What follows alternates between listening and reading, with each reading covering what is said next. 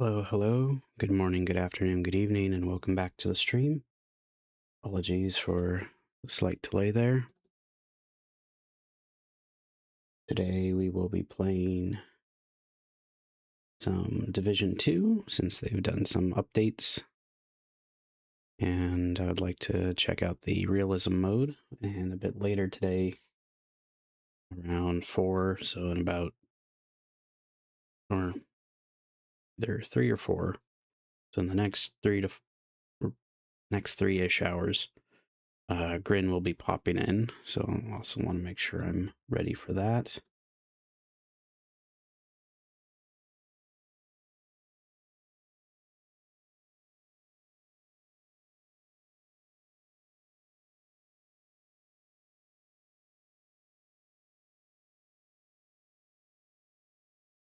It's good to go. The game doesn't really like getting out of focus, so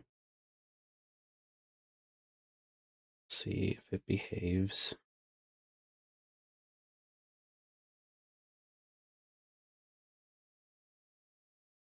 It's currently loading, I think. I hope.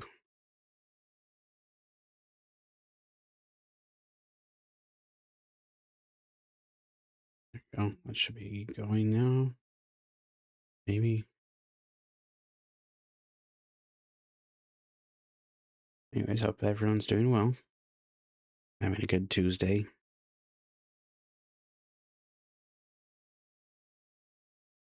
It's taking a bit to load up.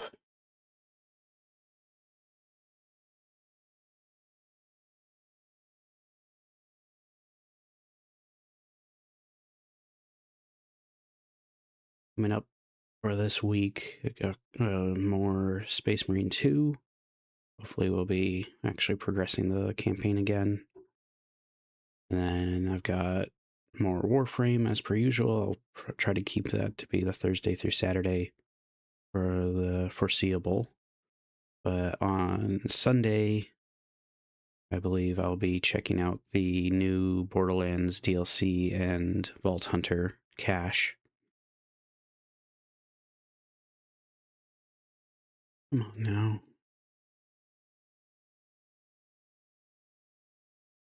Why is it not working?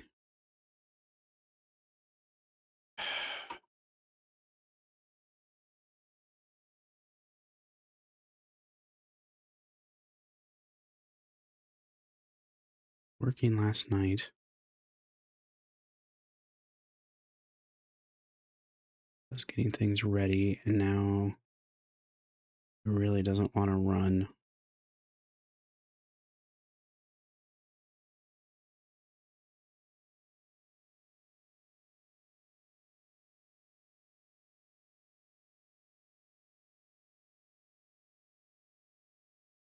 Apologies, I'm trying to figure this out. Just do that.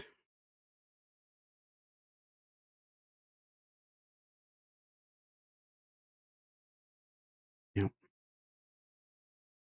I think I made some adjustments to it to try to get it so it wouldn't get all low frame rate when out of focus, but it wasn't fixing that. So it seems like easy anti-cheat or whatever was blocking it, even though all I was doing is setting like run as admin or whatever, or disable full screen optimizations, compatibility stuff, and it just wasn't working.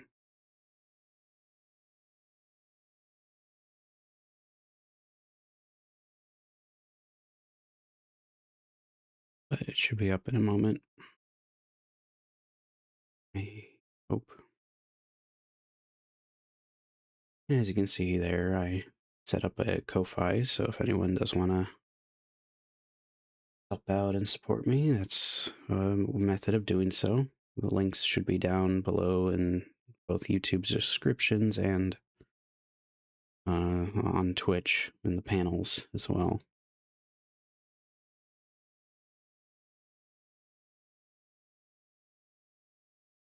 Hey, Lone. Good to see you. I'm doing all right.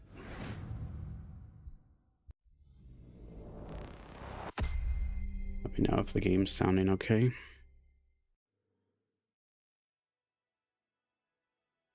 So I do need to probably add you.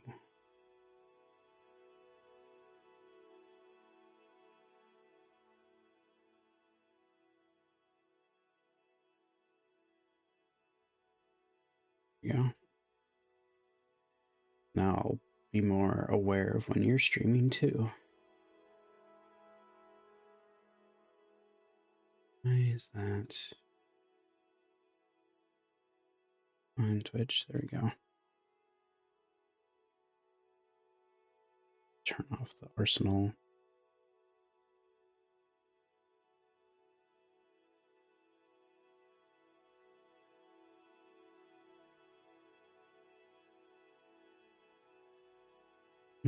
I can only imagine. I sadly couldn't get Arya with all the remaining resources, and so far no appearance of Nangangyu yet either. One of the new things is realism mode. I'm gonna check that out.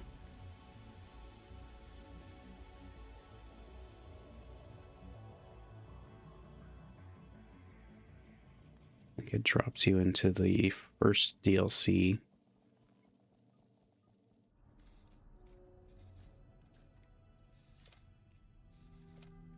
I think I can remember how I customized. I bother with that. That. Get those eyes. This hair.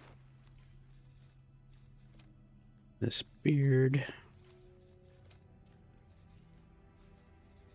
I think this hair color.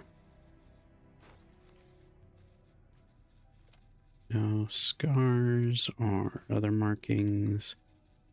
No neck tattoo, but I liked this arm tattoo. Nothing on the legs. Beanie. If I did the glasses or not. I think I went ahead and chose to have the glasses on. Blue plaid. Tactical cargos and the blue shoes.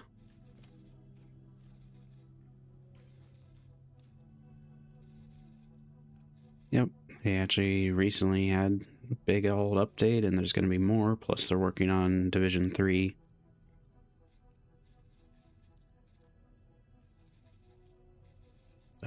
They very recently just added this, what they call realism mode, so things are more lethal.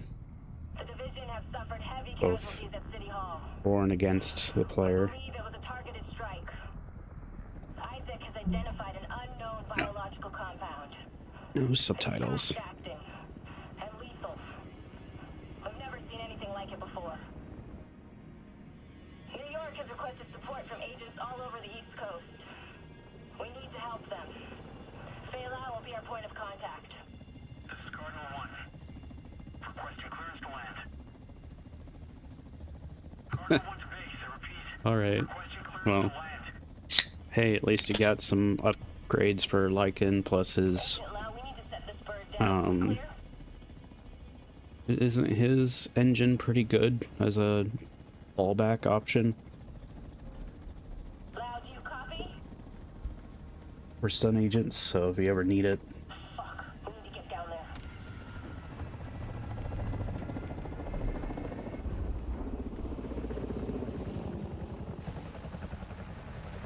I mean, I like the modern RPG aspect of the Division, but I figured I'd give this a try as something fresh and to kind of get the hang of things. Well, you have upgrades. I'm your backup from DC. Hope I'm not too late.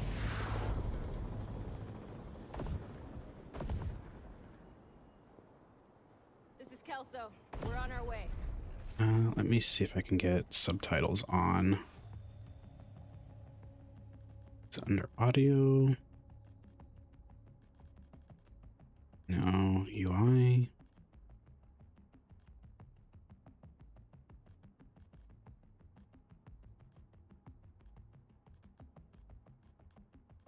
Maybe it's under language.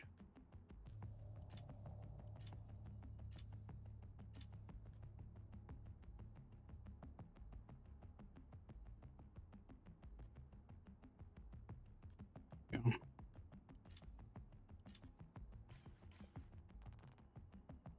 And in addition to realism mode, they have this new.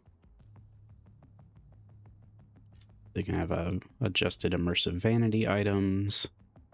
And then this is the old lighting system. But while in realism mode, they changed the color grading. So it's bluer, a little more, I guess, natural. More damage, but so do you.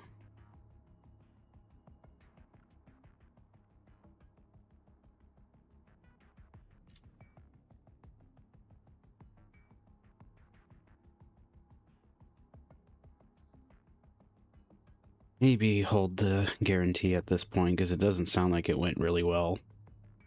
If it was going really well with like early results and not losing the 50/50s, I would say go for it. But with how many pulls I imagine that took, I would rather suggest just save this the guarantee for Sissia.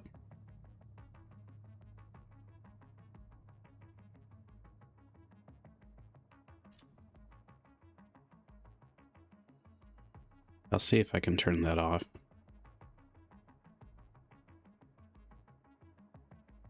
Streamlined RPG elements. No XP gain, talents, or random attributes. Enemies do not drop weapons or gear. Gain new items as rewards by completing campaign objectives. So, I mean, so yeah, it does. It's actually not showing the ammo. Just showing like my gadgets and stuff, which is okay.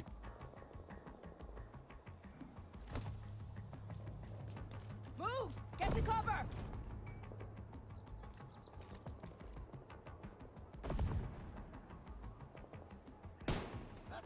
Taking the shot. Oh, I missed my first shot.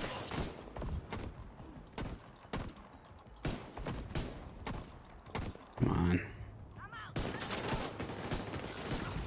I extracted some of the survivors, but there are still people trapped inside the building. Be careful. We got hit with a bioweapon. Masks on at all times. Follow me. We've got to get up there. So ammo is scarce. So using the pistol is ideal. Take out that hostile! Forever, Division. Your friends need you out here. Reloading! Cover me!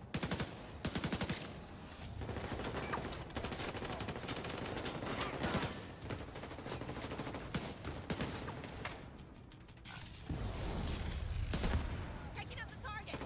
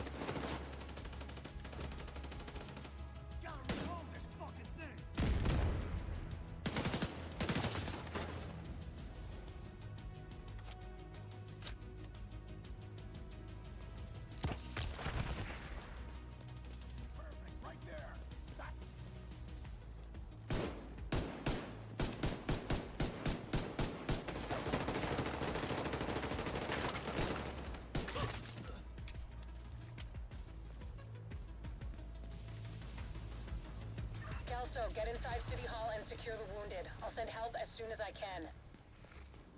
Agent, we can climb in through the roof. Follow me. Right, I'm gonna switch the cover and climb controls. Oh, that's... Come on. Climb...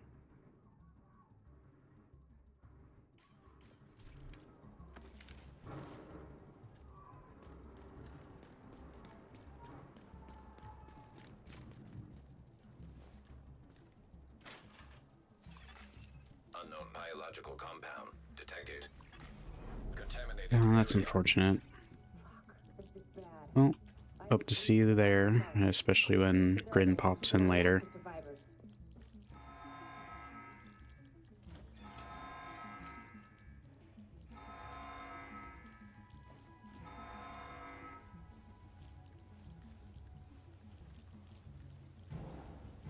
We need to get down there. Come on.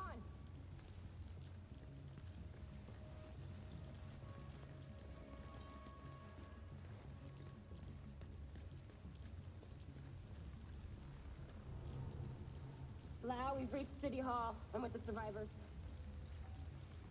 The Haven settlement is sending medics. Make sure the area is secure before they arrive. Shit. It's gotta be Rikers coming into the basement. Agent, cover. Normally that's a supply box, but I think they've disabled that for realism mode.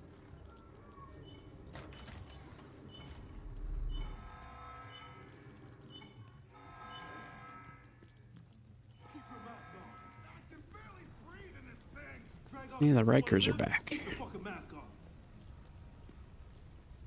Let's see, how do I use... They want me to use my grenade. Well, I can't easily hit 2 targets. There we go.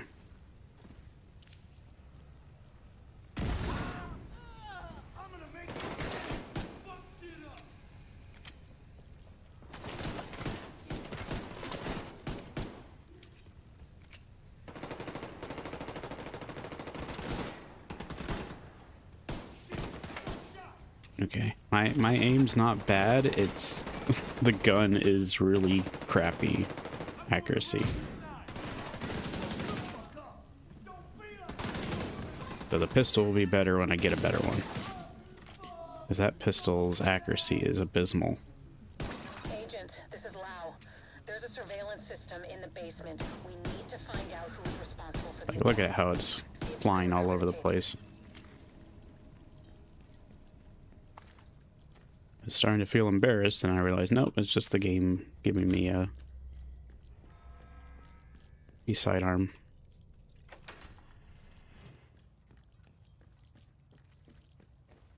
Isn't there... Maybe it's part of the realism mode. I was thinking there was like a different way to do...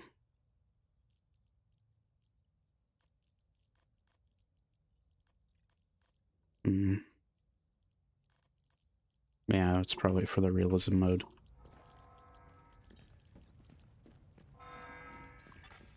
Active server detected.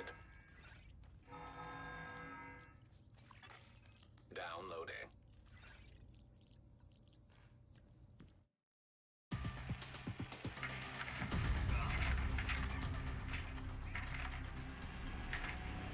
Running facial recognition analysis.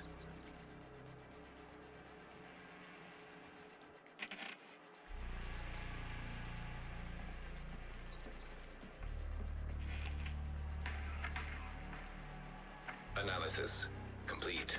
Javier, Kajika, James, Dragoff, Theo, Parnell, Vivian, Conley. Status, Rogue.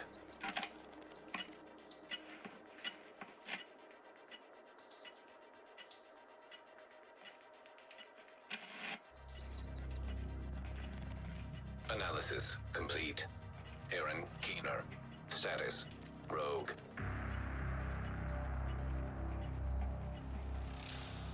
Thank you, Garrus. Sorry, I mean Isaac. Entering contaminated area.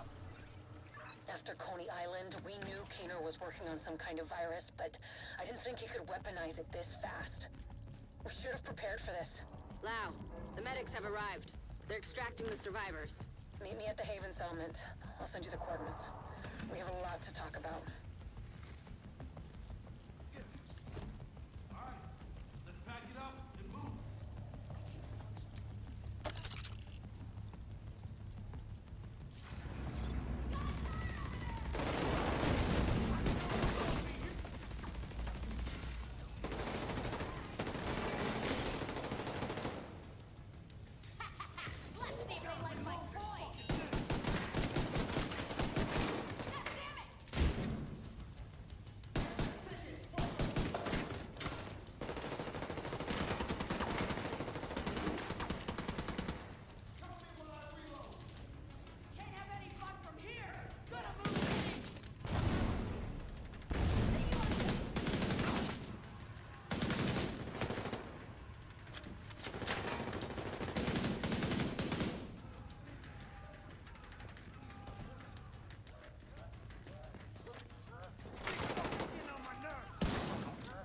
Oh, I thought this was a shotgun.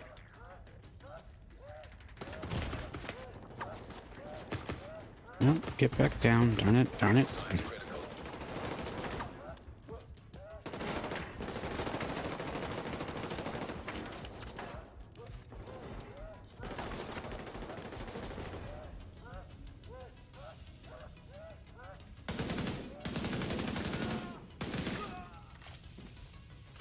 The survivors have been extracted. City Hall is clear. Let's regroup in the park and go to Haven.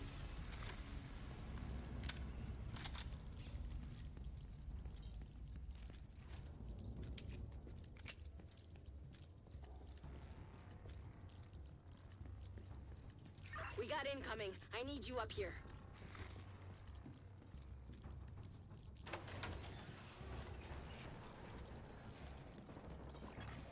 Exiting contaminated area.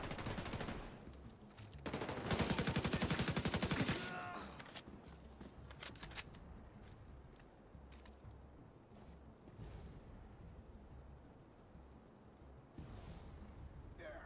That's where I'm gonna kill you. They flanked me! Motherfucker!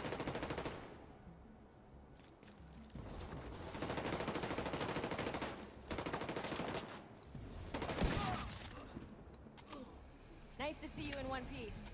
Agent Lau sent us Haven's coordinates. Let's go.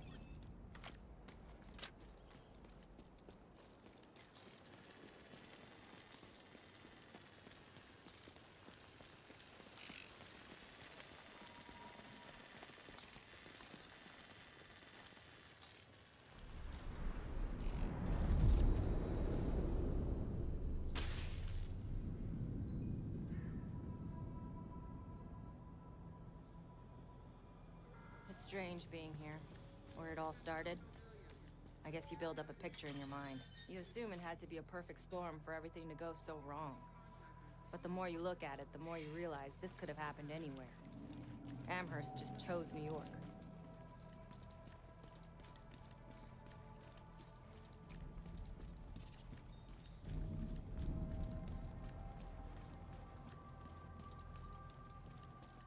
Careful, Agent. Looks like there's trouble up ahead. Get to cover.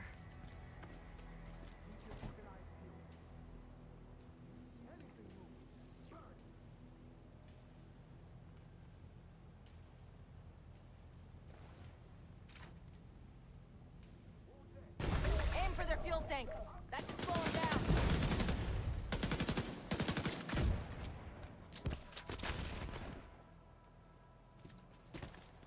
I don't have a shot.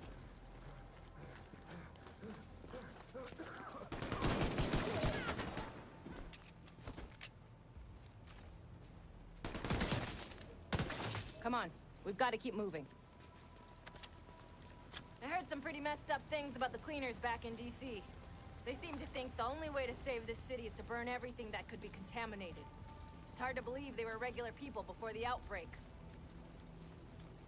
Get to Haven as soon as you can. Just don't expect a warm welcome. The guy in charge, Paul Rhodes, isn't happy to see me.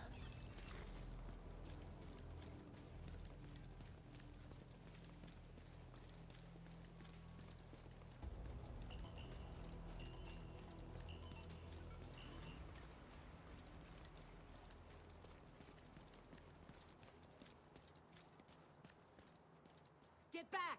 We're here to speak with Rhodes. You're not welcome here. We've taken in enough agents. It never ends well for us. Get back! Let him in. Rhodes wants to hear what they have to say. Fine.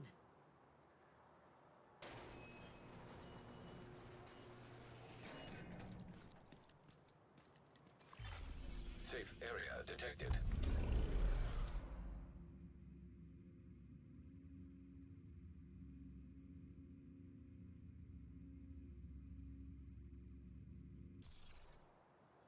Welcome to Haven.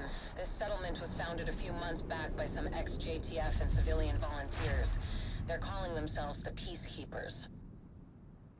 It's the safest place in Lower Manhattan. They've got security, food, supplies, you name it. The fact that they're still going and haven't been run over by the Rikers or the cleaners is pretty impressive. But they're not very fond of the division, which is why we need to convince them to help us while we go after Keener. Come see me in Rhodes' office. He's not my biggest fan. Too much history there. Hopefully we can convince him to let us stay.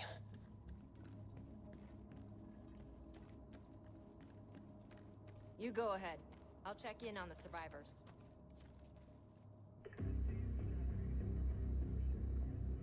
Fuck that! The division had its chance. We need somewhere to regroup. Find somewhere else. How do you know Haven isn't Keener's next target? Are you kidding me? You'll make us a target. We can keep you safe. Of course you can. Just like Hell's Kitchen. I'm not gonna fall for that shit again. We're fighting the same fight here. You know what? Our situation's a fuck ton better than it ever was back in Midtown. These people feel safe. You're right. The situation feels better for you now. But feeling safe doesn't mean you are safe. It's getting pretty rough out there, Paul. But it's your decision.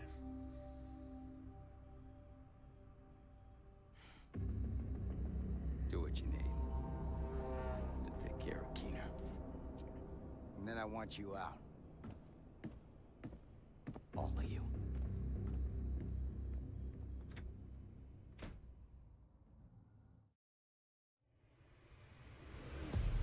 Keener is our main target, but right now, his whereabouts are unknown. That bastard's hiding somewhere in the city, planning his next move. Based on the footage you found in City Hall, we've managed to get leads on the other 4 rogue agents. Theo Parnell, tech specialist and conspiracy theorist.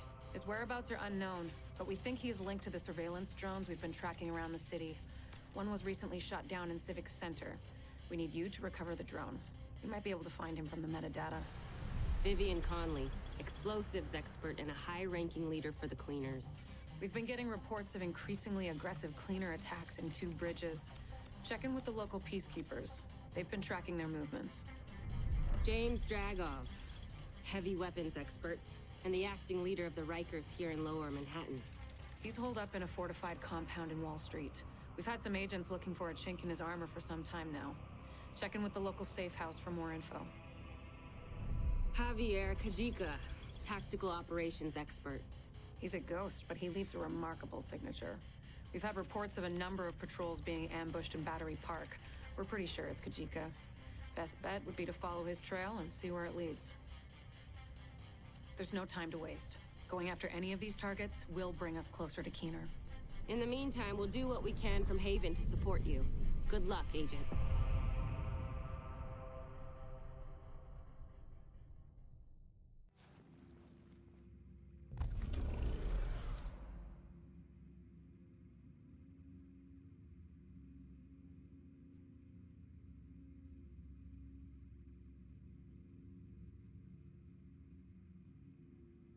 Right, so 4 areas.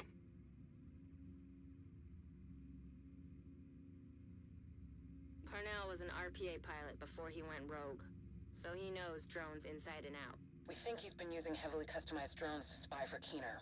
A peacekeeper managed to shoot one down, and we'd like you to check out the crash site for anything that could lead us back to Parnell.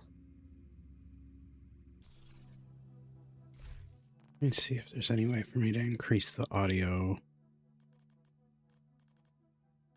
Not really, unless if I change.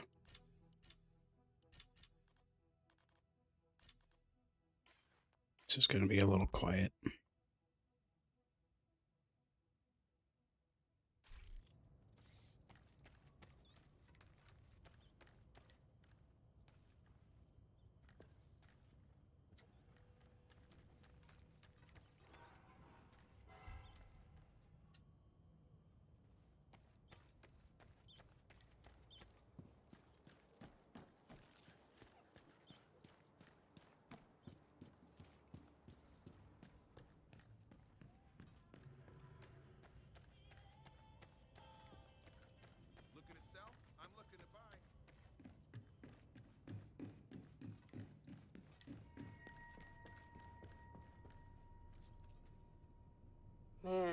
This task force is off to a pretty rough start.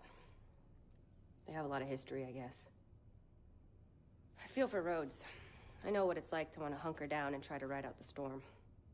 Can't do it, though. That's not the way the world works. We've been dealt a shitty hand, but we still have cards to play. We owe everyone here our best effort.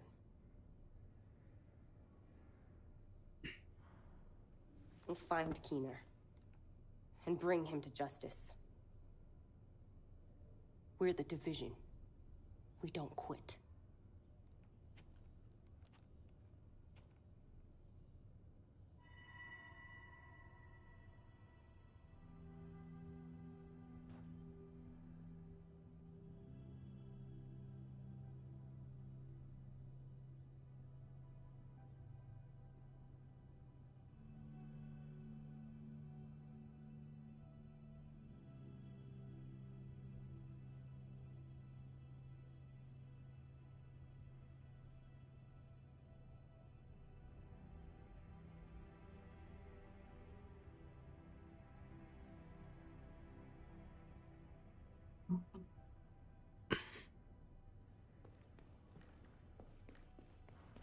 Might change anything, but mirror.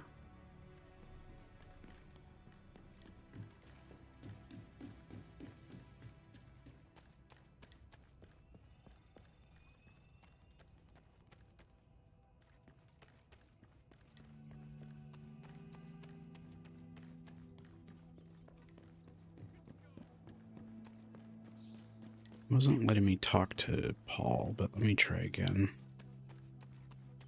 Oh, that's Faye. What the fuck does Rhodes think is going on here? This is a goddamned war. Keener's targeting us. The moment we start to make real progress, here we are again. Fucking around and arguing with each other.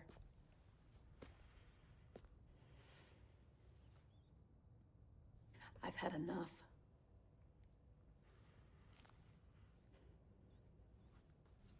This fuckstick needs to die. And I don't care who we have to go through or who we have to work with to do it.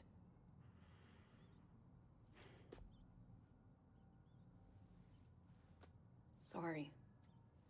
It's not your fault. This peace was hard won, and now we've lost it. We're going to get him. We have to.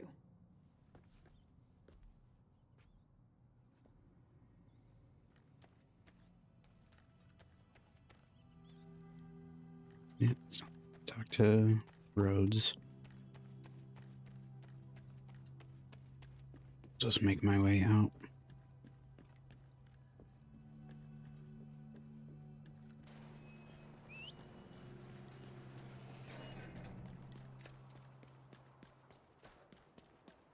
Two Bridges was one of the areas that held out the longest after the outbreak. Many of the locals refused to leave their homes and move into Sarah camps. They tried to set up neighborhood community centers rather than relying on the government. Most of them didn't make it. With the cleaners and the other factions wreaking havoc in the area, it was never really sustainable. These days, only a few remain. You're heading into the Civic Center, former headquarters for government and law enforcement agencies. And I really do mean former. There were widespread protests and riots here in the early days of the outbreak. Now, it's more like a memorial to the society we lost. The realism disables a lot of lootable stuff, which is fine.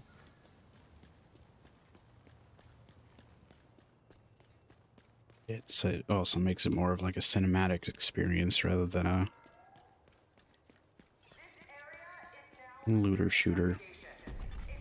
Nearby signal detected. You're coming up on the drone. Dig out that transceiver, and we'll see where it takes us.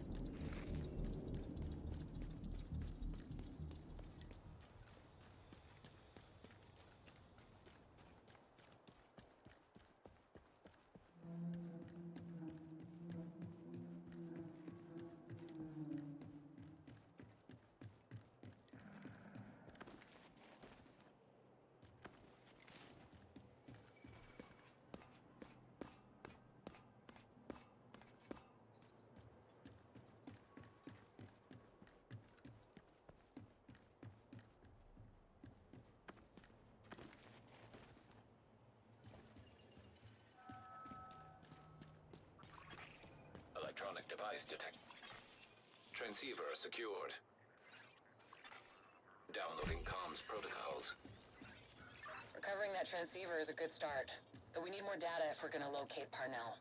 I had an agent drop off their latest surveillance report at a community nearby. There should be some relevant data in there. You should be able to cross-reference the two, then isolate patterns that will point us in the right direction. Keener, come in. This is Keener. What are we looking at, Theo? 2 guards on regular rotations, 6-hour shifts. They're JTF, not agents. Should be easy enough to handle. Perimeter? Roaming patrols every hour. 4 to 6-man squads. Again, shouldn't be a problem. And the building? Isaac had the schematics for the building. I've mapped out a clear path to where Conley should plant the payload to do maximum damage to the building's infrastructure. Great work, Theo. I don't know what I'd do without you. I'll also get access to MP5, surplus SVD, urban MDR.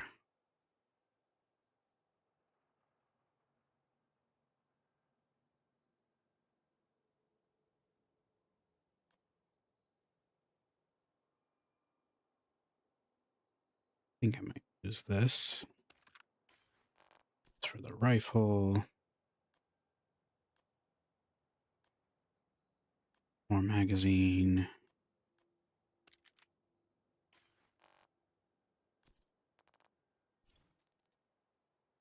Some weapon mods.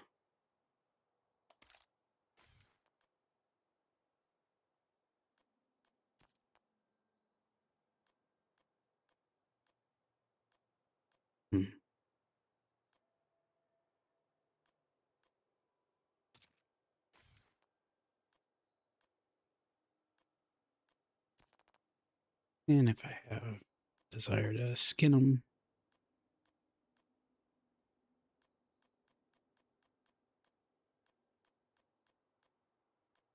Hey there, Barry. Good to see you.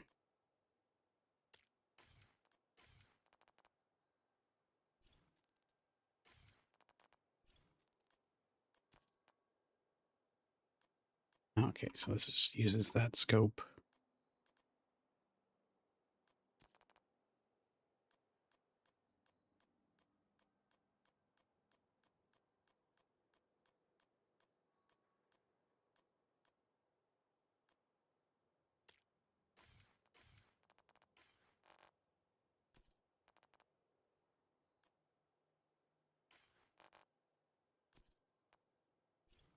Anything I can mod the pistol with. Okay, flashlight. Compensator.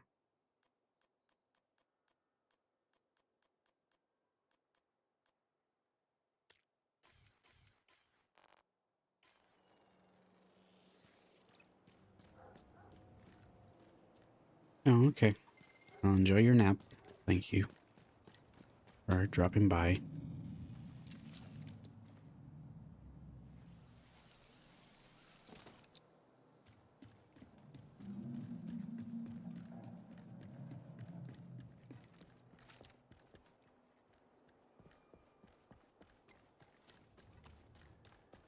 Yeah, I need to probably set up some more commands of that sort.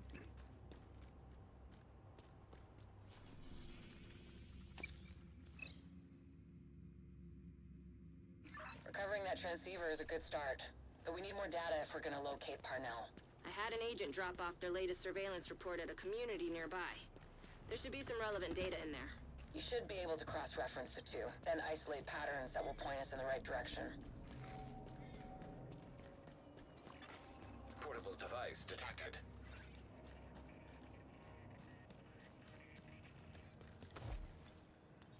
Well, I didn't expect to see you here this late. I might say the same thing about you, Captain. This is the only time I can get some reading done. Well, don't let me bother you. I'm just filing some papers. I won't be long. Oh, I don't mind the company. How are you holding up? It's hard, but we have to keep going. You're not helping anyone if you burn yourself out. You need to take a break once in a while. Of course. I'll just finish this and go straight to bed. If you need help falling asleep... storyteller. But on most nights, all I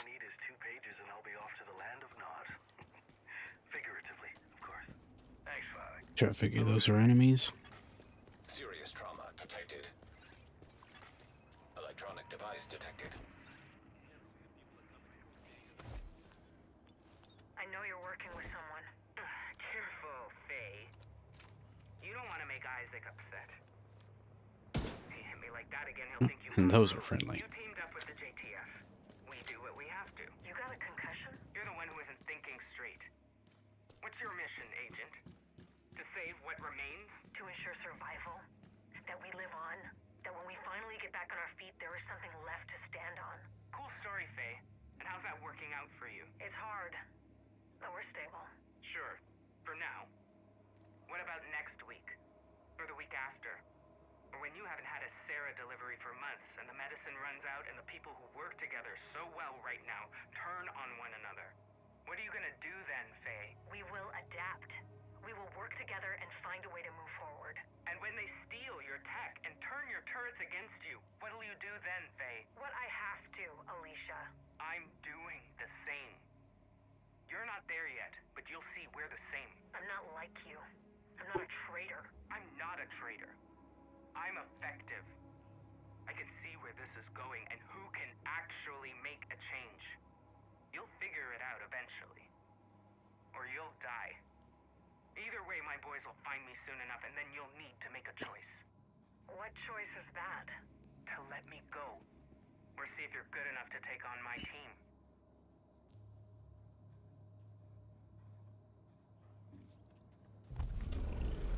Check in with the community leader. They've been supporting our agents.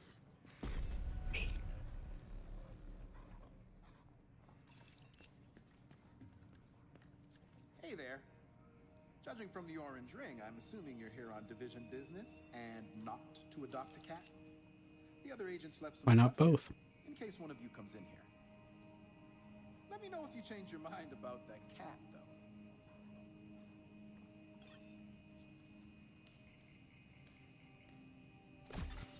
Data analyzed. Signal source identified with 91% accuracy. Good enough for me. Looks like Parnell's drones have been controlled from an abandoned prison. Creepy. Perfect place to hide a covert operation. Not for long.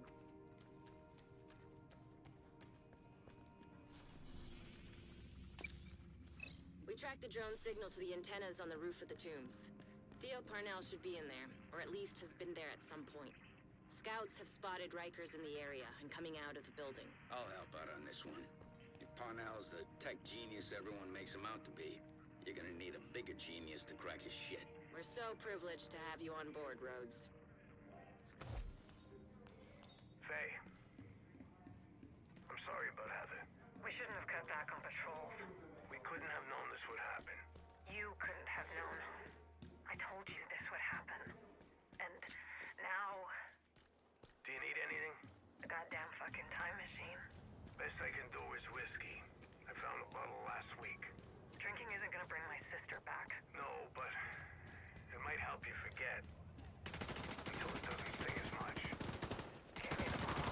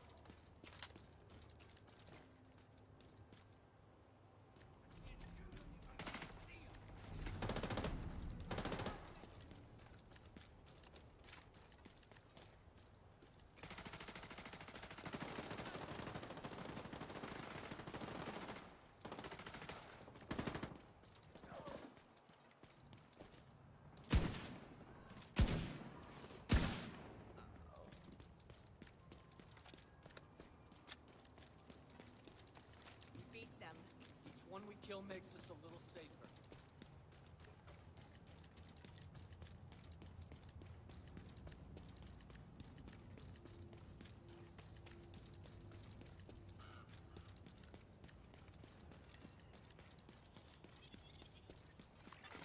Portable device detected.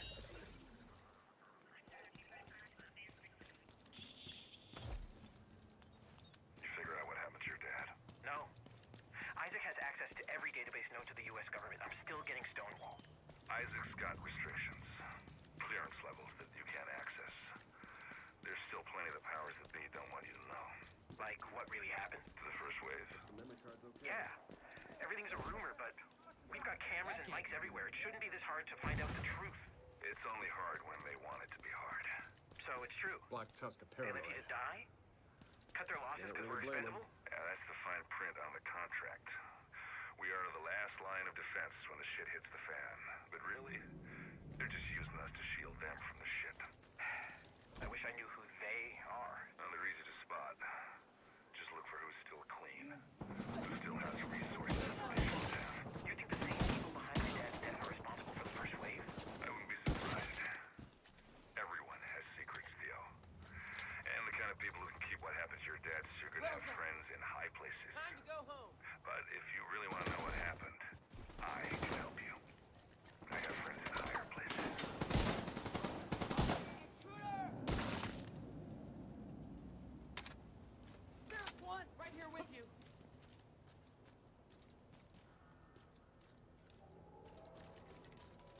We've tracked the signal from Parnell's drone, and it looks like it's coming from the tombs. Hopefully he'll still be there. At the very least, we'll be able to find some of his equipment. I'll sit in on this one, in case you need some support. Me, I just want to see what weird shit this kid's been up to. Hostile striker drone detected.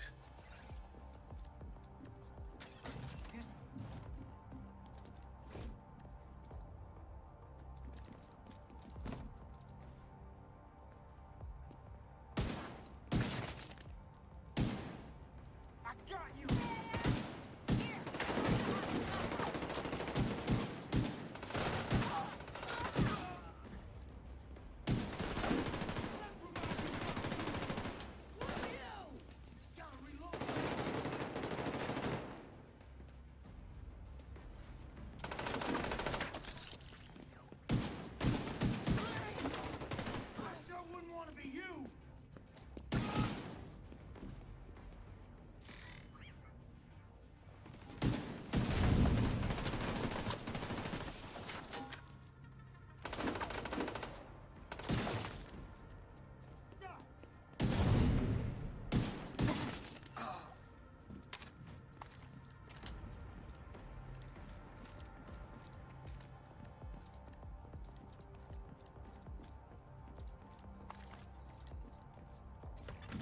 Hostile radio intercepted.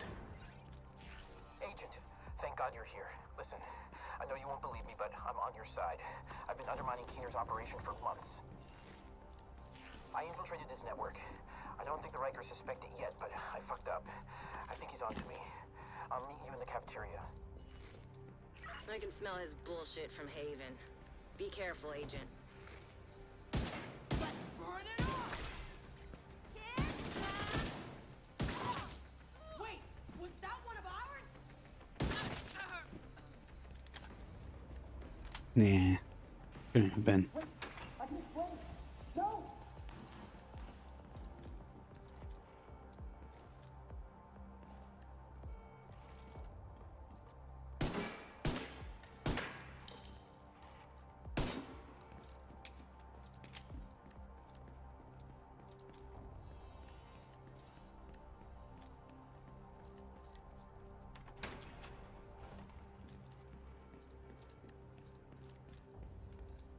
No, normally that would be loot.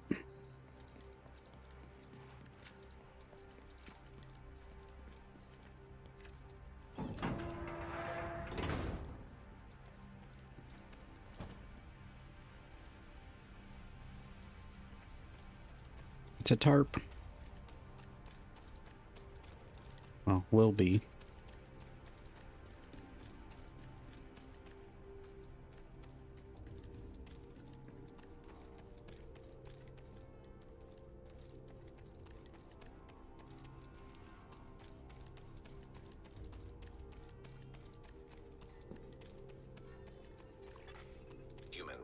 Warframes detected. Analyzing data. Positive identification. Theo Parnell. Rogue agent, deceased. This doesn't make any sense. You shouldn't trust Isaac. It's not that hard to fool him. You really should be more careful. They fell for it! Ha!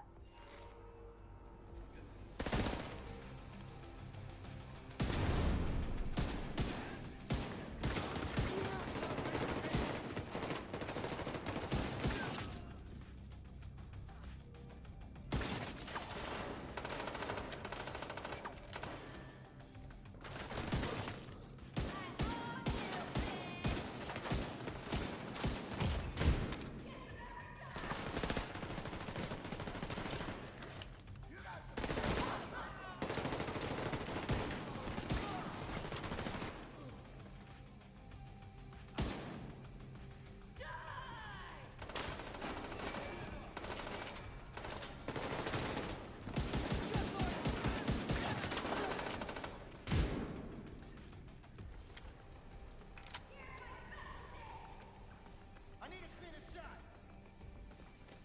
I got you covered. Time's up.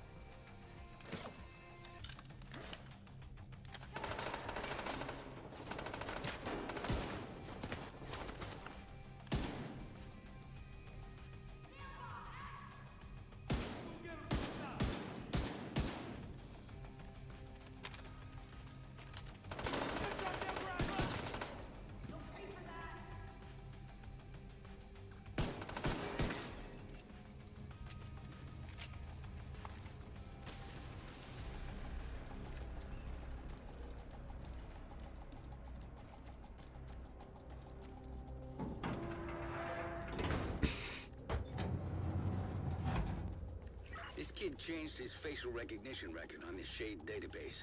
I fixed the exploit. Shouldn't be a problem anymore. Here's where it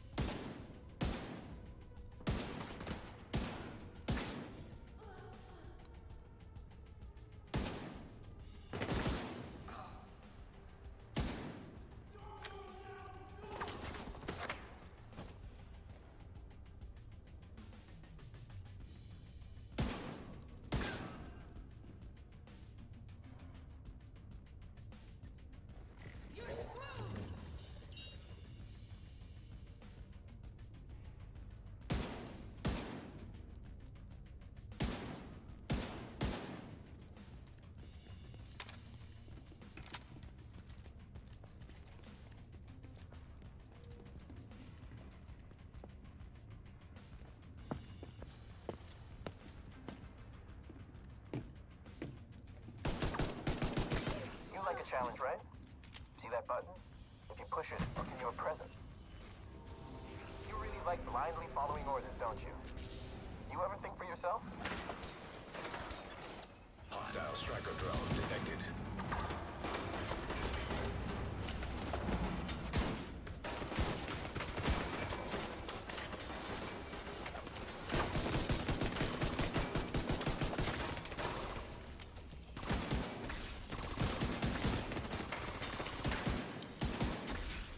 You're no fun.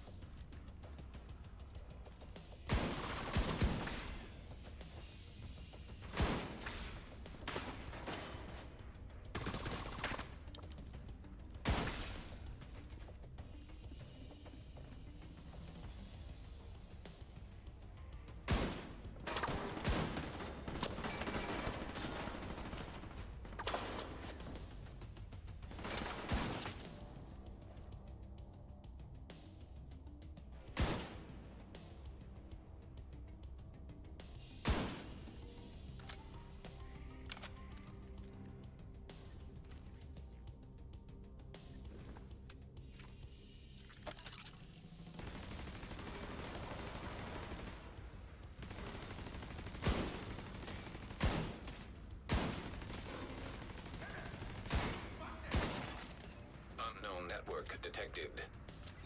I'm getting a ping next door in the infirmary. Parnell must be there.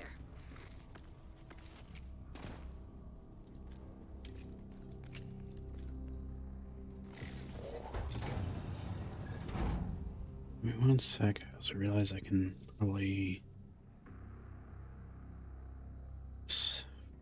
Rin when he joins. That way you can see the game without having to hear himself.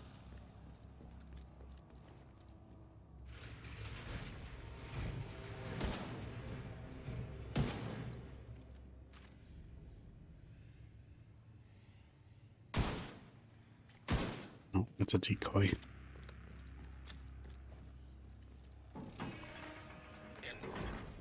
3D projection device detected. Parnell can create holograms of himself? One of those fuckers is more than enough. Electronic device detected.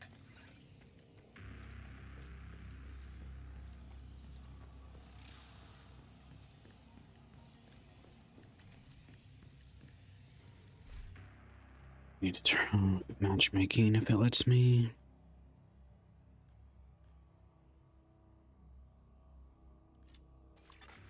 Backup request denied.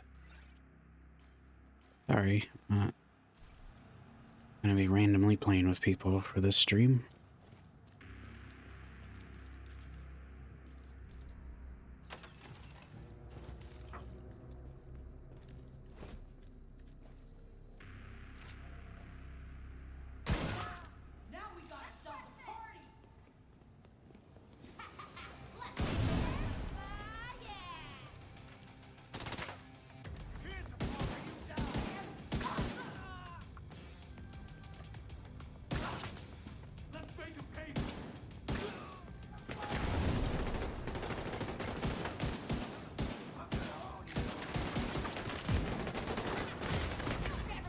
Immediate medical assistance needed.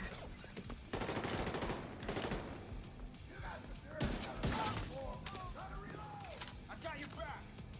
Damn, I can't get you from here!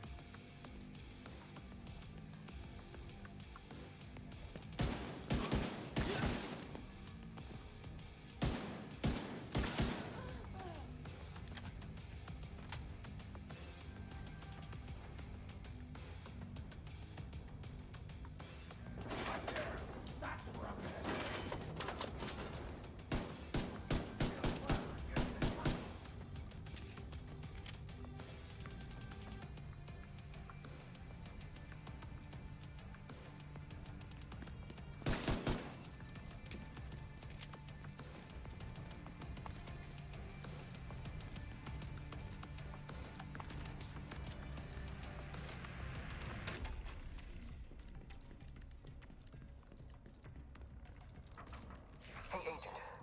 There's something you need to know. I've been digging through some classified division records, and there's evidence of institutional corruption that goes all the way to the top. You really think the division is insulated from Washington and its political bullshit? We should be working together.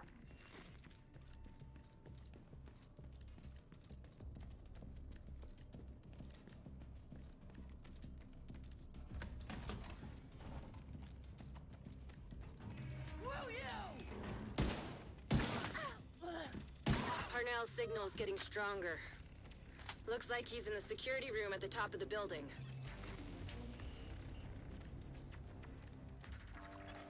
Portable device detected.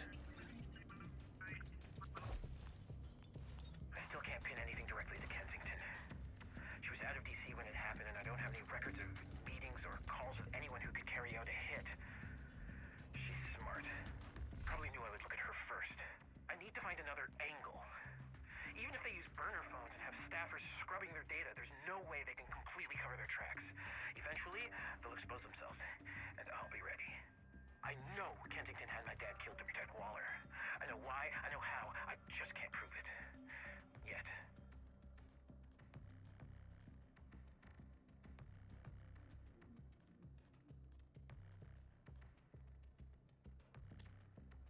Actually, I think there's a code I can...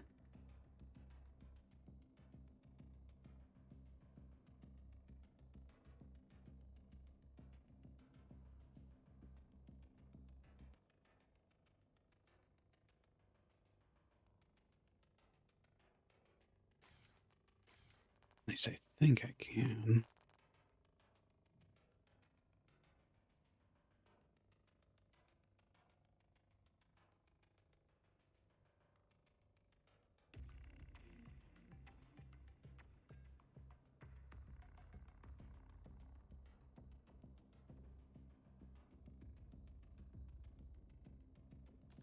Me in the store.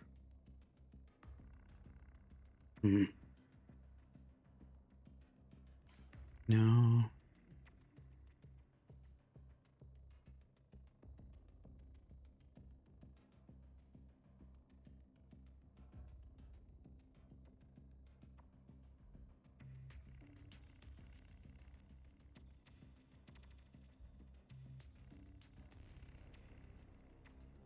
Give me one sec.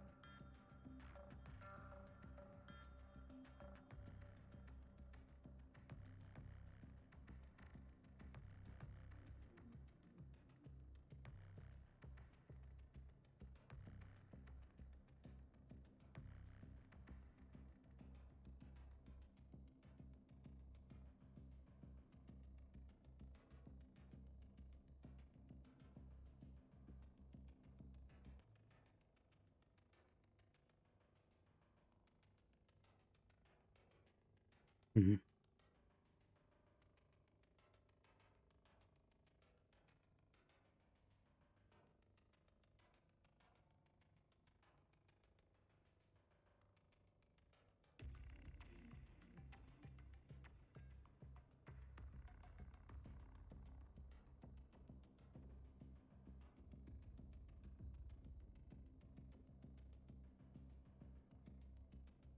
Yeah, maybe the rest of these don't work anymore. Well, that's one.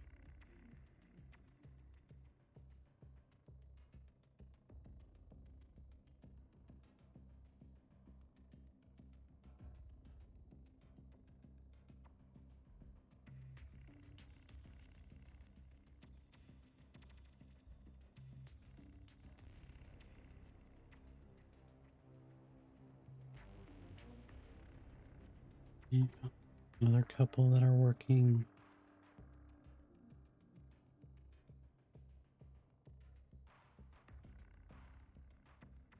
Doesn't work.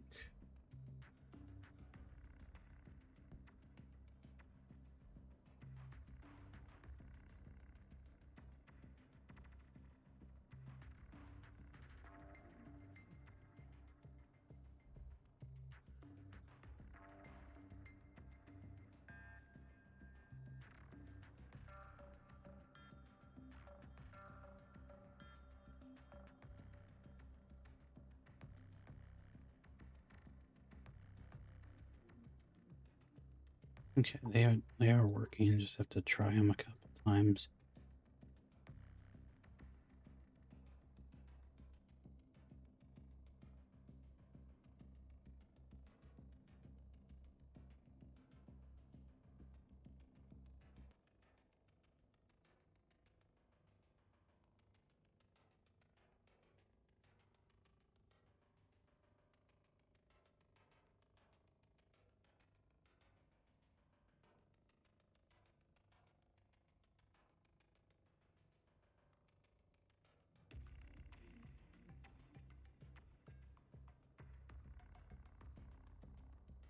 Also, I can customize my character more. I can wear a Santa hat if I really wanted.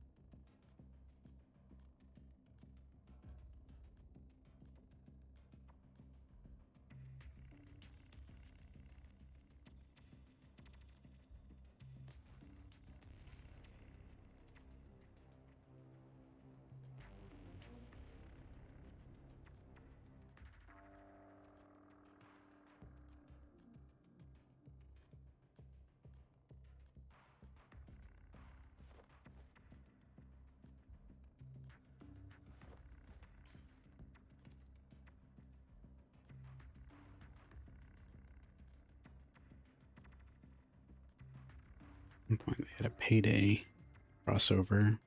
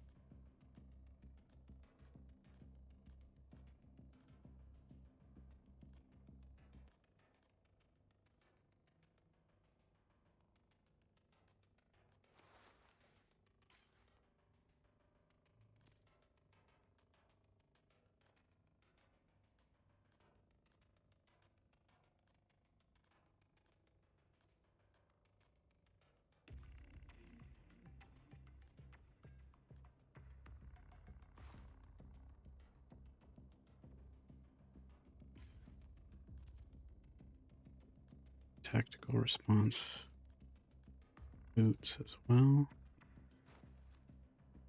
And there's a hat.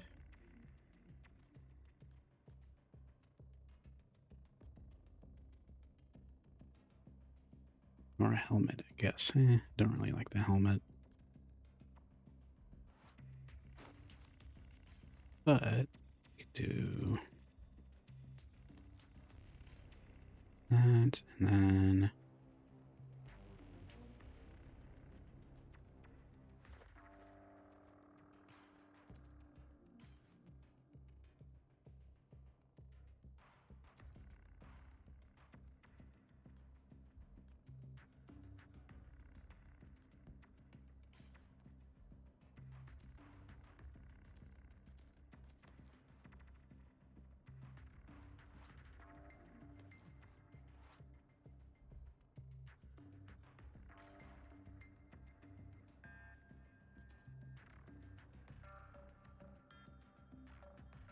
yeah, that's actually pretty cool little charm. Guess I got some Halloween stuff at some point.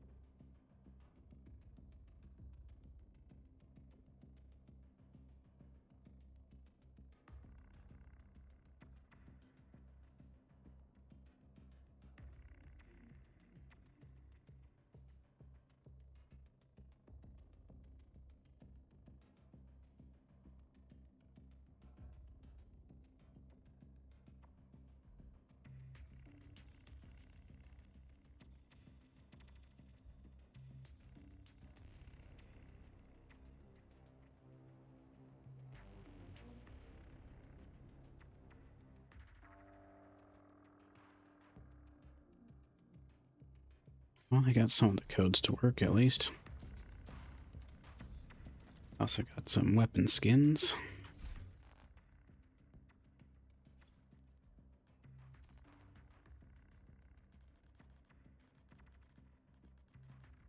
Oh, they kind of just order them willy-nilly by the looks of it.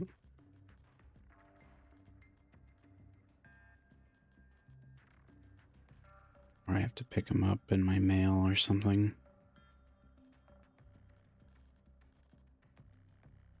No, that one works. Where's the other?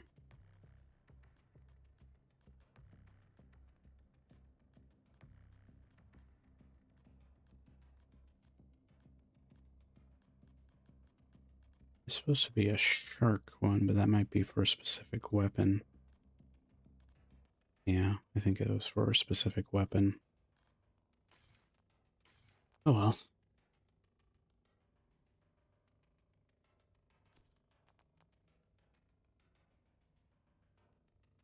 Movement speed, accuracy. I think I'll go with a accuracy boost.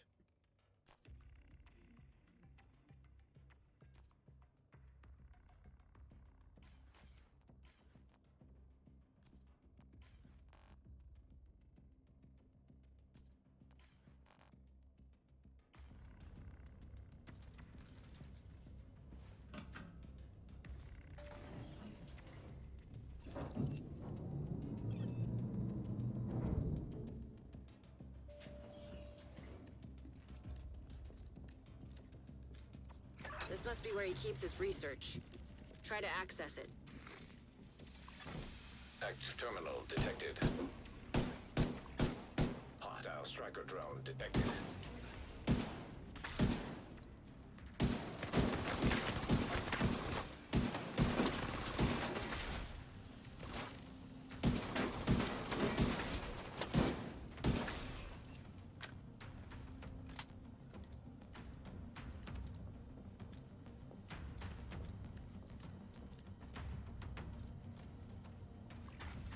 Bypassing security protocols. All right, Rhodes. Show us what you got. I'm on it, Kelso. Should have this nut cracked in no time, thanks to Isaac. You really don't deserve this kind of power. You really don't. Connection interrupted. Connection reestablished. Connection interrupted. Connection reestablished. Connection reestablished. Connection interrupted.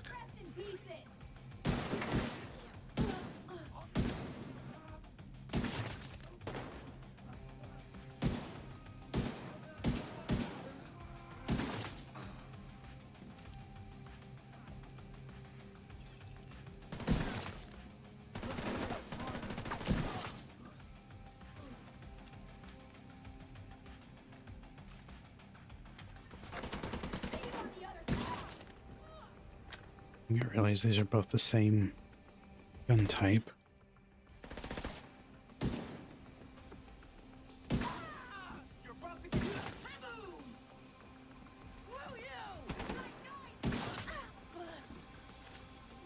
Yeah, sharing the same ammo.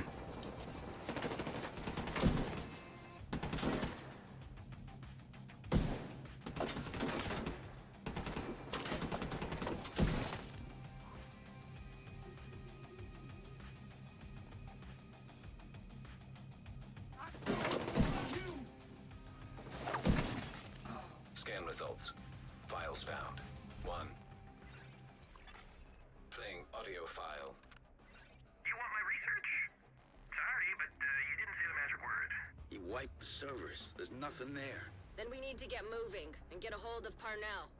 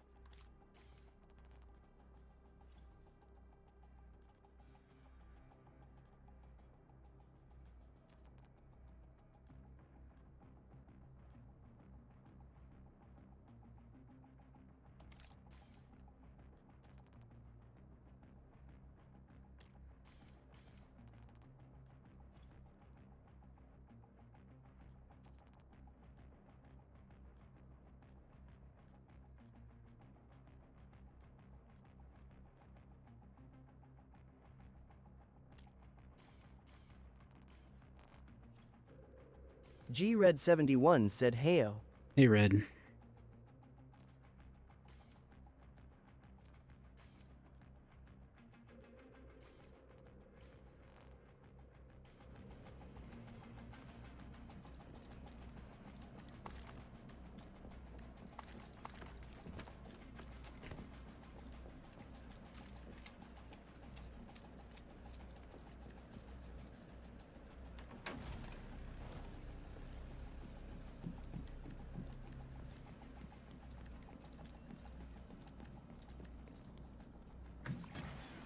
Hostile striker drone detected.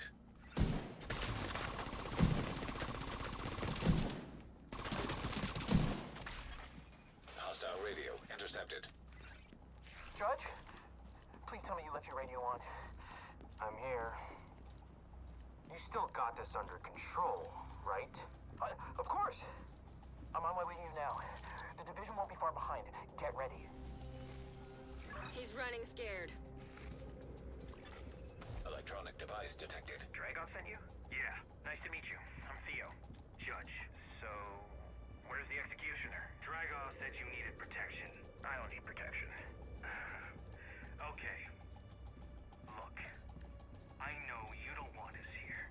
Stomping all over your precious, whatever the fuck this shit is. Don't worry about it. But here's the deal. That red ring puts a target on your back. And Dragov doesn't want anyone to kill you prematurely. Huh. That's very thoughtful of him. So we'll stick around until Dragov tells us to leave. Honestly, I don't give a shit, one way or the other. I'm just hoping some division fuckhead will try to kill you so I can get another trophy. Right. Well, that's cool. Anyway,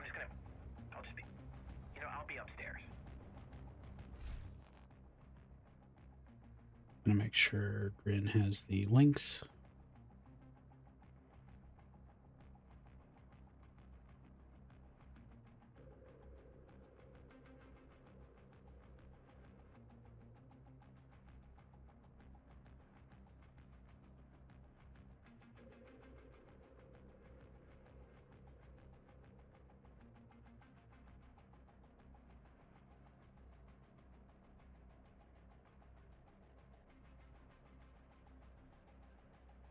Thinking maybe I should do maybe a less precision weapon.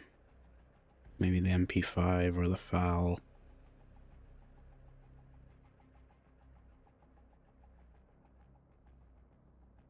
If you want. I'm doing realism mode, so there's no real rush.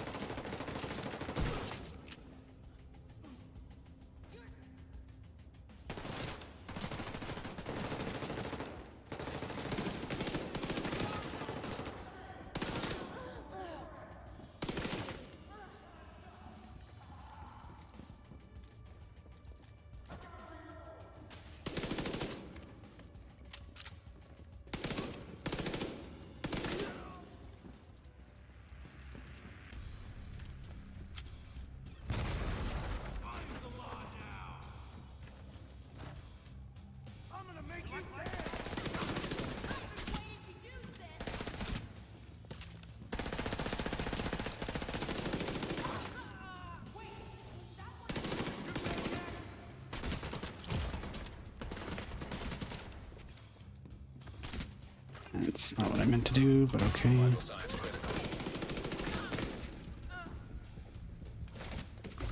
Damn it. Vital signs 0. At least I'm not playing hardcore.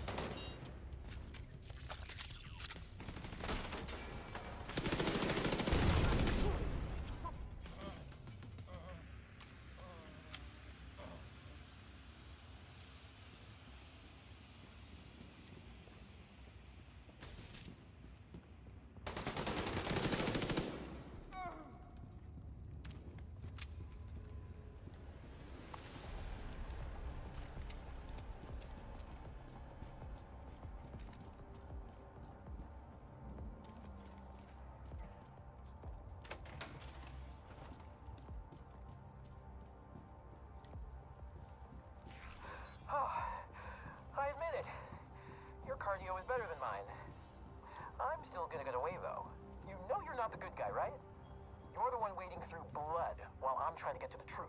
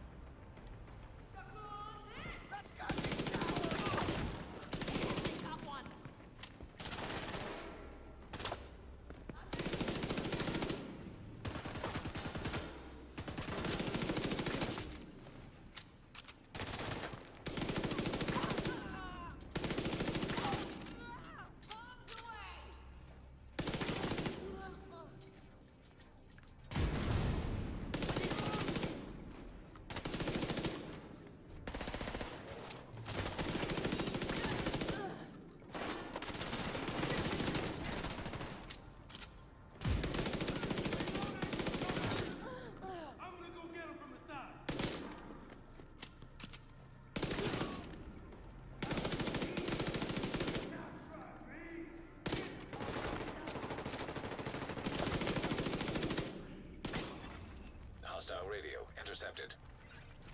Keener, it's me. I need an evac. Send a helo to my location. Sorry, Theo. Can't do that. I can't keep cleaning up your mess. Keener, are you serious? Keener, answer me. Keener! We've got him cornered.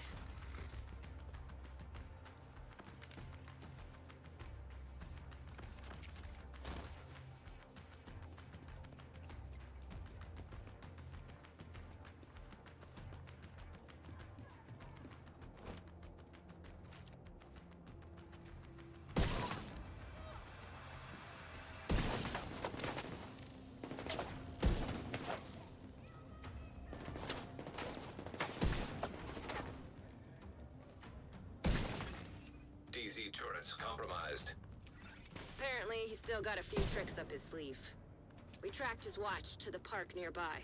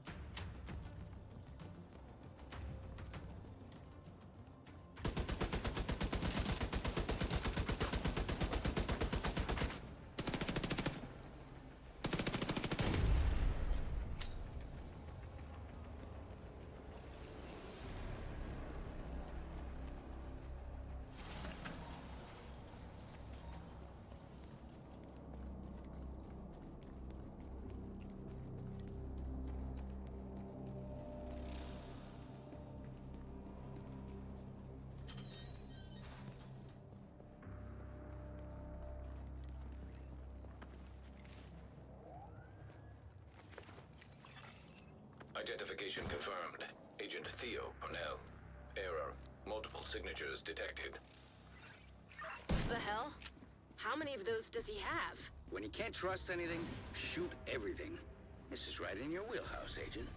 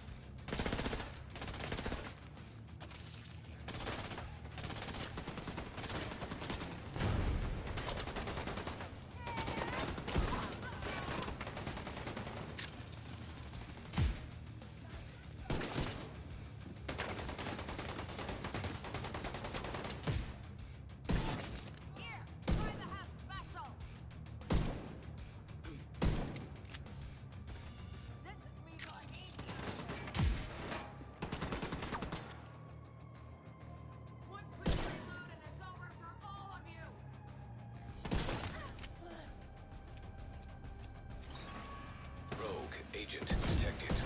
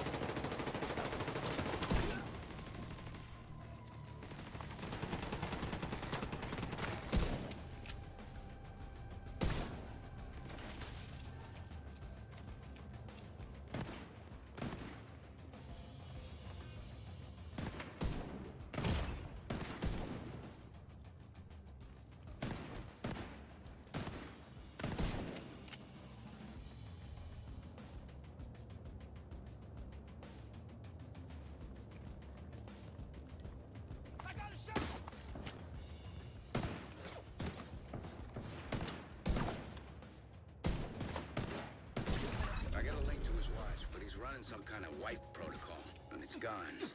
Managed to get some data off it, though. Looks like system files, mostly. But I'm pretty sure he tried to access a remote backup server. Backups for the data he wiped at the prison? Probably. It's gonna take a hell of a lot of processing power to find the server, crack it, and extract the files. I've got a few ideas, but his watch is definitely gonna help as well.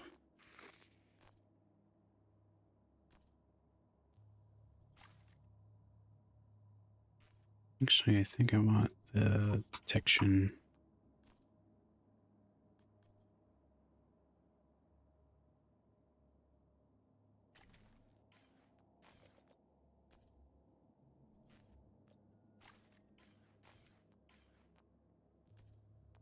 The armor.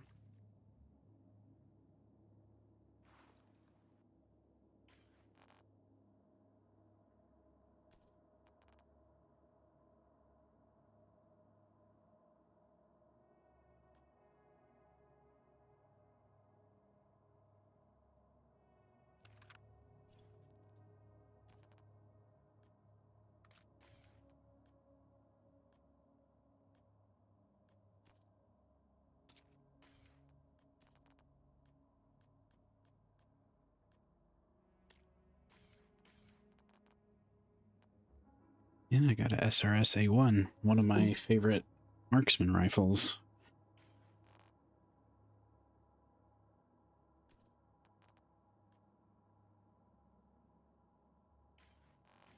Yeah. And there's a beta for playing it in hardcore, which I'm glad I'm not doing, but an option. Guess I have to get out of here.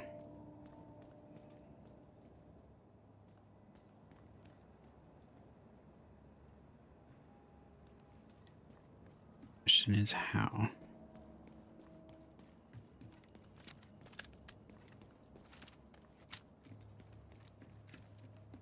Yep, I have all my cosmetics, which is what I equipped earlier.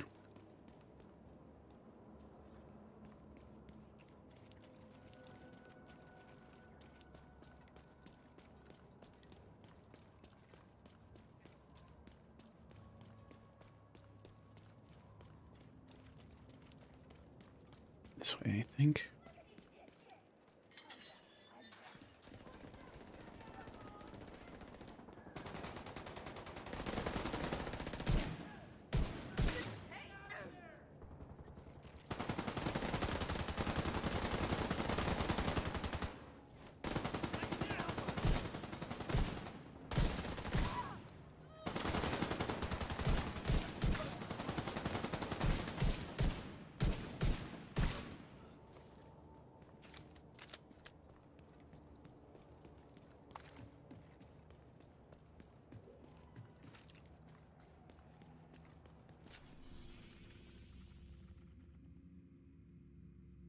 Go back to the police headquarters.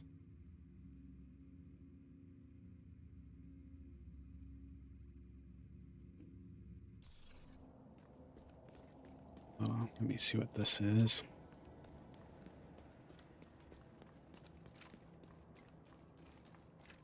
Yep, instead you just get gear from completing objectives.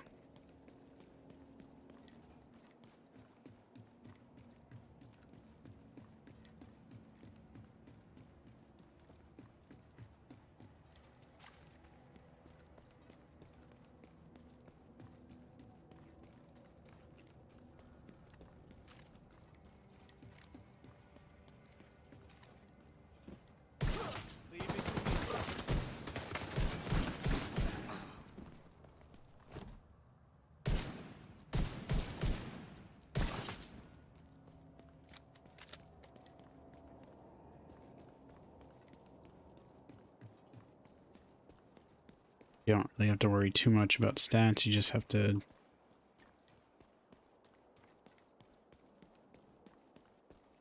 equip stuff that you want for different benefits. Like, I equipped heavier armor, but it lowers my accuracy and movement speed, but also gives me more ammo. Okay, so I don't think I can actually get to the cache. Unless if there's another path I can take. There's not really a way to climb.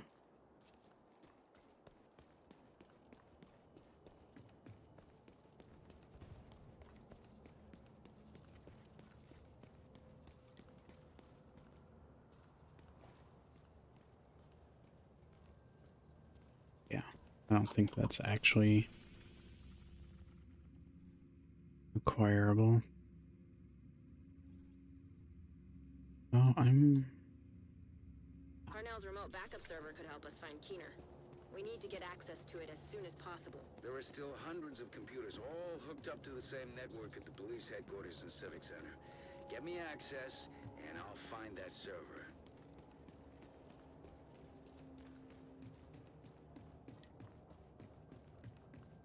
It also has a alternate color grading option, so it only seems to be active while in realism mode.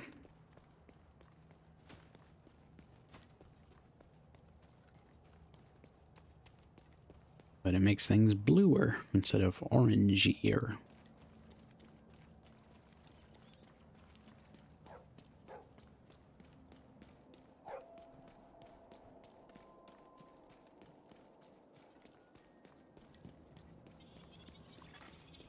multiple device detected. Any updates for me, Theo? The system's a mess. I got into the code base easy enough thanks to Isaac, but it's gonna take a little longer until I can build a control interface. How much longer? Ideally, I'd need a week. I think if I want, I can just quickly... I could probably cut that down to 5 days. Keep at it. Give me an update tomorrow. We also have an issue with remote access. With most cell towers out of commission, we have to rely on satellites, and well, those systems aren't really being maintained. What do you need? A command center. Somewhere remote. That's how it looks without. Abandoned would be best. I got a place. Give me the specs and I'll set you up. Kind of makes things a little darker, actually.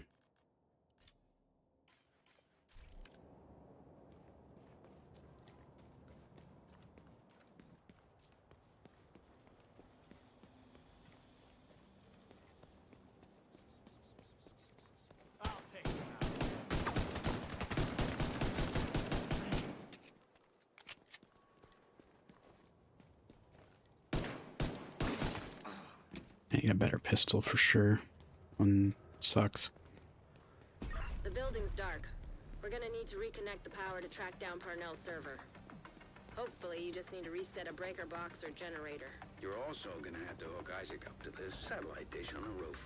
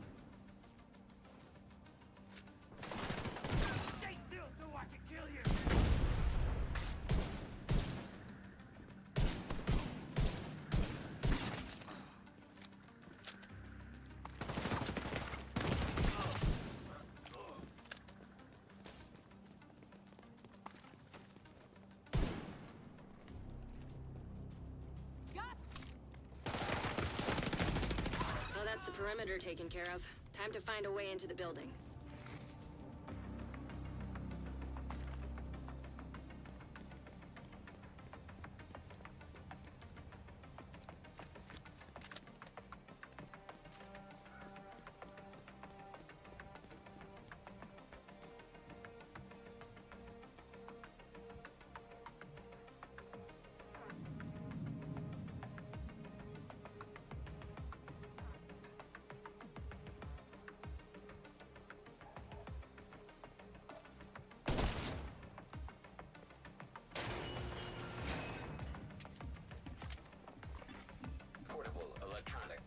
Detected.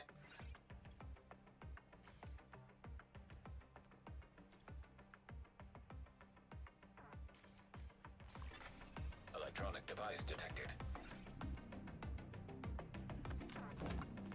Not to point out the obvious, but the door's got an electronic lock. Follow the cable and do what you usually do. Shoot at the problem. We're not gonna be able to do anything here until we have power in the building. Floor plans say there's an electrical room on the second floor. Get in there and do your magic, Agent. I'm just sitting here with my thumb up my ass until you get the lights back on. No rush. I know you got this whole grumpy old man thing, and it's worked for you in the past. But it's not working for me. Knock it off and stay off my comms. You think you can track his server without me? Go ahead. Face it, kiddo. You need me.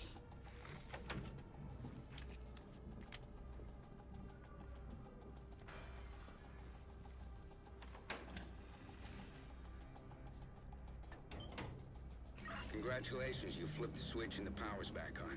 Now find a computer and reboot the station's network.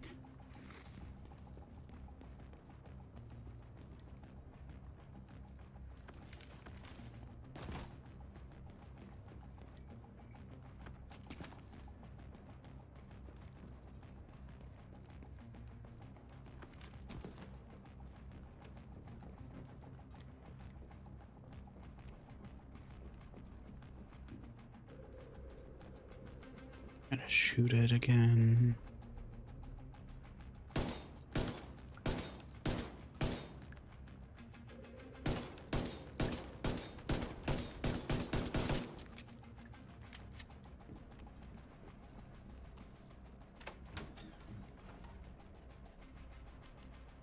The station's network is coming back online. Now, for the fun part. Getting Isaac plugged into the satellite dish so we can track down Parnell's server. He's pointing me in weird directions. So.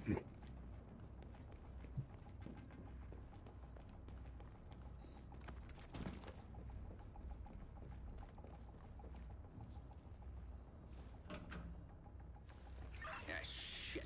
You're gonna need a key to get to the roof. Try the chief's office. Should be close. This should be fun!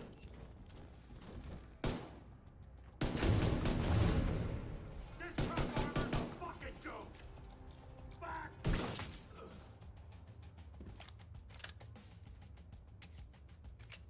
Watch and learn from the master!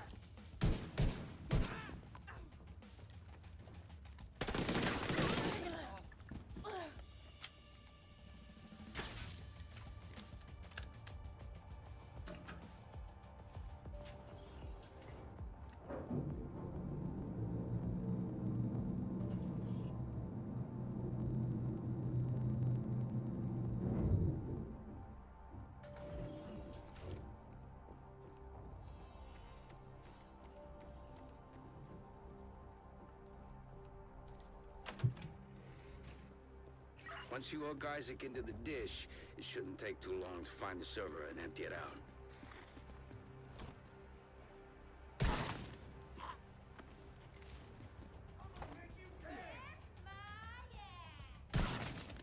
Damn! That was my mark!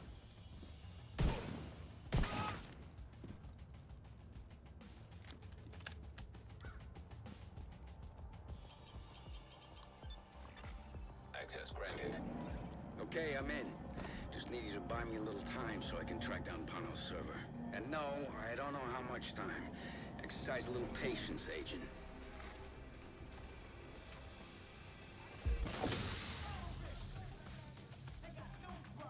You know what to do!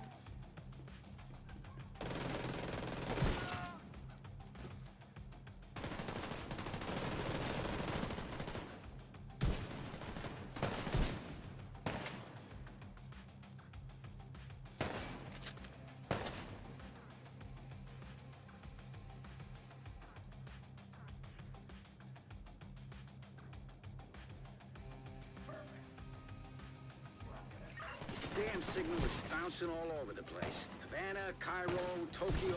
Ah, shit. I lost it. You have to realign the dish.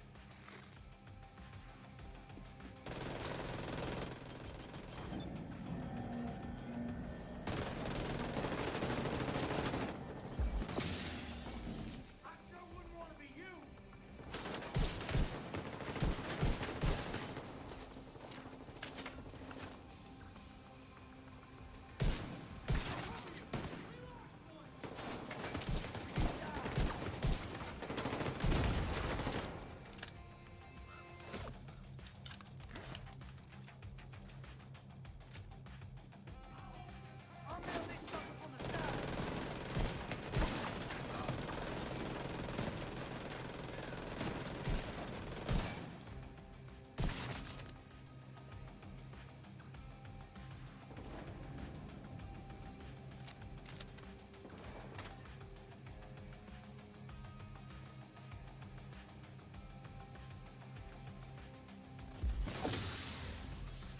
Nearly got it.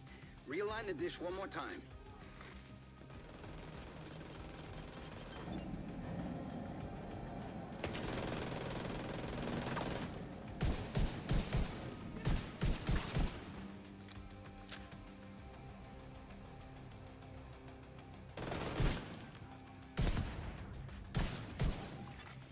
Connection established. There we go. I like the sound of that. Encryption disabled. Downloading.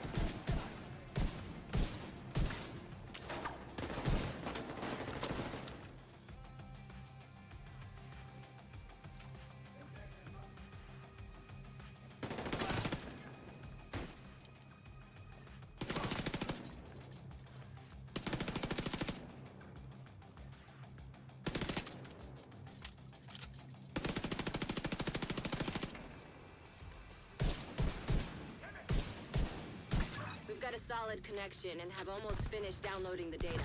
Let's not celebrate just yet. Parnell encrypted the data on his server. So we just moved this problem from one server to another. I'll take a look. I think I can use Parnell's watch to crack the encryption. Remember, Keener's still out there and every second counts. Thank you, Agent. This means a lot.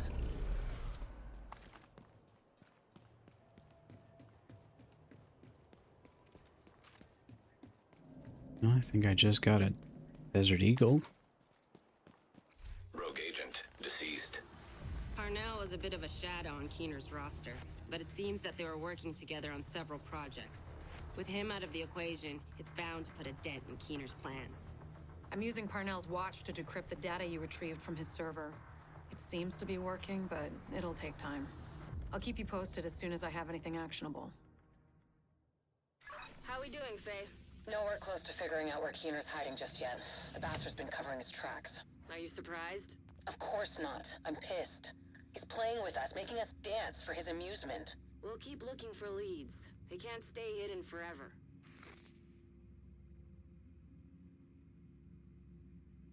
I might go for Dragov next.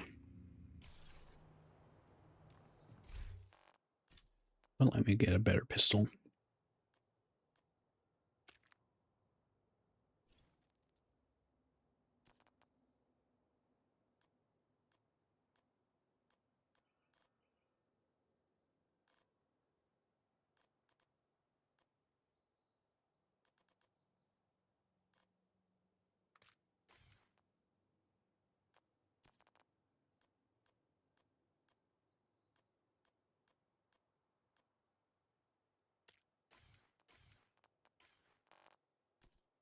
And, oh, BP-19. I think I prefer the MP5.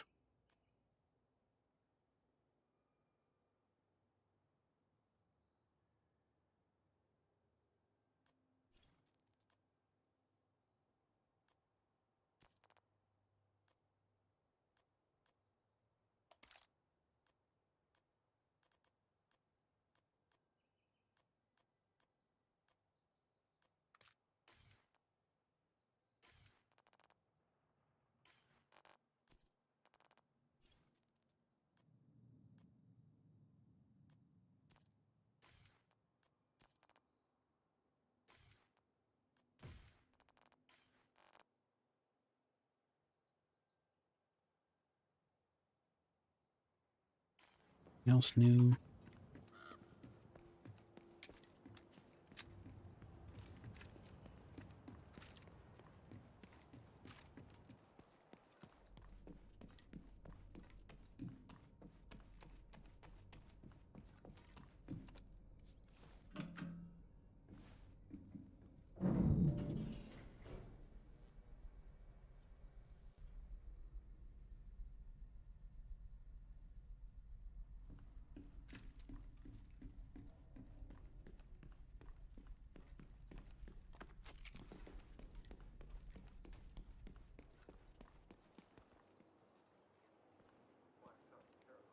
Lockbox I can't open in this mode.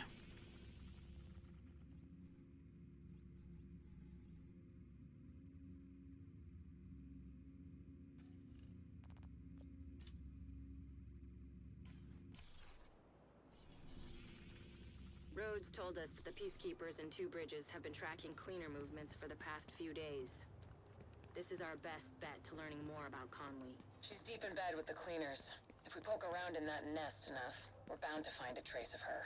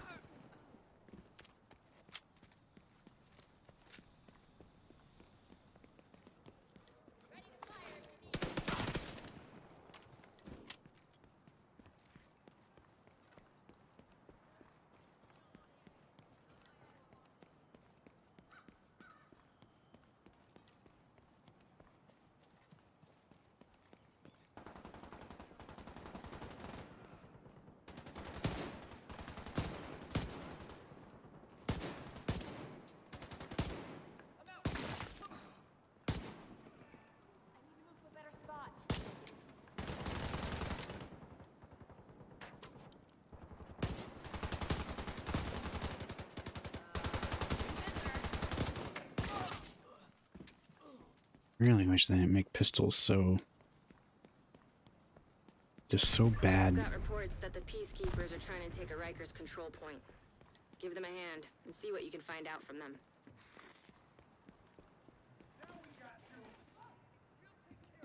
See you on the other side!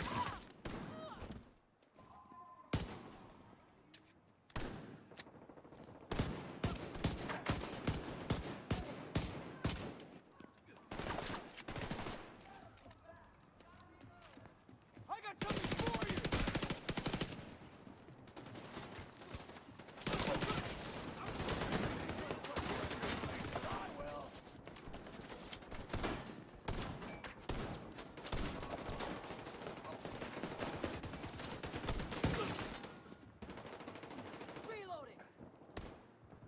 Practically melee weapons.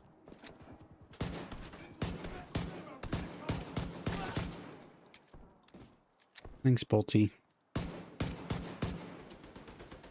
Grin should be popping in about an hour.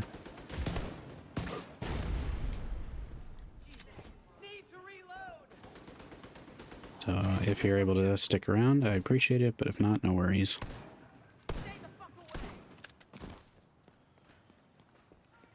Yeah, well, I'll hope you get better soon.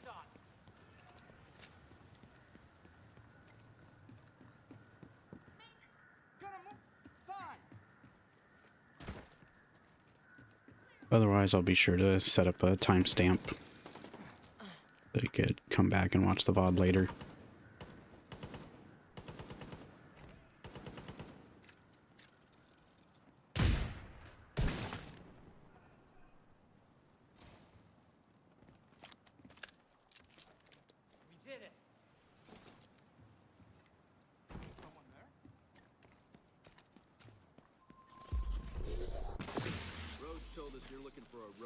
Working with the cleaners? Yeah, we've seen her.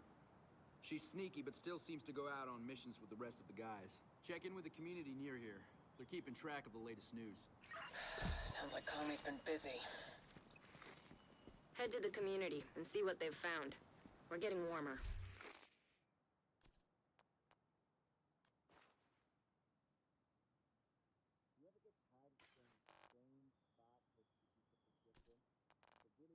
Got the LVOAC, which is practically this, but an assault rifle variant.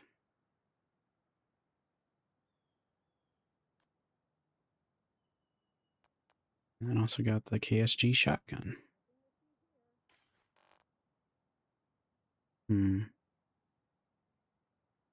I'd like to use that.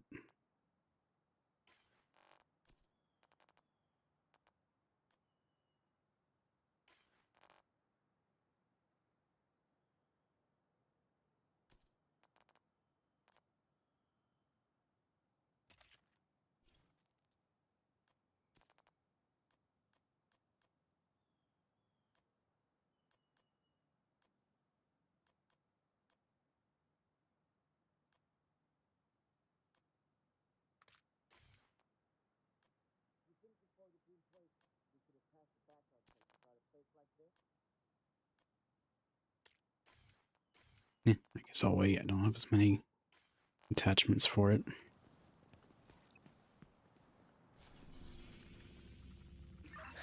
Sounds like Conley's been busy. Head to the community and see what they've found. We're getting warmer.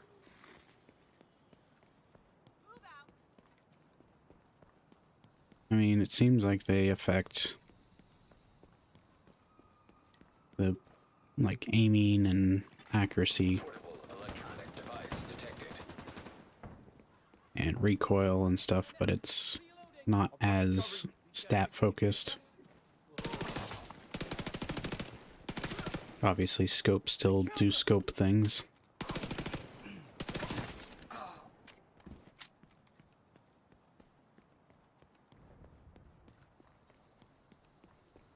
I'd imagine they're supposed to do something, because otherwise it seems silly to get the mods. It just doesn't, like, outright say it. I think I'm recognizing some of these areas from the first division, just obviously it's summertime now.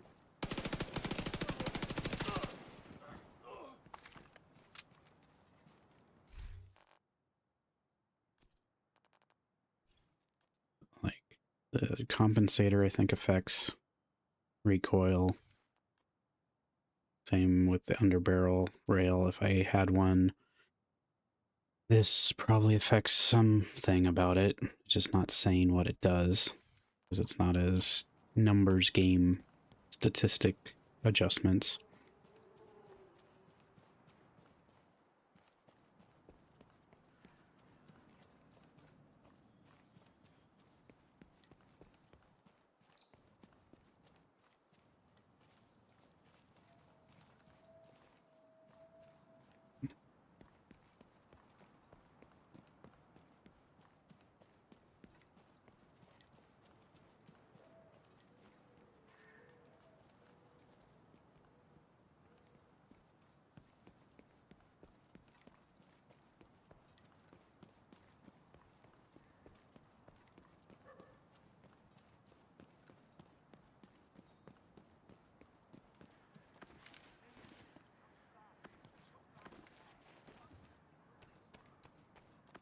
Listen to me talk?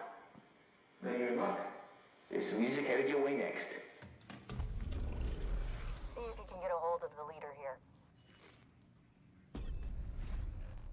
And just got a G36.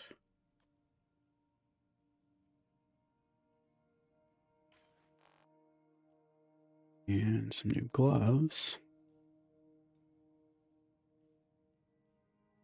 So better swap speed, but reduced ability. I'll stick with the station grips.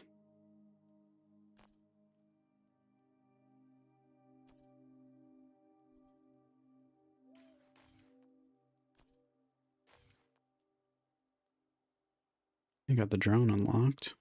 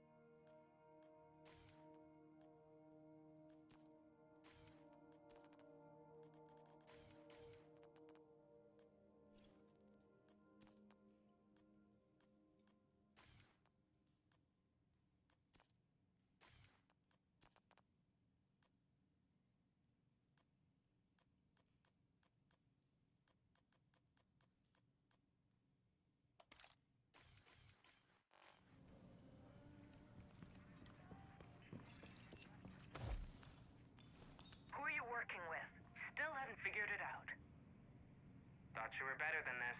I just want to confirm it. You scared? Never. You should be. We took out the LMB. I'm not afraid of Black Tusk.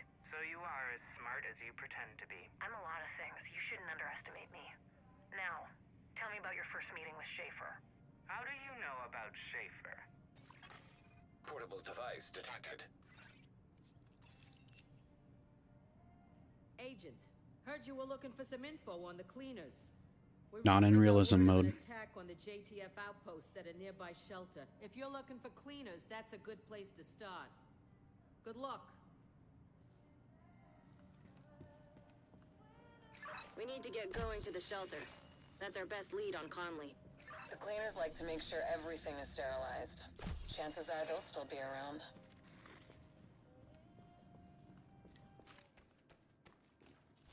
It drops you into the first DLC. JTF outposts. No survivors. Any reports of an infection there? Not a trace. I thought that was their whole MO. With Conley and Keener involved, odds are they're manipulating the cleaners to do their bidding. Who knows where they'll direct the cleaners next? You're right. We have to investigate and see if we can find a trace of Conley. Looks like we're not too late. The cleaners are still here. Conley might be too.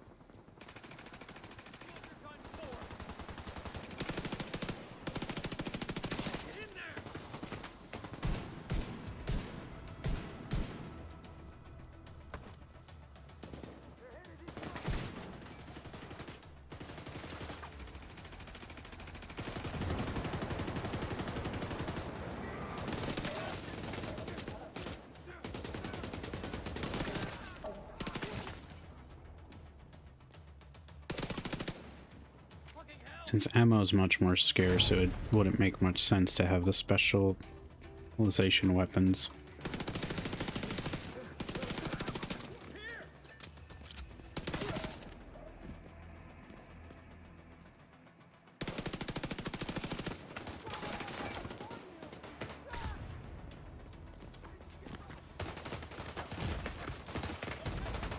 Immediate medical assistance needed.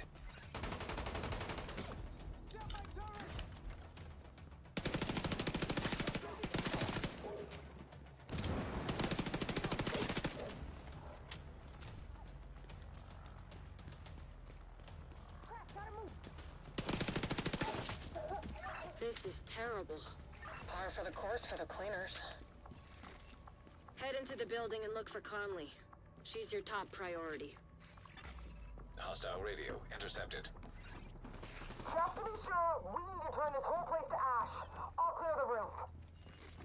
Conley's still here. Well, I don't think you realize just how much systems were integrated into the specialization system.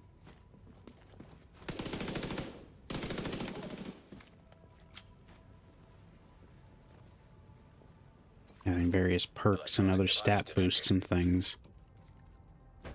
It's an optional game mode, Red. You don't have to play this. I'm choosing to because I would rather do that than jump in partially progressed in my previous character.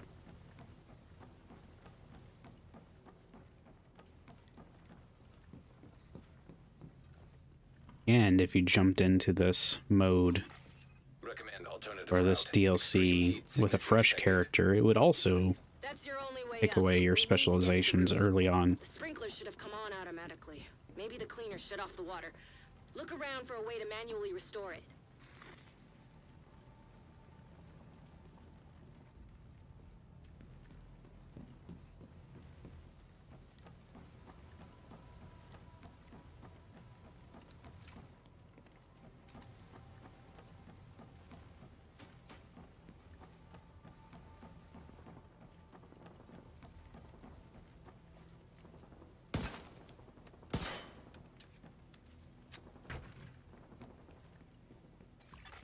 Fire suppression system detected. Fire suppression system operational. All right, time to move. Conley could still be on the roof. Keep it up, Agent.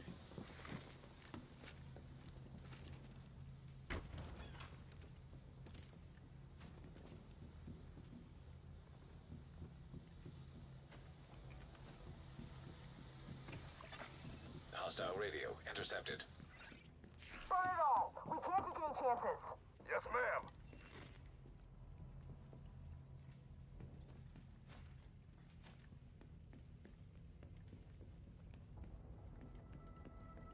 Yeah, and they also gutted the specialization weapons at one point. Unknown network detected. Finally getting a ping from Conley's watch, but it's faint.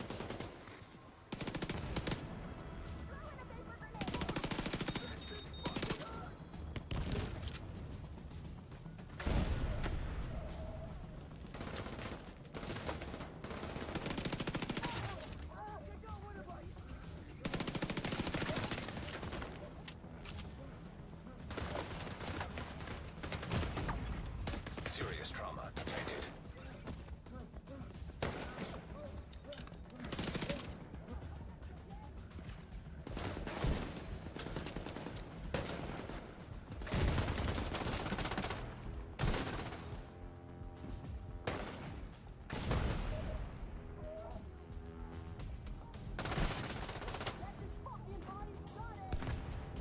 Let's go mess them up!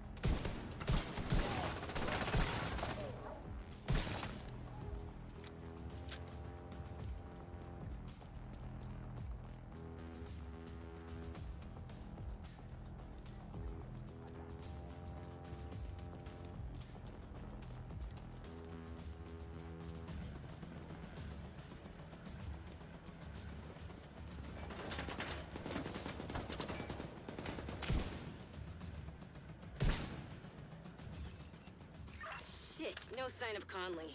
Check that echo. It might give us a lead.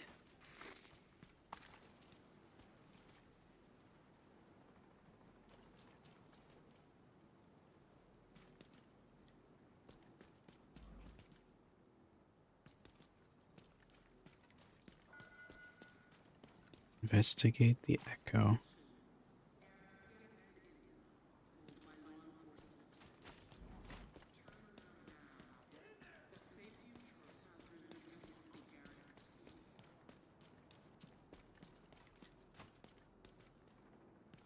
Echo isn't showing up. Did they forget?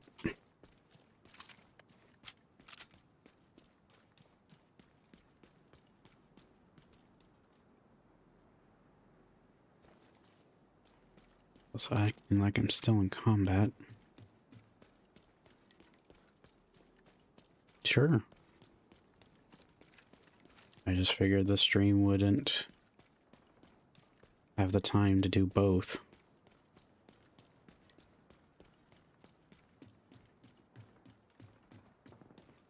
Since it's supposed to be the Taco Tuesday thing with the grin, so...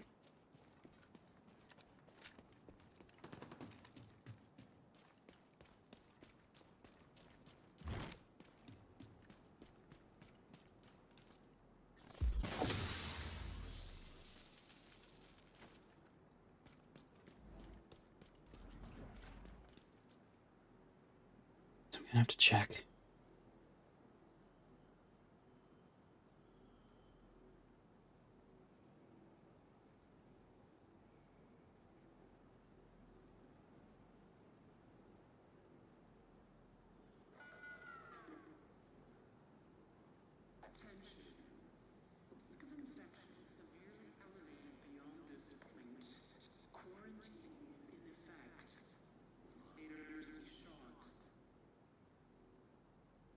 Might be bugged.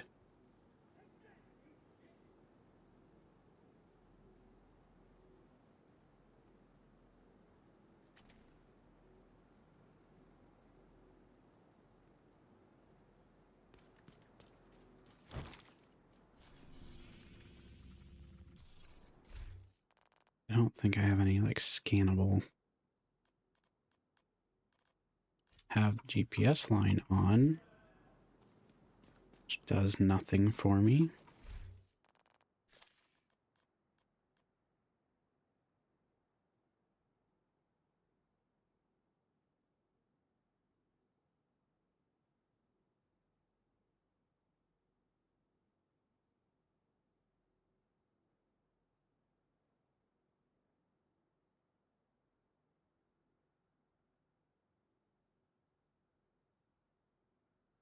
Hmm.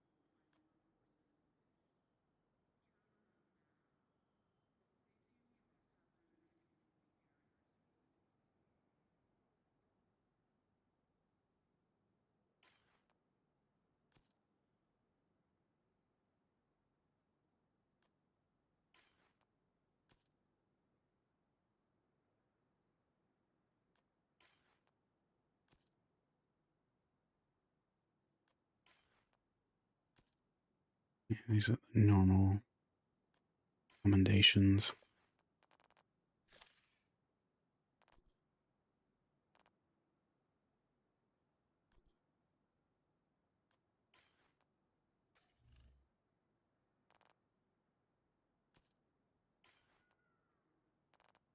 And it's saying I have stuff done that's not telling me about. And this mission might be bugged.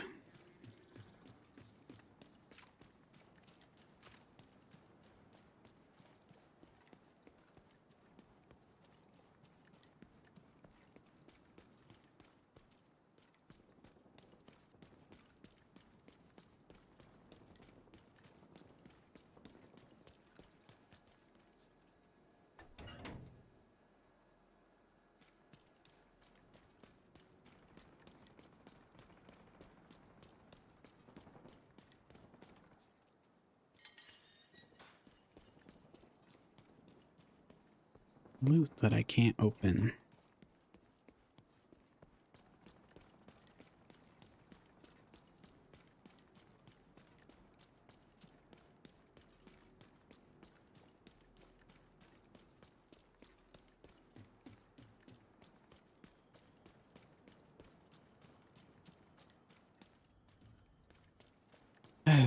This is just great.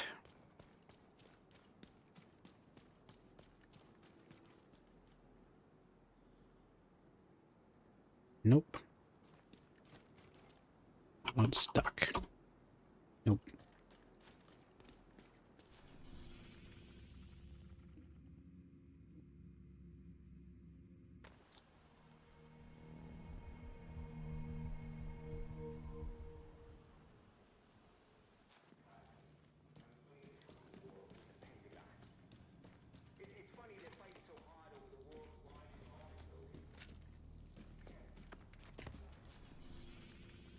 Cleaners just torched one of the last JTF outposts.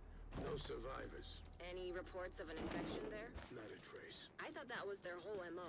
With Conley and Keener involved, odds are they're manipulating the cleaners to do their bidding. Who knows where they'll direct the cleaners next? You're right. We have to investigate and see if we can find a trace of Conley.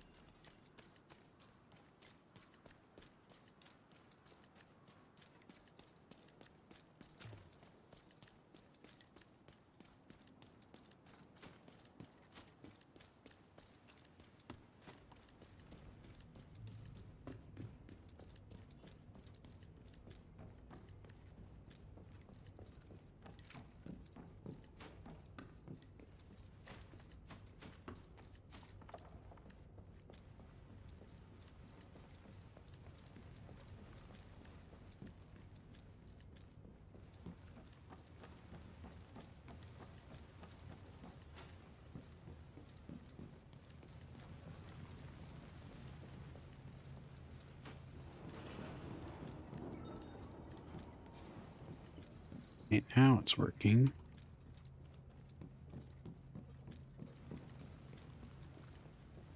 Assuming it'll let me up here now.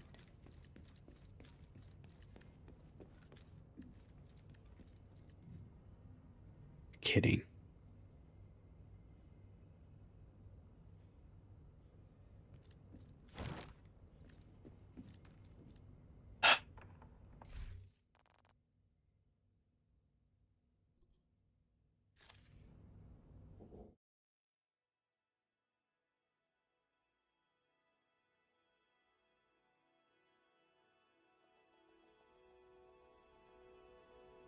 Oh, that's annoying.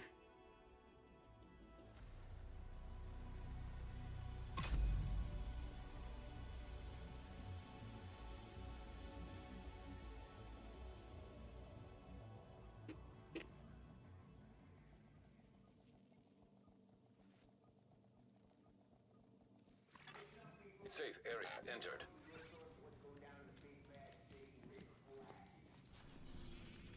Cleaners just torched one of the last JTF outposts.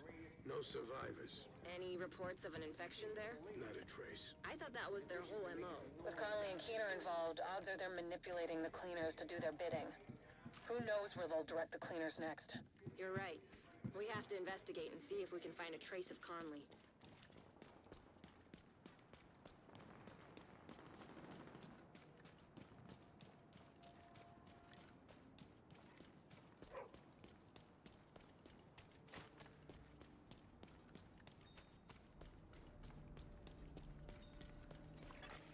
Portable electronic device detected.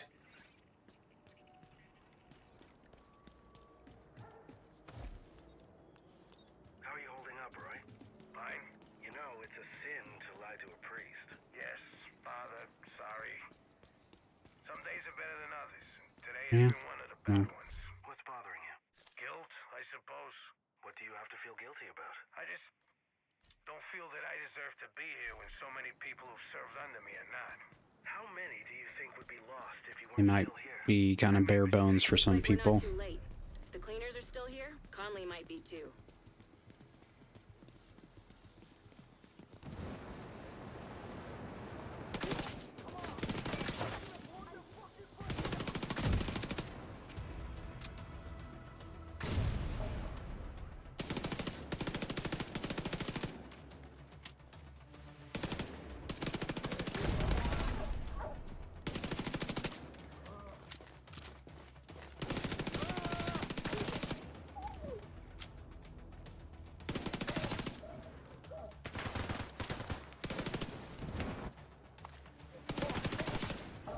This is terrible. Par for the course for the cleaners. Head into the building and look for Conley. She's your top priority. Hostile radio intercepted. Just to be sure, we need to turn this whole place to ash. I'll clear the roof. Conley's still here. Get to the roof as fast as you can, Agent.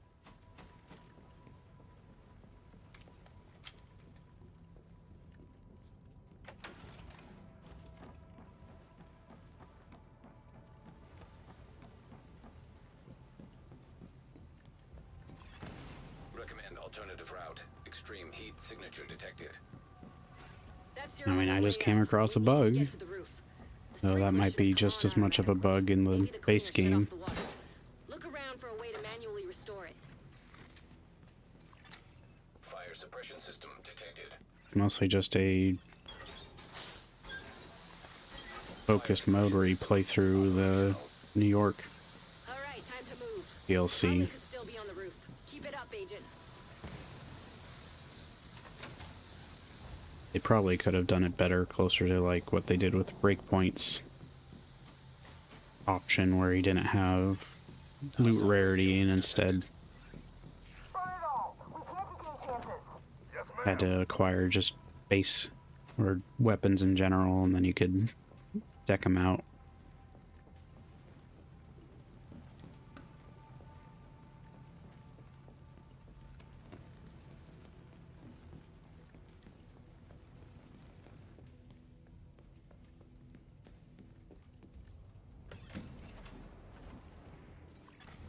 Unknown network detected. Finally getting a ping from Conley's watch, but it's faint.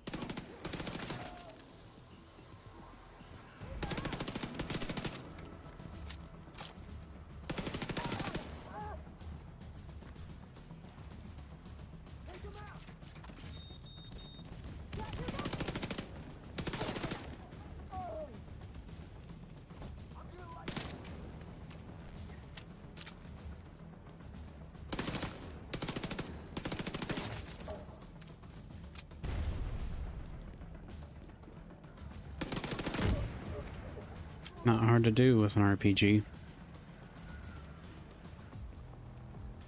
Let alone a live service.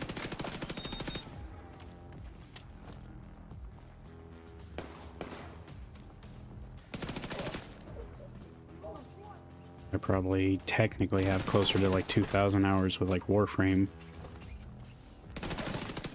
If it counted my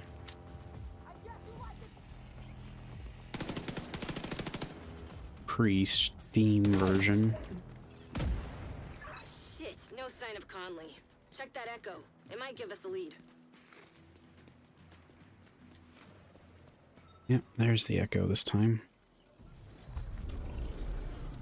Thanks for the heads up on the infected site. I knew you could take care of it. The JTF's not equipped to keep things contained. Wherever they go, they contaminate it. We'll take care of it if you keep feeding us the intel.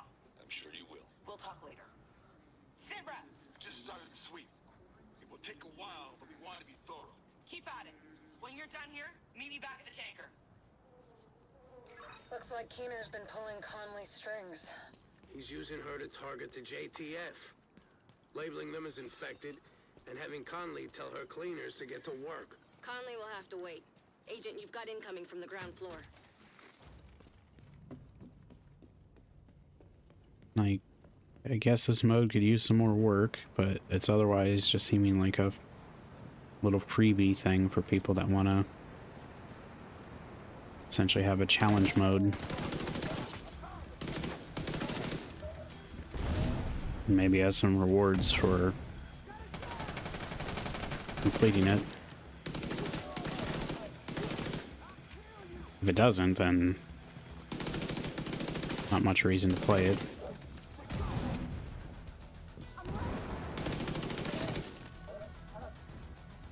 They do make a big deal of selecting which game mode you're going to be playing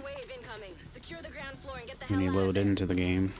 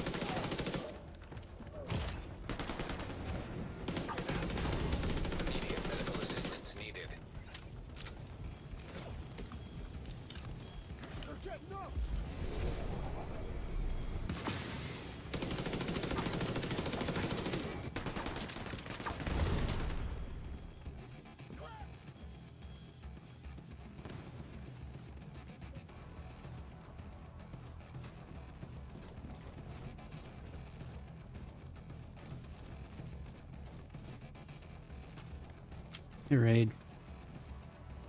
Good to see you.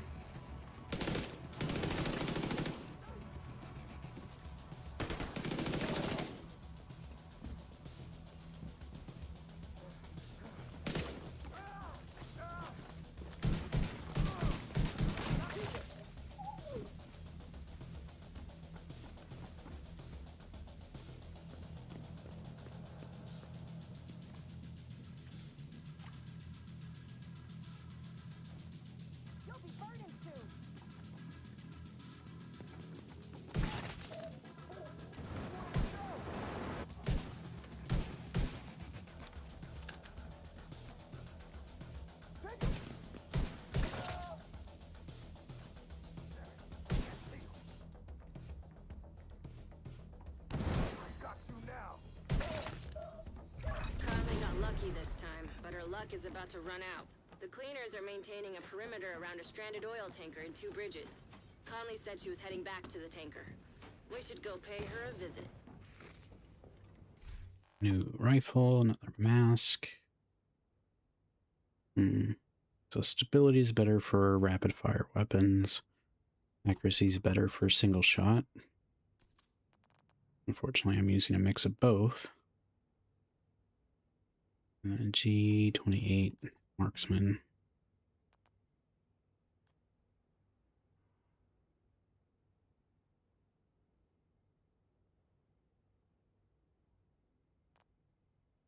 I'm gonna try it.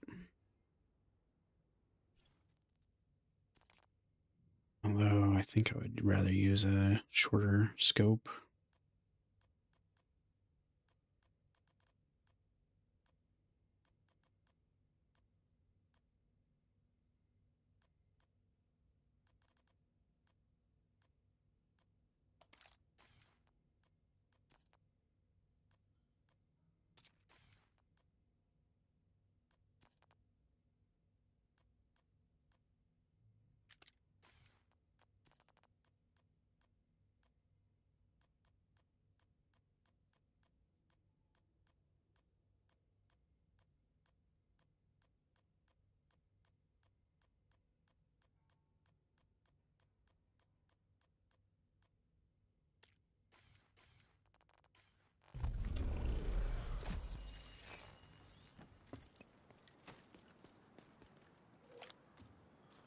Yeah, the Warframe update's tomorrow.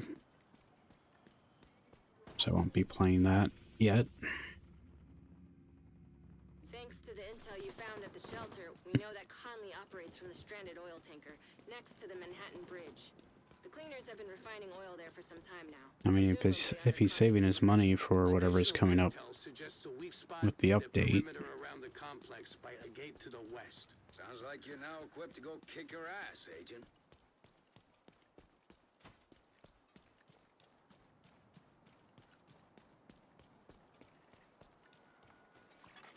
Portable device detected. You know, I've been thinking.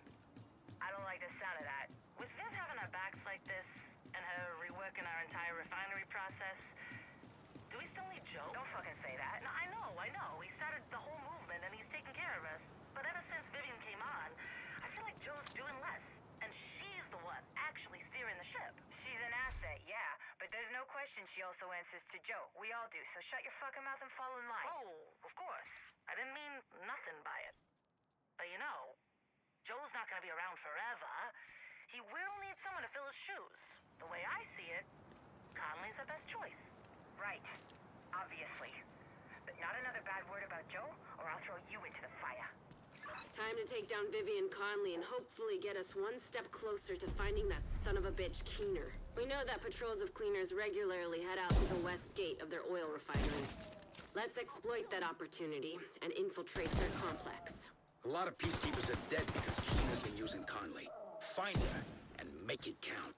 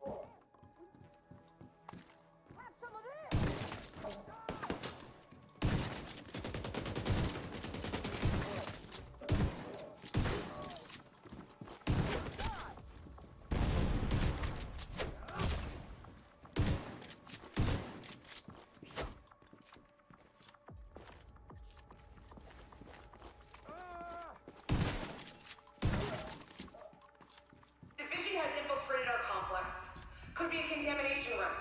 We can't let anything disrupt our operation. Oil is the fuel of our organization and our cause. Sounds like Conley's really invested in this oil business. I guess now you know which buttons to push. Agent, No, let's wreck their the new update's tomorrow, so would be a decent time to check it out.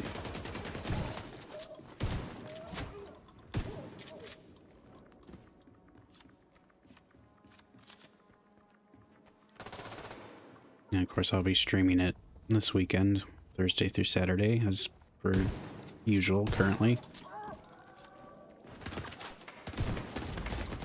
Serious trauma detected.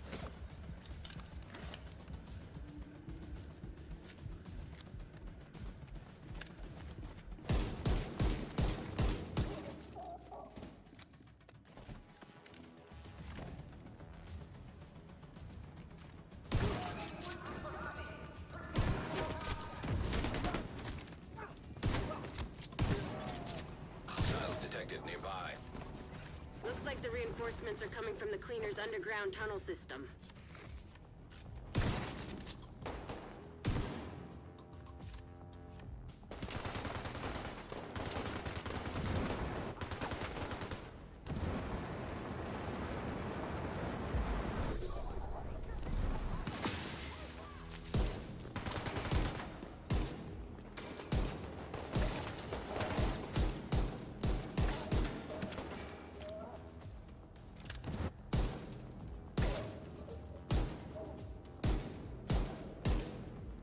Find a way to block off access to the tunnels, or the place will be swarming with cleaners in no time. It'll also keep Conley from using the tunnel as an escape route.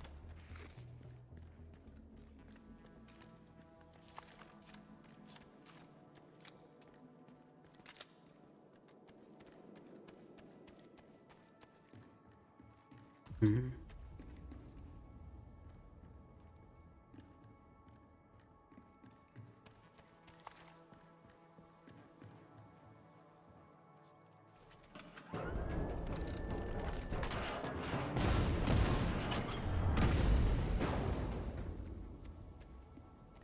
I suggest you sabotage whatever parts of the cleaner's oil production you come across. Might piss Conley off and get her out of whatever hole she's hiding in. Rhodes, I like the way you think. You're growing on me too, Kelso. The division's progressing inside the complex. They're approaching the sandbanks. Defend the oil. Too many people depend on us to succeed. Don't fail them. You're gonna be dead!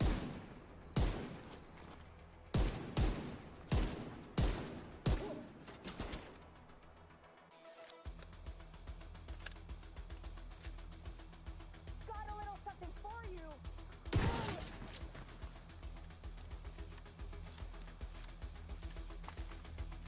Yeah, I'm not sure I'm liking this.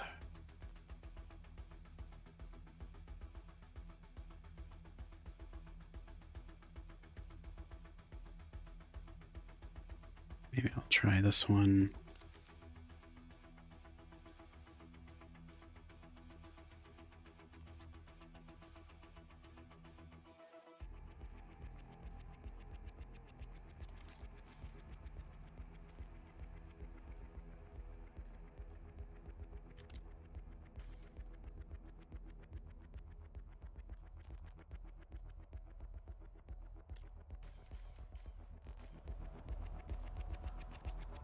Agent, I've deployed a surveillance drone to the area.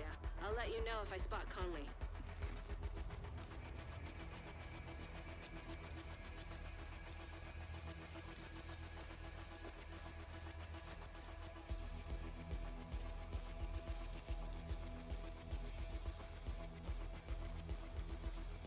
Where am I going from here?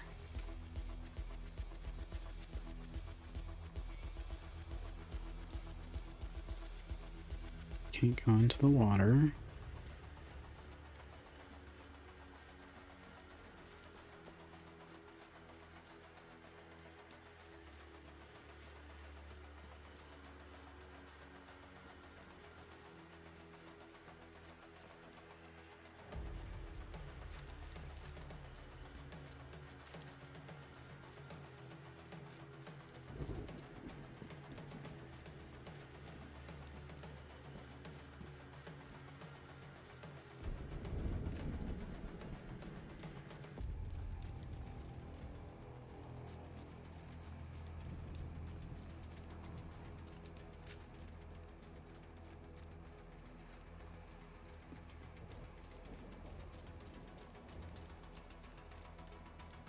Okay, it's this. Better remember the yellow paint. Damn, fucking oil gas. Somebody's gotta fix those cooling pumps.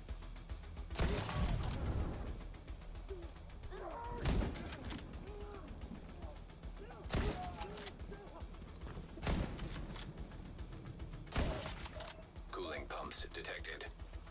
Whatever they're cooling probably can't handle too much heat. Do whatever you can do to disable those pumps, Agent. Trust me, it'll be fun.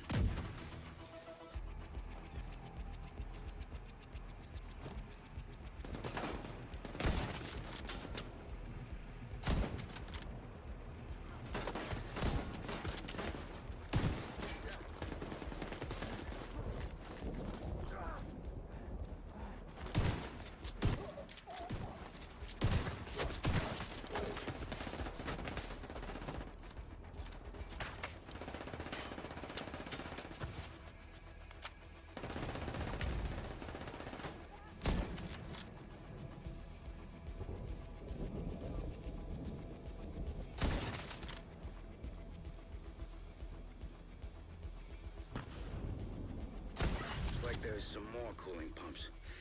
You know what to do.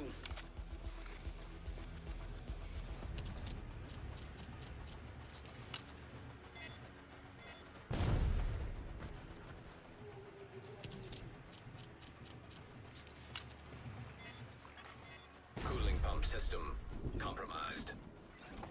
See? I told you it'd be fun.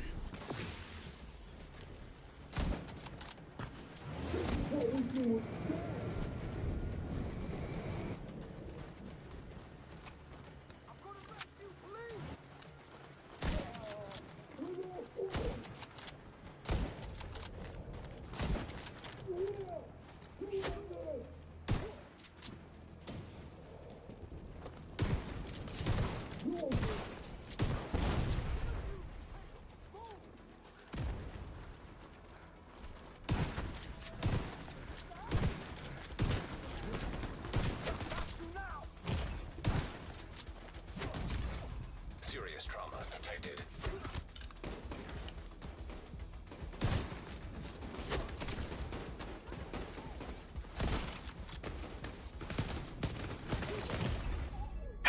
Deceased.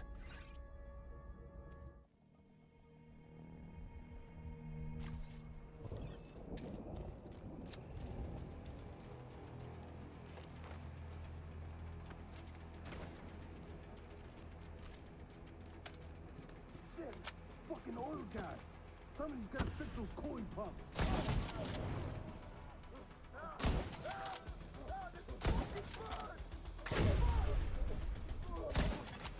Cooling pumps detected. Whatever they're cooling probably can't handle too much heat. Do whatever you can do to disable those pumps, Agent. Trust me, it'll be fun.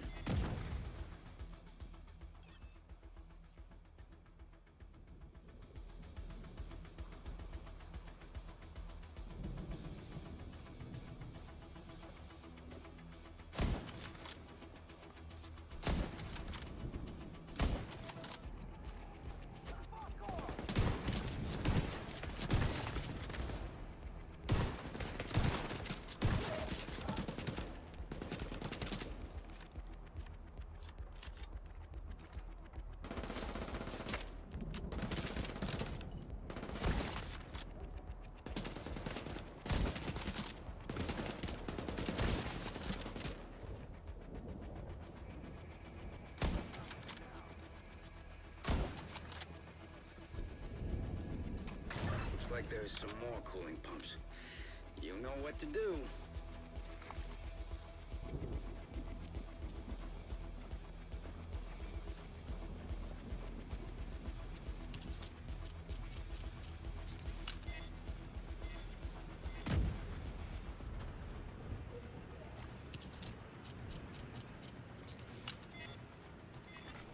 Cooling pump system compromised. See? I told you it'd be fun.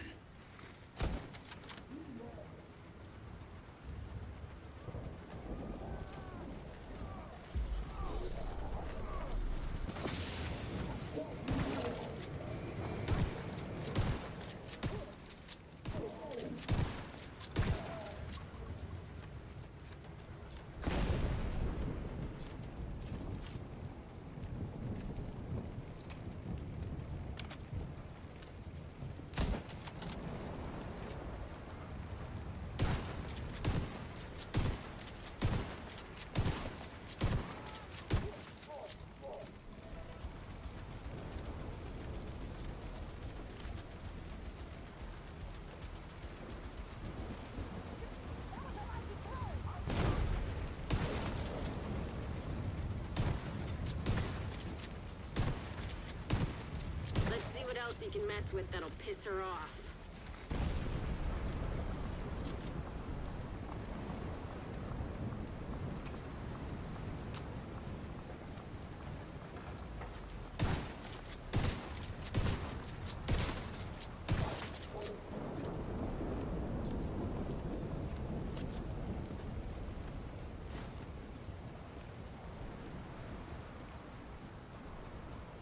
Should just be McFlufferkins, as per normal.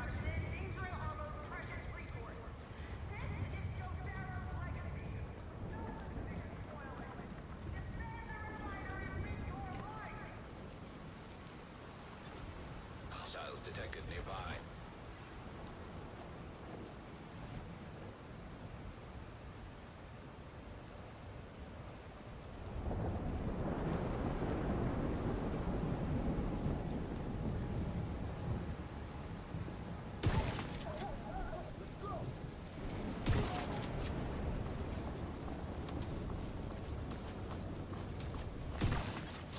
Cooling pulse detected.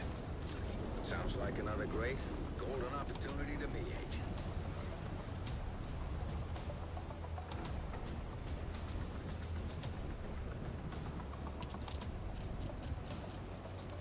Just about 4 minutes and Grin should be popping in. Oil refinery system compromised. That's sweet music to my ears.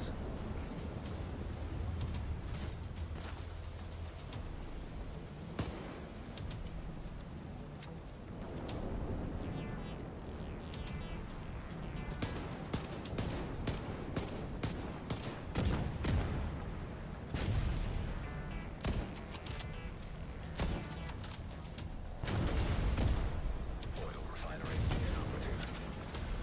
Conley's not gonna like that one bit. Good. Hostiles detected nearby. Watch out! That refinery is falling apart, and the pieces will have to land somewhere. Avoid the impact areas.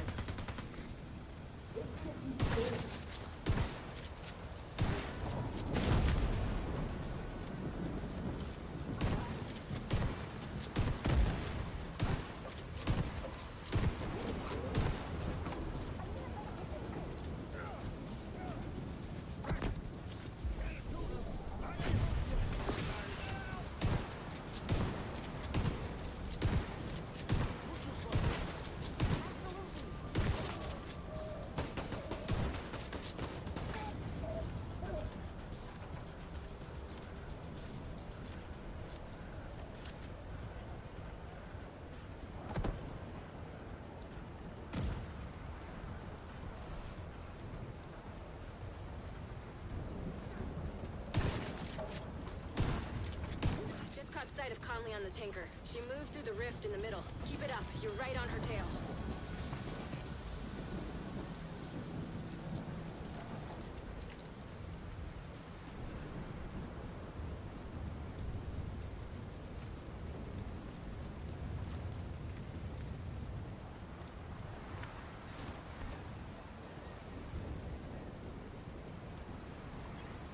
Echo detected nearby. Echo detected.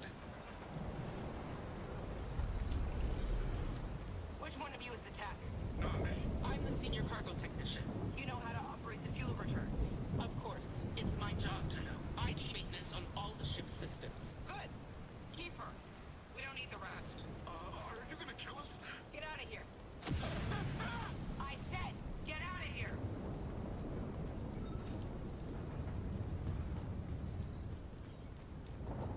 Hey, Grin.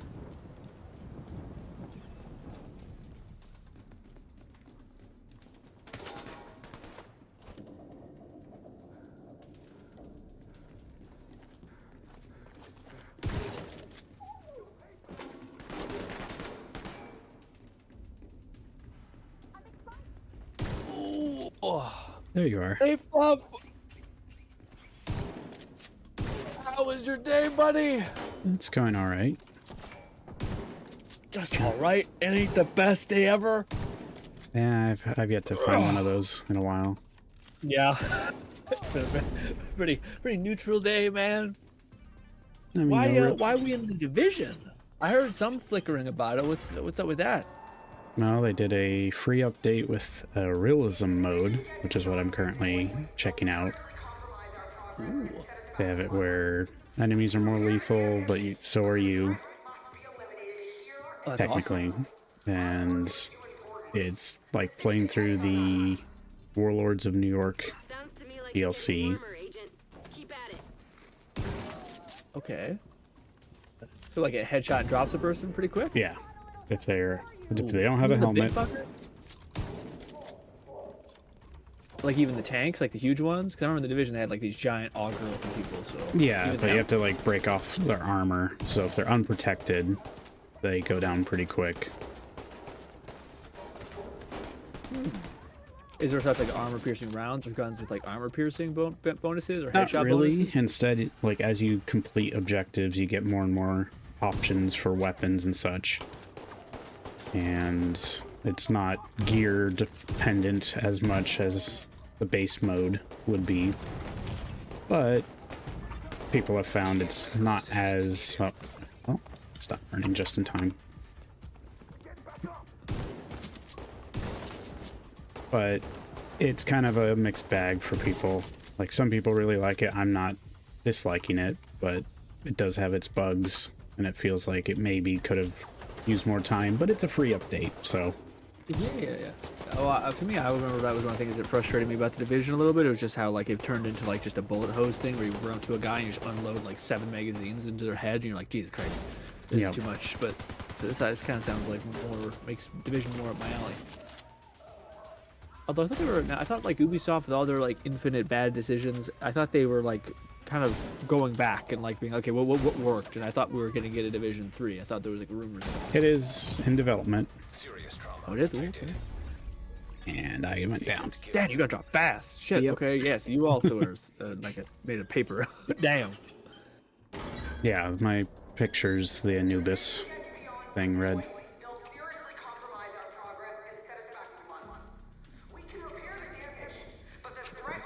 Stream crew on the other way so I can see the stream. What's good, Raid? What's good, Red? So sorry I didn't say hi sooner. See if I can just accept that real quick. What I was gonna say, are you excited for Thursday or are you gonna put it off? Well, tomorrow is the Warframe update, so I'll be doing that for the weekend.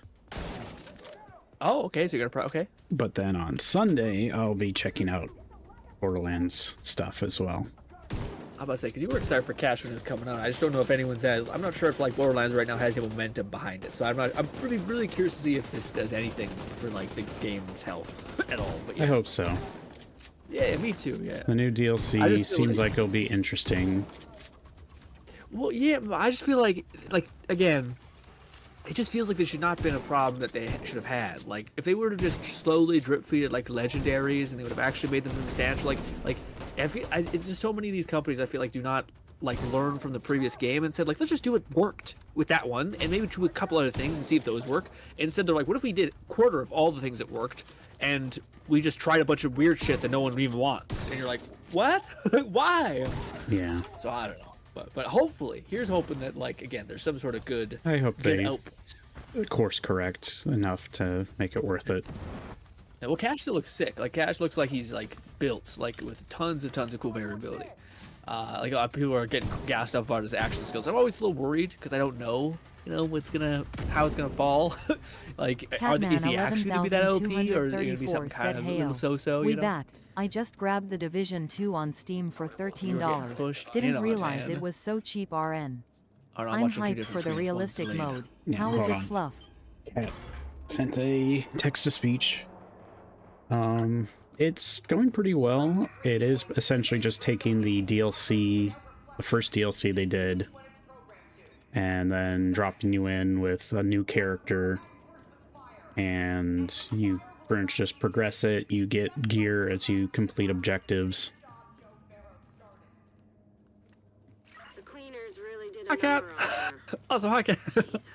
But yeah, I would say it's still fun enough so far, but it does seem like it's more of just kind of a side mode to mess around with, and then you get back to the normal content afterwards. I'm not sure if there's any special like rewards for completing the mode. And then they've currently got a hardcore mode, so I guess if you die, you have to start over.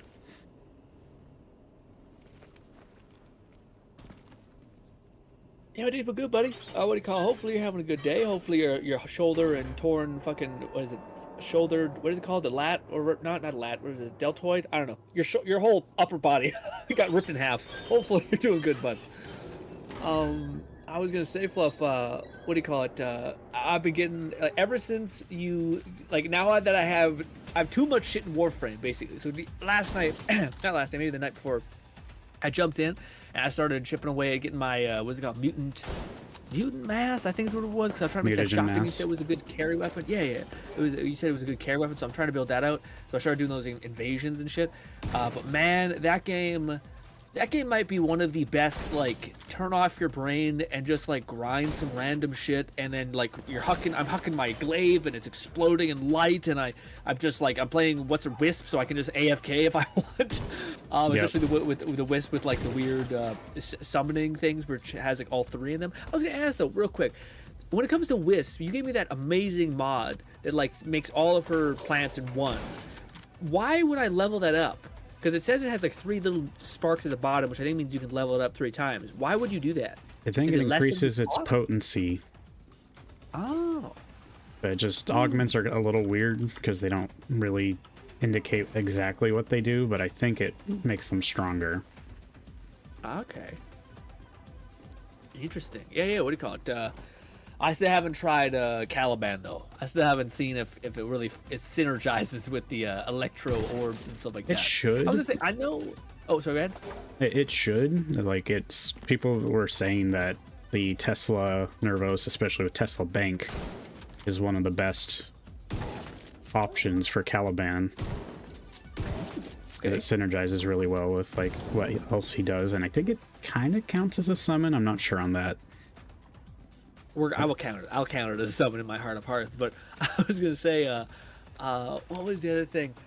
So when it comes to getting like primary mods, I was gonna ask you this because that's stuff I've been thinking about when it comes to Warframe. Is what do you call it? I understand that does that guy Barrow Katir only bring weapon and mods for weapon, or primary weapons for primary mods for weapons, or does he also bring the other stuff for like characters? I think he's the only one that you can get primed mods from outside of trading with players. Which, of course, they would have to have gotten it from him. I was gonna say, because it seems like there's so many prime mods of like, yeah, here's like double damage to that type of infested group, which I think is good. Like, I know it's good, but like I feel like it's an end game adjustment where like when you're trying to get as much value as possible, I feel like from what I've seen, the Banes, the Expel, those types of mods, the anti-faction mods, they do a lot in later game, especially for like Steel Path. That it's a multiplier on top of everything else you already have going. Yeah. And so it's like a 1.55, so it's a pretty good boost. Yeah, that sounds good. Yeah, I feel maybe just be one of those things that you get to when you're, like you said, you have to probably scale the multiplier high, and then you'd use that to go even higher. Well, that's why I was like, oh shit, I really hope there's a good shotgun, and then you said that there was. So I was like, okay, good. I just got the ice thing on that, and I think it's radiation, the shotgun. So I know there's certain elements that like when mixed together they do explosion damage or some weird shit.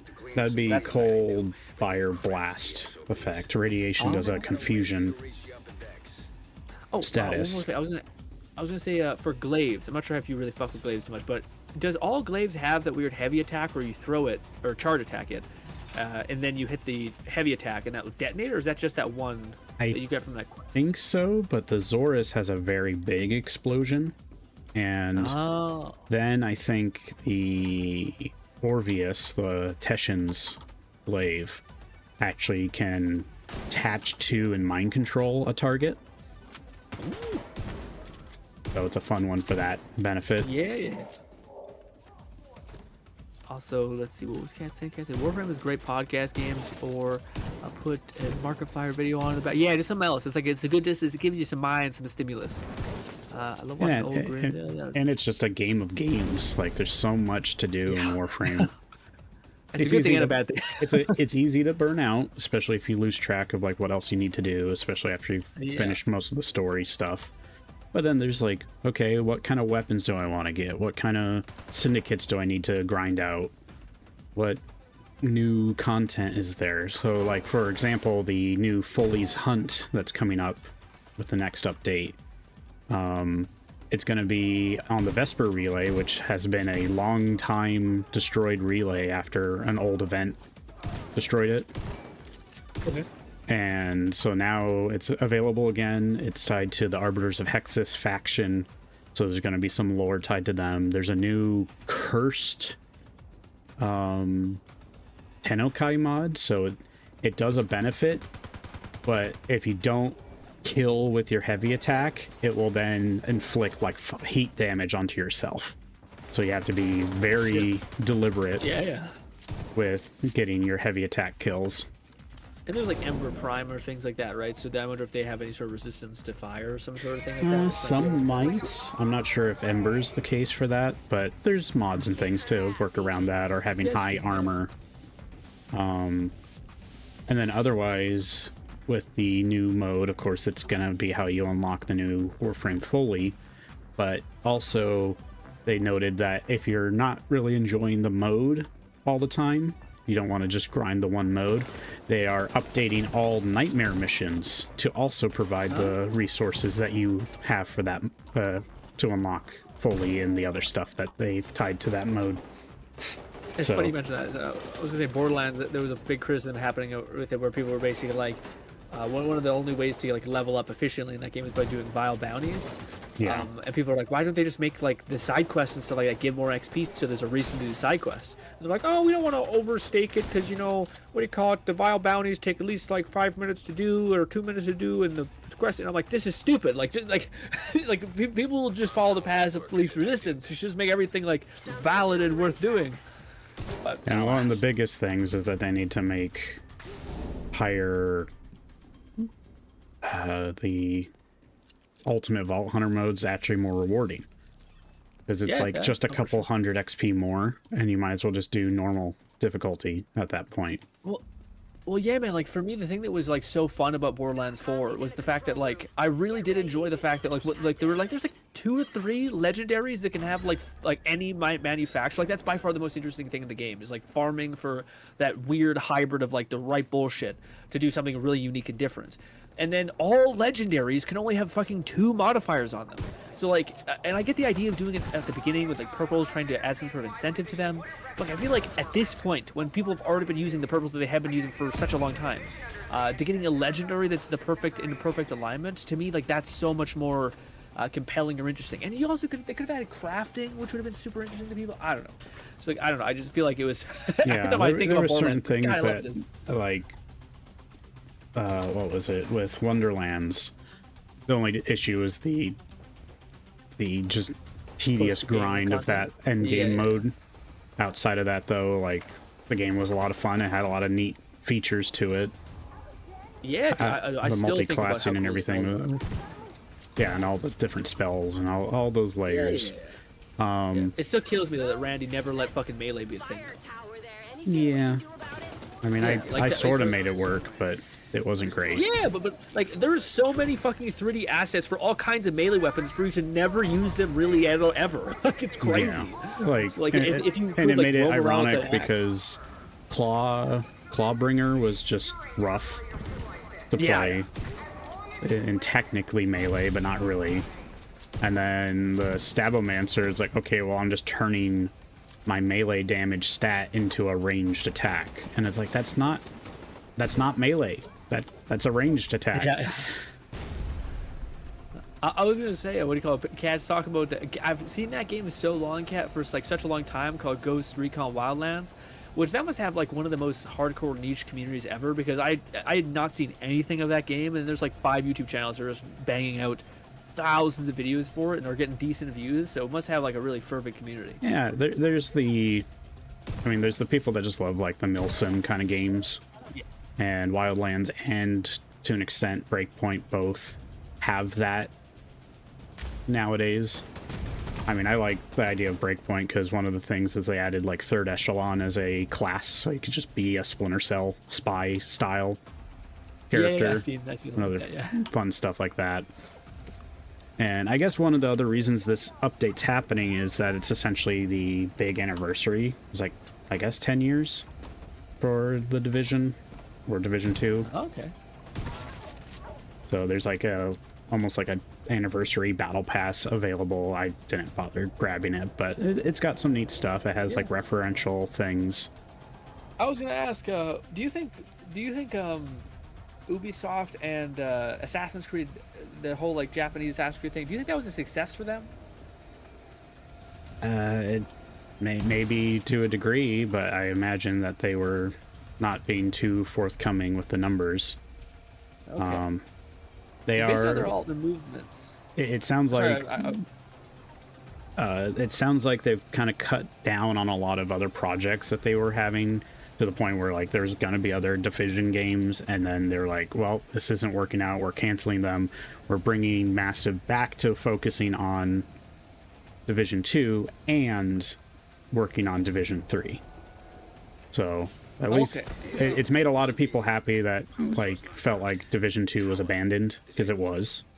Yeah, to me, like, so my read on it was, and I don't know, you were way more plugged into like the actual happenings of video games, but for me, what I got the read on was basically Ubisoft kind of started to smell their own farts. They started being like, okay, you know, Assassin's Creed is doing really well, we're just going to make the Assassin's Creed that we want, which is based on all of these check boxes, all these kind of things. And then it was like, okay, you know, a Siege is doing really well, so do you really need another milsim? And also, I do think they were kind of burned by the Ghost Recon Wildlands, which I do believe was an Ubisoft game. Maybe I'm wrong on that, but More and so also the Division, Breakpoint, I think but was a Breakpoint. Sorry, that's what I mean. I do think they were like they started to get kind of burned by this type of game. I don't even think it was not successful. I just think it was not as successful as Assassin's Creed. So they started saying like, fuck it, not good enough for us, and they started chucking a bunch of shit. So that's my perception of it, and I feel like they started eating shit so badly, and their earnings calls just started getting like lower and lower and lower, to where finally they're like, I think they had to do some like reevaluation of like teams and stuff like that to realize, what do people actually want from us? Plus they had the X Defiance, which was just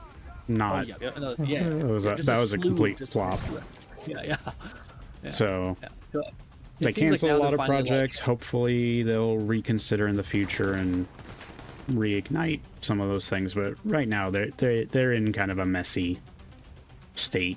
But at least some of the games that are still going are getting some decent attention, because in addition to the kind of return to Division 2, over on for Rainbow Six Siege, they had a collab with Konami and officially added Solid Snake as a playable character. And so it's not so over in Rainbow Six Siege. Oh, Siege, sure.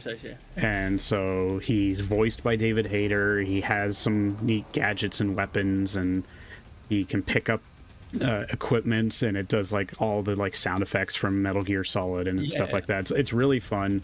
And of course, it's like they finally had a game where Sam Fisher and Snake got to be like actually interacting with each other. Worlds collide and all that stuff. But it's like, but it would have been nice if it was a Splinter Cell or a such type of game. But oh well. Yeah. To me, man, I think it seems like it's funny, because like, I think there's a misconception that like abundance creates like a shit ton of prosperity, and actually, at least in business, it's actually, I don't think it's always the case. I think abundance can oftentimes you invest in ventures that are not successful at all, way they have no proven record of being successful, because you have like a bunch of disposable income. So you're like, oh, we should make more money, so let's just dump it into these other things.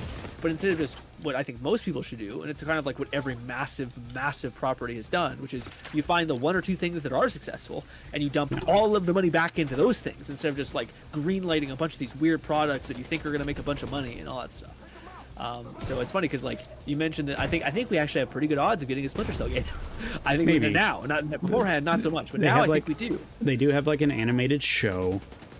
I don't know if Ironside is voicing Sam in Siege. It might have been the newer voice actor that they got for him. I'm not entirely sure. Yeah, but what do you call it? Kat says something interesting. Kat says we're celebrating our like 10 year anniversary for Honor. I will say I feel like Ubisoft again, but like I think that's a reference to a bygone age. So like Siege was not very profitable or good, I think, in the first, like, its first launch. Like, its launch in, like, the following, like, maybe year after. I don't think it was, like, marketably successful. Nor do I think For Honor was. But that was a time when Ubisoft, I think, just said, fuck it, we'll just keep doing stuff on the thing. Like, they were trying to build out the live service thing. I think this is right when Destiny 1 was popping. So I think they were just like, okay, yeah, just keep making content for it. But I think those two games were, like, ushered into, like, the honeymoon phase of Ubisoft. Because I can't track any other game after that. Like, again, Division was dropped almost instantly. Not instantly, sorry. It was dropped after, like, 2 or 3 years of coverage, I think. But then Siege kept going, and I think, For Honor kept going. I don't know if it's a variable of that they were making money, like they were pulling in money, or if they just kind of were ushered in based on, like, that weird time in Ubisoft. Because a lot of the other games were not supported after the fact, you know? But I will agree, For Honor is one of their like good points. Same thing with Siege. Like they continue to give that game enough time, like give new characters every now and again. So yeah, but I'm curious. I'm curious to see what they'll do in the future. I think Siege ended up being one of their main successes for the most part, though they kept making fumbles with like the PvE mode, or that it was a mode and then it became a separate game and it didn't do well. They recently did like Rainbow Six Siege X or whatever, which was like a more focused update or separate mode or something to make it focus more on esport, which I mean the game was already focused on that at this point. Yeah, a lot of soulless activity of like, this will make money maybe here, and then let's pursue it, and then meanwhile people are like, I don't know, man. I feel like it's usually like a consequence of what you do, then you make money. Because that was one thing, is for the longest time the Russian Badger was pretty much just a Siege content creator. He enjoyed the game a lot. He made so many videos about it, and eventually he stopped because the game stopped being what he enjoyed, because they just changed a lot and kind of killed a lot of the fun for him, and then he moved on to doing other things because he found his niche. I also wonder if it's just a variable of like investments as well. Like I feel like, you know, it's kind of like, it's funny, but I remember I always laugh because whenever I ask Nub like how much he's played a game, and he says he hates it, and it's always like 200 hours, and I wonder what comes first. Is it like the game shit and you played it out of spite, or was the game fun at some point and you played it so much that it kind of got a little repetitive and you burnt out? I'm not sure what the right one is, but I mean, in that way it's hate still passion, so you can be passionate about something and just hate that it's not handled well. Or it doesn't evolve into what you want. A lot of people will bet on potential more than they'll admit, basically. Ooh. What do you call it? How do you feel about Crimson Desert, Fluff? I'm definitely interested in it, but boy, does the control scheme sound like it's something that's going to take a while to get used to. Dude, I'm so happy you said that. I'm so happy that like you are also kind of into it, because for me, I've heard people say, what do you call it? What is it called? It's complicated, or it's not intuitive, and all that stuff sounds reasonable. But this is some this is like, give it 2 or 3 months. I feel like they'll get that shit nipped in the butt. Well, yeah, and they are working on a lot of quick updates. So they're like, people complained about like lack of storage. There's now a storage system in your camp. They complained about like inventory space. They previously, before the storage update, just gave you more base inventory. And they're just trying to work on addressing things. It's like practically the game is full release, but being handled like it's an early access, active development sort of thing, where they're taking feedback and fixing and adding and all that sort of stuff. I think a lot of people would like the other 2 playable characters to have the abilities that Cliff gets access to. Yeah, and more opportunities to play them. But otherwise, it's similar to Black Desert, where your alts, maybe you don't actively play them, so instead you just park them at a vendor or storage or whatever, to then have access to those things on the fly. Yeah, no, for sure. Because you can swap between the characters really fast, and so you pick up an item on Cliff and then trade it.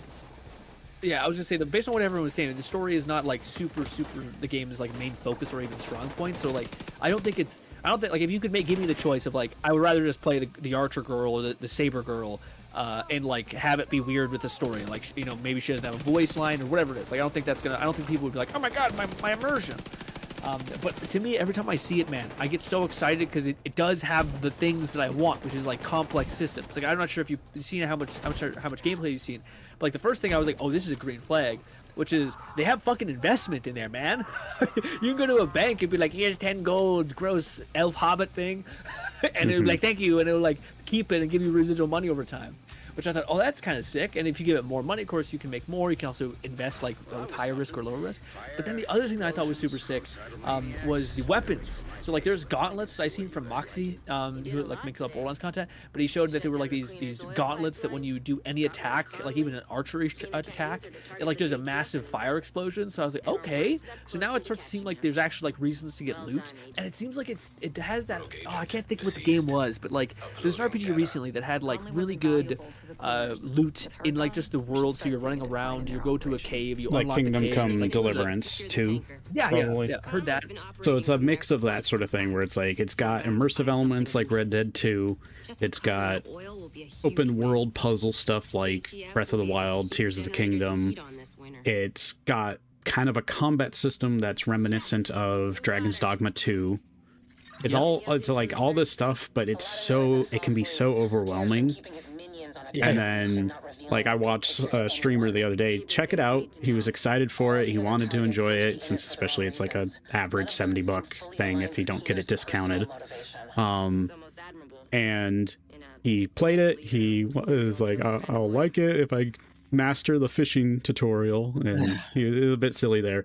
And then he opened the map and he was just like, nope, I don't like open worlds this much.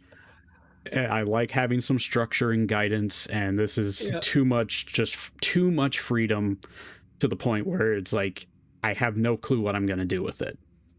So yeah, well, it's funny you say all that. And then the issue was like everyone was saying, well, it gets good by the 8-hour mark. It's like that's a lot of investment if you're not feeling it, if you're not liking the potential of the game. I fully understand people that aren't going to stick with it. Oh, absolutely. Yeah. But for me, what do you call it? I kind of lost my train of thought. Something about, what was it again? Oh, that's what I was going to say. The one comparison that I don't see a lot of people making, I think it's because, well, I think actually people have been saying it's very difficult. Like, surprisingly, it's like a game that is like ball crushing. But to me, it kind of has the same rhythm to me as one game. Do you know what that game is?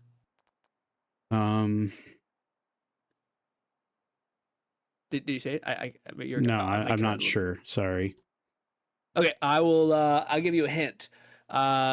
You can get really strong in this game really fast, but it's kind of difficult.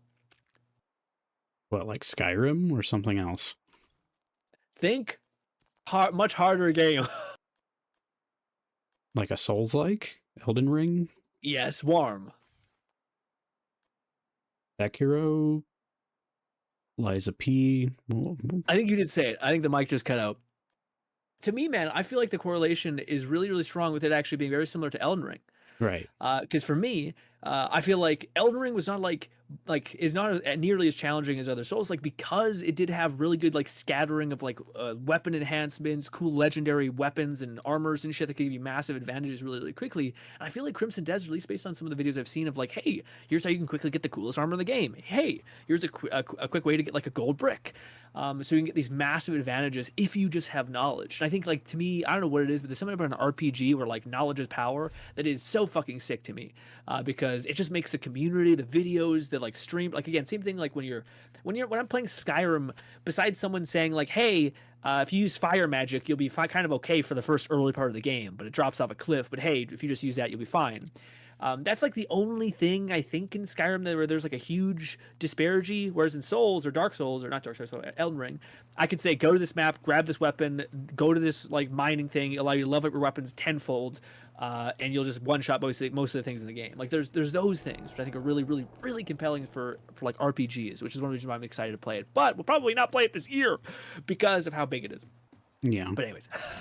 Well, I'm looking at eventually streaming it. It's just a matter of time, resources, and otherwise it's that I already had the plan for Borderlands, so I'll be doing that at least half of every week.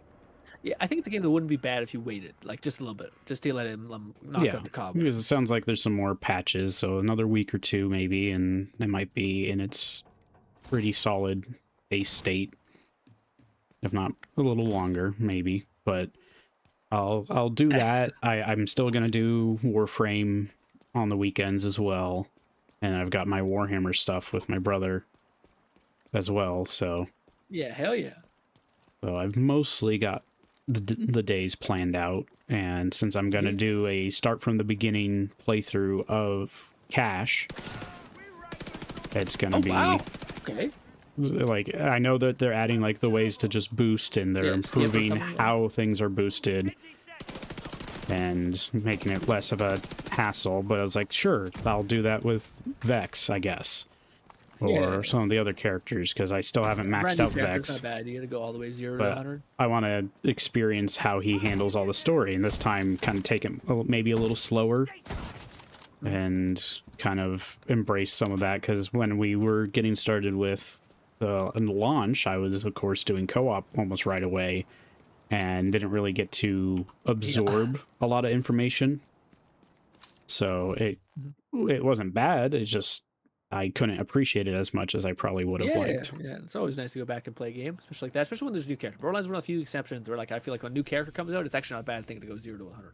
I will not be doing that because I have no time anyway, but I'm happy that you're going to give that a whirl. Yeah, also, I was just going to say, sorry, Red made me laugh because I knew what he was going to say as soon as I was reading the comment. Red's basically like, I'm really interested in Crimson Dead as well, the gameplay, the mechanics, and all that stuff. And then before I finished reading, I knew he was like, it's the character customization. And of course, Red goes on to be like, I just don't like the fact that I can't customize my main protagonist. And I get you, Red. I think Crimson Desert would have been like one, and that's why I'm excited, Red, for the next game that they make. Because the game is a success. It didn't make a shit ton of money. So I'm excited to see what they do when they're off to the races, completely. I do think they'll add like a custom, because again, the fact that there's so many different types of like races in that game, if you could play any of those races, that's a huge sell. And, I mean, sorry, continue, Bob. Knowing how Black Desert is, they pretty much had it where every class has a specific character model. Yes, you can customize it, but it was like you were playing this character. You're like, okay, you wanted to be a big kind of ogre type guy, well, you have to be the berserker. You want to be a little like elf-like hobbit thing, you have to be this very specific class. But I would imagine, because of how they've done it, I was happy to find out that Cliff is not just limited to sword and board.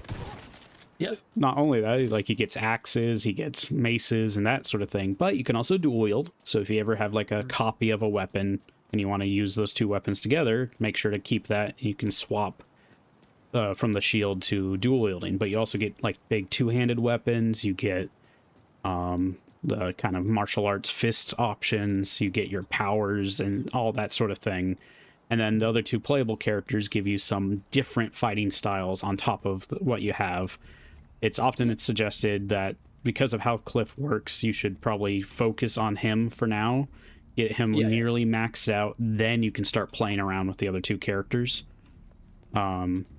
Which is a bit of a shame, because then that's just keeping you... I feel like that won't last. I feel like they'll definitely rework the... Like, again, I think in a couple months, I wonder if... I feel like they'll definitely patch that out and all potentially, that stuff. Yeah. But I've also just seen so much where it's like, you have your gliding and other powers, you have your force push thing where you can push yourself up into the air, you have your grappling mechanic that you can also use in combat, but then you also have what looks to be like all sorts of crazy like mounts, mechs, dragons. Just the game has so much going for it.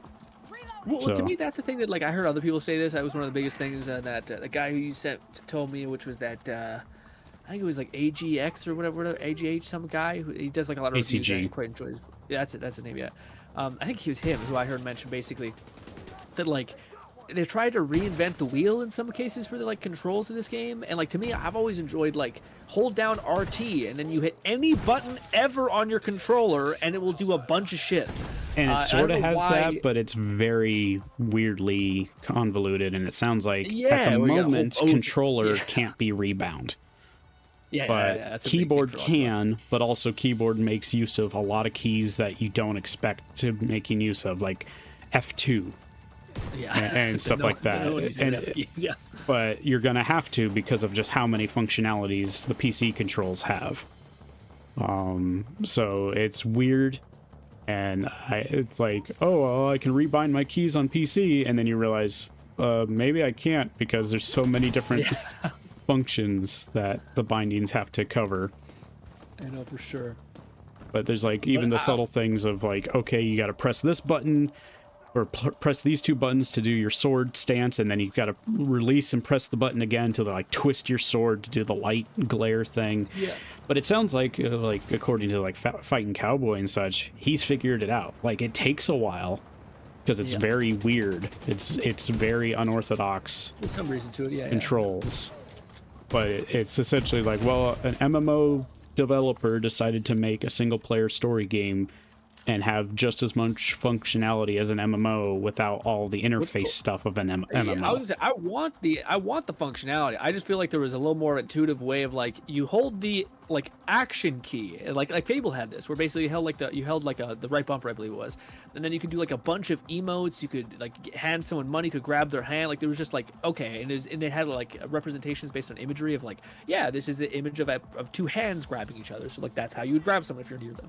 So like I think that's what people are complaining about. Like I hope they don't take away the functionality. That was the other thing you mentioned though was they basically like theoretically like one of my things that I'm really excited for hopefully is that they have an opportunity to make a Crimson Desert 2. And to me, I think like I wish they would just hedge their bets, and like Red said, it's insane that the people who made one of the best character creators in all of MMOs has decided to not add that element to their new single player RPG game. It's insane. So I'm hoping for whatever like when at they make the very number 2, least they have customization, but it's not like there's something there, yeah. But Cliff is not an established character. He's completely new and not the most interesting. He's just kind of this gruff, I'm warrior man kind of dialogue and stuff like that. I want to pull you, and I want to pull Cat, Fluff, and Raid. Oh, you're here. Fluff. And everyone. If I'm just curious, in your RPG game, do you want to have like an already lived character with already different connections or already different or do you want a character that like Skyrim? Hey, you wake up. We're about to enter the blah blah blah. Which one do you want? I'm curious because maybe I'm crazy. I mean, I would say I liked the games that are like Red Dead and and The Witcher and stuff like that, where if I'm going to have a voice protagonist, I want it to be a character that I'm playing, but still let me customize them. So what for about both, Fallout? if it was better writing, sure. Okay. The issue is like I didn't mind the voice acting. I minded the lack of choice with your dialogue, where it was yes, sarcastic yes, no, but actually yes, and then like yes, but tell me more was what it boiled down to, and it was dumb. But couldn't you have RP'd like it's basically it's weird because like for me when I think about The Witcher, I'm like I try to like say okay I enjoy The Witcher too. I think that's a really good example of like just such really powerful storytelling. But in my head I also think okay, well, what if I didn't hear Geralt's voice and I just had to read the lines and get to choose based on how I want to respond to something? Would that take away from like Geralt, or would it just become my Witcher 3 protagonist? So it really does depend, because then I have a better example, Cyberpunk. You were technically a fully custom character, but you were still voiced. You did have a bit of identity, but you also had a lot of choice and how you chose to do that, and you had your different endings and all that sort of thing. And I mean, obviously with me, my playthrough, I had the exotics mod, so which is canon. They exist. But the whole thing there was you had a lot of choices, but you were still a voiced character. You had some structure to who you were playing as, but you kind of could define how you played that character from that point on. And that's what they initially did with Geralt for the games. Was in the books, he died. In the games, they somehow brought him back, and he had amnesia. So it gave the excuse of like, oh, well, you can, as the player, kind of decide how you want to play him. And then eventually with the story, he did get his memories back. And that's where he was pretty much the initial motivator of Witcher 3 was, I now remember Yennefer. I need to find Yennefer. Because a genie cursed us to be, like, madly in love with each other. whenever we're in our each other's presence. Well, Unquestionable you mentioned, love. Cyberpunk. Sorry, you mentioned Cyberpunk, and to me, I was like, it kind of hit me. I'm like, dude, I do not perceive Cyberpunk to be like like V to me is not V, if that makes any sense. Like Witcher, I totally get. Witcher's Geralt. Like I can't role play Geralt. I'm just like role playing my version of Geralt, I guess. But V to me feels like very much like the most superimposable yourself onto this It husk is of a mostly character. meant to be a And- self-insert, yeah. Yeah. But and also the question I ask myself, because Red also says like Cyberpunk's a good example. If I ask myself like, if I never heard V's voice and I just had to read all the voice lines in my head, would that have changed like drastically the way I felt about like the engagements and the storytelling in Cyberpunk? And I don't think it's better or worse. I think it's just different. But then I also think about like the cost of having to get a voice actor to like validate each one of those potential voice paths rather than just like a writer being like, okay, so long as we have the like whatever somebody replies to them with, then you can say it however you want. I don't think like if you think about it that way, it's like finite resources. And I actually do think I lean towards just like me reading it and role playing the character. So anyways, that's what the reason I brought all that up is because with Crimson Desert, I do hope in the future game, like you mentioned other things, Fluff, which I thought were interesting. You said that with Black Desert Online, they basically you have to like pick a class, and then based on that class you pick, you have access to certain abilities, and like faction abilities, things like that, or like big orc go burr kind of thing like that. I hope they don't do that in the sequel. I know it makes sense, but like that's why I always like Skyrim's thing of like, yeah, if you want to pick a gigantic heaping orc, yeah, you can have like better strength, or maybe you have like a rage mode, or maybe you progress through melee modes faster. But I always like the D&D like RPG-ification of it, of like, yeah, what if you wanted to make a fun story about how there was an orc who is like blessed in all the ways of physique and strength, but was a fucking wizard? Like to me, like that's a really fun RPG thing that you could do, which you can't do in other games. Which will always make me have to reference, I wish Shadowrun got the quality and budget that something like Cyberpunk got, because you get exactly those ideas.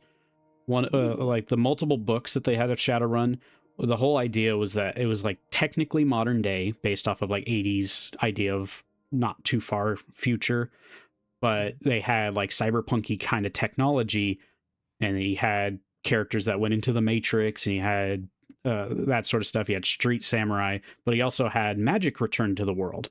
And in as the part of magic returning to the world, it reawakened dormant lineages, and all the humans, some of them were turning into their previous lineage. So you would have people turning into orcs and trolls and dwarves and elves, etc. And one of my favorite books was one where it was a kid that had his orc lineage return to him, but he was like a teenager at the oldest. He's swole as hell. And he was like turned into a big orc, and he was struggling with the fact that orcs naturally have lower intelligence. So he was losing his intelligence in the process, but fighting, but pushing back against it to the point where, like, by the end of the book, he becomes this decently intelligent orc, like, bodyguard for like corporate entities or whatever it was. But he like found a way to retain his intelligence while still embracing his dormant lineage. You get best of both worlds. Yeah. But they have it where they've had like little spin-off like collectibles and stuff like that. So they have figures that was kind of like this like tactics game, sort of like I guess a little bit like Warhammer, but without like needing to paint the figures. But they had these versions of really large figures that were actually like posable action figures, but you could battle them. And one of them was a troll mage. He was big, tough guy that has like stone skin abilities, because that was like, of course, the lore of trolls is like in sunlight they turn to stone, that sort of thing. But he was a mage, so he was this capable spellcaster despite being this like big dumb brute in appearance. So they had fun with that. They also had the lore that dwarves are highly resistant to magic they can still become a mage, but they're gonna like they can't naturally generate mana or whatever it is to cast your spells. Instead, you have like the ability to absorb magic. So similar to, you know, in Oblivion and Skyrim, where you could go like the Atronach combo, where you just, I can't generate magicka, but I absorb it if it's cast at me, and I just throw it back at them. That's the sort of thing that dwarves would be. And so there is some decent games out there. They did like Shadowrun. I think it was just called Shadowrun. It was an old game that was Xbox / Windows Vista of all things, which sucked. I was, it sounded like an older game. But it was a versus oddly it was a FPS objective kind of game. But it was done pretty well. So you had it where it's like the two factions. You had like a corporate entity faction that was a little more tech themed, and then you had this more street wizard group that was more spiritual and more shamanistic. So in the end, like it didn't make much of a difference, but it was they did a pretty good job portraying each of the playable races of like what you had. So you can make an elf that was really speedy and has high magic, but was also low survivability. So you had to be more careful of how you chose to engage. Or you had the troll that was tanky and still had the ability to use magic if you wanted. You had the dwarf that often could synergize well as like more of a tech focus, because the more tech you applied to your loadout, the less magic you could use, and vice versa. Gotcha. But with like the dwarves, you would think that, well, naturally that makes the dwarves better for tech. And it's like, sure, but you could also go an interesting like absorb mage if you chose to go that route, where you like anytime you would take magical damage, you would then get mana back instead. So it was a lot of interesting stuff there. And so I thought it was like adapted really well. And then eventually they did a dev group did Shadowrun Returns, which also had 2 additional standalone sequel expansions of sorts. But it was like a isometric view XCOM style tactics RPG, and I want to play through them at some point because they're really cool. But it's like I just wish I could get Shadowrun as a something on par with like The Witcher 3, Red Dead, even now Crimson Desert, like having or of course Cyberpunk. And I was like, I just want that world to be properly realized, because it's, you want a proper RPG, I feel like. And I feel like I'm in a similar camp where I feel like a lot of the, that's why, like, to me it bothers me that like one of the games I really was holding a candle out for, and I still like them, but like it's Obsidian, and I still like Obsidian quite a bit, but like to me, I was really hoping that the people that made the games I loved, like New Vegas, which weren't afraid to like give you weird like hyper specific class, this and that, and weird shit like that, and I just feel like I haven't gotten that from them, like, which is a bit disappointing. Like it seems like they're getting closer to like what is not what's the way to phrase it, basically not like they're trying to not alienate players by being too complex, which is why I think, to me, I like, it's so refreshing seeing Crimson Desert be like, no, fuck you, it's complex. Like I like that they're not like backing down. It's like this game won't be for everyone, but we will try to appease those that do enjoy the game. Yeah, exactly. And that's why, like, to me, the thing that would be like the sugar on top, and it sucks that like a game that is the most technically dense and like ravenously so is a game that's probably not going to get mod support, which is to me like such a travesty, because there's so many systems modders would just rip apart and like indulge in that game. So I don't know, but alas, we can't have it all. Yeah, and we'll see how it goes. Like, I don't know how moddable the engine that they have is, since it's like an in-house engine, but at the same time, boy, did they do an amazing job making it run well and have amazing draw distance, and it seems like they've mostly solved the pop-in issue that Black Desert has, because Black Desert's such an old game. Yeah. Because it's like, what, 10, 15 years at this point? Yeah. On that note, GameStop just recently announced that the 360 era of consoles is considered retro because it's been 20 years. Let's act on this. Ew. The sooner we So enjoy disintegrating slowly because yeah, man. I was hearing that. But at the same time, I'm like, well, if I could say I'm a retro gamer and just play a lot of 360 era games, that counts, right? Maybe. I don't want to be there. I'll go kicking and screaming. I was gonna say, man, it's funny. My brother, he's recently gotten like, he's like introduced gaming to his kids and all that stuff. But one of the things he's done recently is he's like basically gotten like a bunch of the old Nintendos and all that stuff. And it's funny because like that was my biggest introduction to games. I went over to my grandma's house and my dad had like old consoles that he never picked up. And then me and my brother would just play them all day while my parents were off doing stuff. And it's funny because he's doing the same thing with his kids, except they're playing like Smash and they're just having like an absolute blast. And it's funny because he's like, I don't know why, but like I let them play games on like the Xbox and all that stuff, or like Xbox One, and they never engage with it like this. And I thought, yeah, Smash and games like it have a way about them, so to speak. Well, and there's that era of games like even Nintendo 64 and Dreamcast and stuff. Those games were just like, we wanted you to enjoy. We just wanted to make a game. We just wanted to make something fun. Nowadays, people, AAA especially, just want to make a product. They want to they want to milk money out of you. Yeah. They want to sell you a live service. They want to sell you the license to the game, not the game. Yeah. And it is like ridiculous because when you look at, okay, you have a music CD, okay, you have a DVD, you have a book, you have a movie, whatever it may be.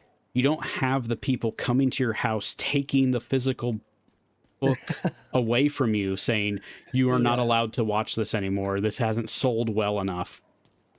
Or you're not allowed to read this book anymore. No, you keep it. It's yours. It's your physical stuff. So that's where we're recently getting the newer generations falling back into wanting physical media again. That's why we're having people get vinyl records. It's why we're having people try to get, like Lone tried his best to get a physical copy of any game he has. Fighting the line. Yeah. But then, of course, everything's going digital. And while I don't mind digital stuff, I don't mind cloud storage because having my OS drive fail me, I needed the cloud. Yeah, I think if it wasn't for Steam, we'd be giga fucked, to be fair. Like, I think Steam is kind of holding the line. I think if they did start doing that shit where they started pulling, like, big-ass AAA games, I think Steam would start being like, all right, well, we're gonna make a backup or something like that. But it just sucks that, or sorry, I was gonna say, when you were talking about all that stuff, the first thing I could just hear in my head was that damn CEO, which was talking on a podcast saying, like, the next generation of people are gonna own nothing and like it. And you're like, fuck get used to owning nothing. I mean, and while I don't necessarily encourage it personally, it's the whole counter argument of like, if buying a game isn't owning, then pirating isn't stealing. It's like, and I don't agree to that. I think it's like, that's not the answer, but at the same time, they haven't done good solutions to discourage pirating. So that's fair enough. Yeah, I also think the argument for pirating that to me was the most realistic was the fact that like the people who are pirating stuff from you are not your customers. Like they do not have the money to pay for your thing. Most of them won't do so. Some will essentially use it as an excuse to demo a game. If they like it, then they'll consider paying for it, or if they feel like this dev deserves the support, which I at least appreciate. It's like, yeah, that's a good enough mentality to keep. Is like, I need to find out if this is worth my time, because we had the era of demo discs. We don't have that era anymore. But it was nice while it lasted. Yeah. I also just think like it's one of those things where like if everyone's your customer, like that's impossible. Like there's gonna be a stay-at-home mom who has like, or not stay-at-home mom. There's gonna be a guy who's like working 8-hour shifts in a game, like on his night shift. He literally does not have time. He comes home and he sleeps all day, and his fucking his mood is like emotionally irregular constantly because of his sleep schedule. So like for me, that's also like the idea of like it's almost like saying every person in the world can like me. It's like, no, motherfucker, you're not gonna jive with somebody. So like, it's the same way that like your game is not for everybody. Therefore, what do you call it? You can't expect everyone to be like, okay, well, theoretically, I could make how many people in the world? Like X that amount of people based on billions of dollars of that game's price tag sold. Like it just doesn't make sense, you know? Yeah. Whereas I feel like to me the strongest argument, it kind of sounds weird, but like one of the most successful models right now is free to play, because if you just have it absolutely free, people can try it. And then of course there's all these other addictive measures in it, but. Actually, I don't even know if we have a really good free-to-play like game out there that's free to play. It's not hyper predatory, but it still makes its own money. Warframe. Well, I think it was like maybe Warframe, maybe Warframe. Maybe like frankly, despite me having issues with it over time, they've improved it a lot. They're handling the game as best they can. Warframe is like the perfect live service out of any of them. Is it the perfect game? No, far from it. But is it essentially the most like respect the player for any... Right, it's not going to be the perfect game, but in terms of how it's handled live service, I was just gonna say I think it's impossible for it to be the perfect game, because like I think for people who want like a game like I feel like Warframe is like perfect for people who what they wanted from Destiny. So like to that player, I genuinely think like Warframe might be the perfect game, but to like me and you who like RPGs a lot more and all these different variables, it probably would be our perfect game. That's why I was like saying I think it's perfect to the people who it's made to be perfect for. I think they do a really good job at satisfying that particular specific person, which I don't know if me and you perfectly fall under, but we're close. But I would say that outside of kind of a rocky road that they've had of new player experience, which they've been improving, and they have a very helpful community that is very happy to help people out, sometimes too much where they spoil the fun of earning things.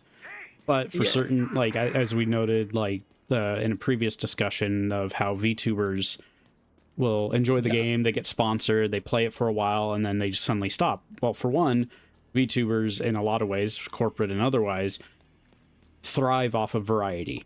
They aren't just stuck to one game forever. Some do. Some have tried. There's ones that have like tried to be like the Helldivers content creator or the Elder Scrolls or whatever it may be. And that's great, but it may not last forever. People will lose interest, and same for the user, the streamer, the content creator themselves. You burn out. You know full well with Let It Die, everyone comes in, like we still see at least one person coming in every stream asking about it because they love the game, and they want to enjoy what you did with it, but you also burnt out on it. Like you exhausted what you had. I burnt out on it because I was going to say just a little bit of pushback. I think if Let It Die continued to update itself and continued to give new stuff, I might have still been there, because I'm kind of a good creature of habit, and as long as people are enjoying stuff, I can get some like feed off of that. I would say that's what burnout means, is like when you reach a point of stagnation, when you reach a point of what else am I supposed to do? I can't just make the fun happen if the game doesn't offer more that I want to engage with. When I covered Warframe, for instance, and that was my game that popped for me, and I played a shit ton of that. Like I used to follow a guy way back in the day called Mugamu, who covered Warframe stuff. He was like making builds for it, one of the first people there, people followed him, but he kind of like burnt out on the game. And I always thought like, man, I feel like it's weird because like the game continues to update itself, all that stuff. And I was like, maybe when I get to that point, I'll stop. I would stop too. But then I think we went like 2 years after Let It Die had already kind of stopped. We're like, maybe we got like one or two Tokyo Death Metro weapons. And you also restarted, so you had to grind again, which, while sure could have meant that, oh, well, you didn't get to the top floor. Yeah, but you got to your point and then some twice. So you essentially put in the same hours without reaching the height of the content. And what was the point of height of the content? Just to big number go up. Yeah, essentially, it was all it was. And a lot of people like that. A lot of people don't. And for you, I would say it's still that they didn't keep updating the game the way that you needed or wanted.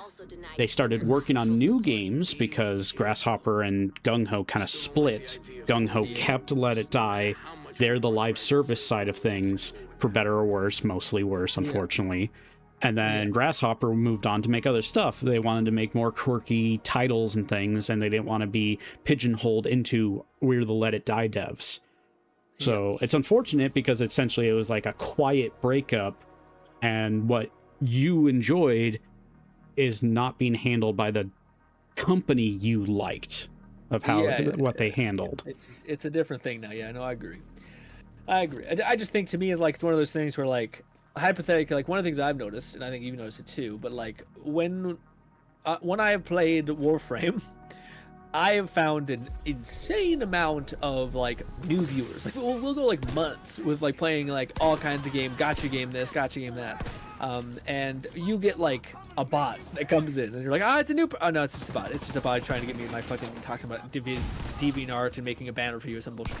Anyways, but within like one stream of Warframe, 4 people who I've never seen in a long time have come out and been like, hey, and been super sweet, super engaging. And I don't have many games. Like, we played Destiny on the channel, which had a little bit of a pop. That was when like a big DLC was happening.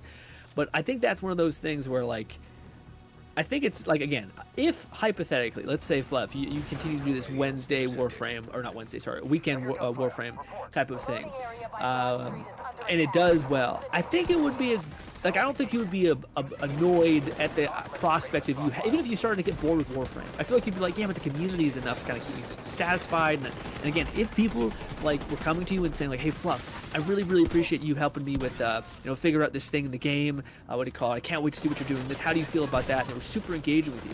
I feel like all those variables make a huge, quality of life difference for a streamer. You know, and that's part of why I'm doing that in. Already was I played it a lot. Of course, Bolty kind of poked fun. It's like, oh, I'm a variety streamer. Here's my schedule. Warframe the entire week. But it's just it's how it worked out. Like it was like I had nothing else I was wanting to cover at the time, so I was like, I'm just enjoying catching up on Warframe, doing stories and that sort of thing.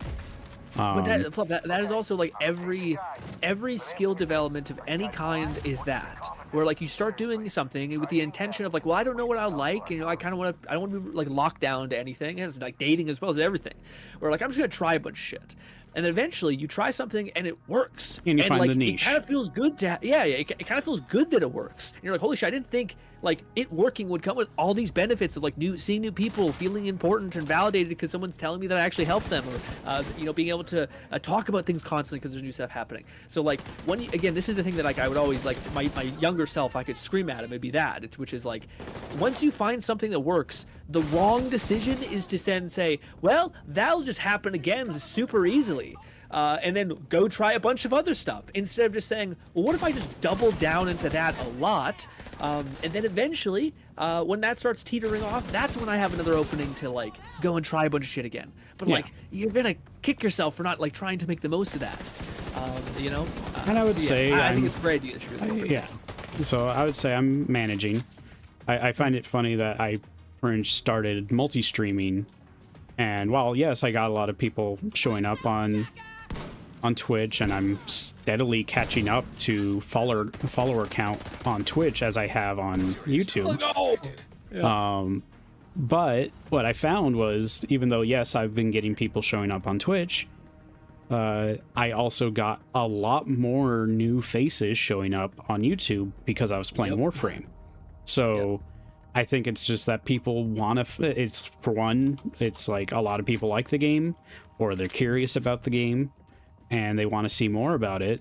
And to a degree, it's like, well, I wanted to find this kind of content, or I want to find this kind of individual that's covering it. So me having my tags of like, yes, I'm a furry, I'm VTubing, I'm doing that sort of stuff. It's helping pull in people that maybe don't feel welcome in a different environment that exists within Warframe's overall communities, where they... Have you ever heard about something, Fluff, called the black box? Outside of... I know what black boxes are, but I haven't heard of it as a concept.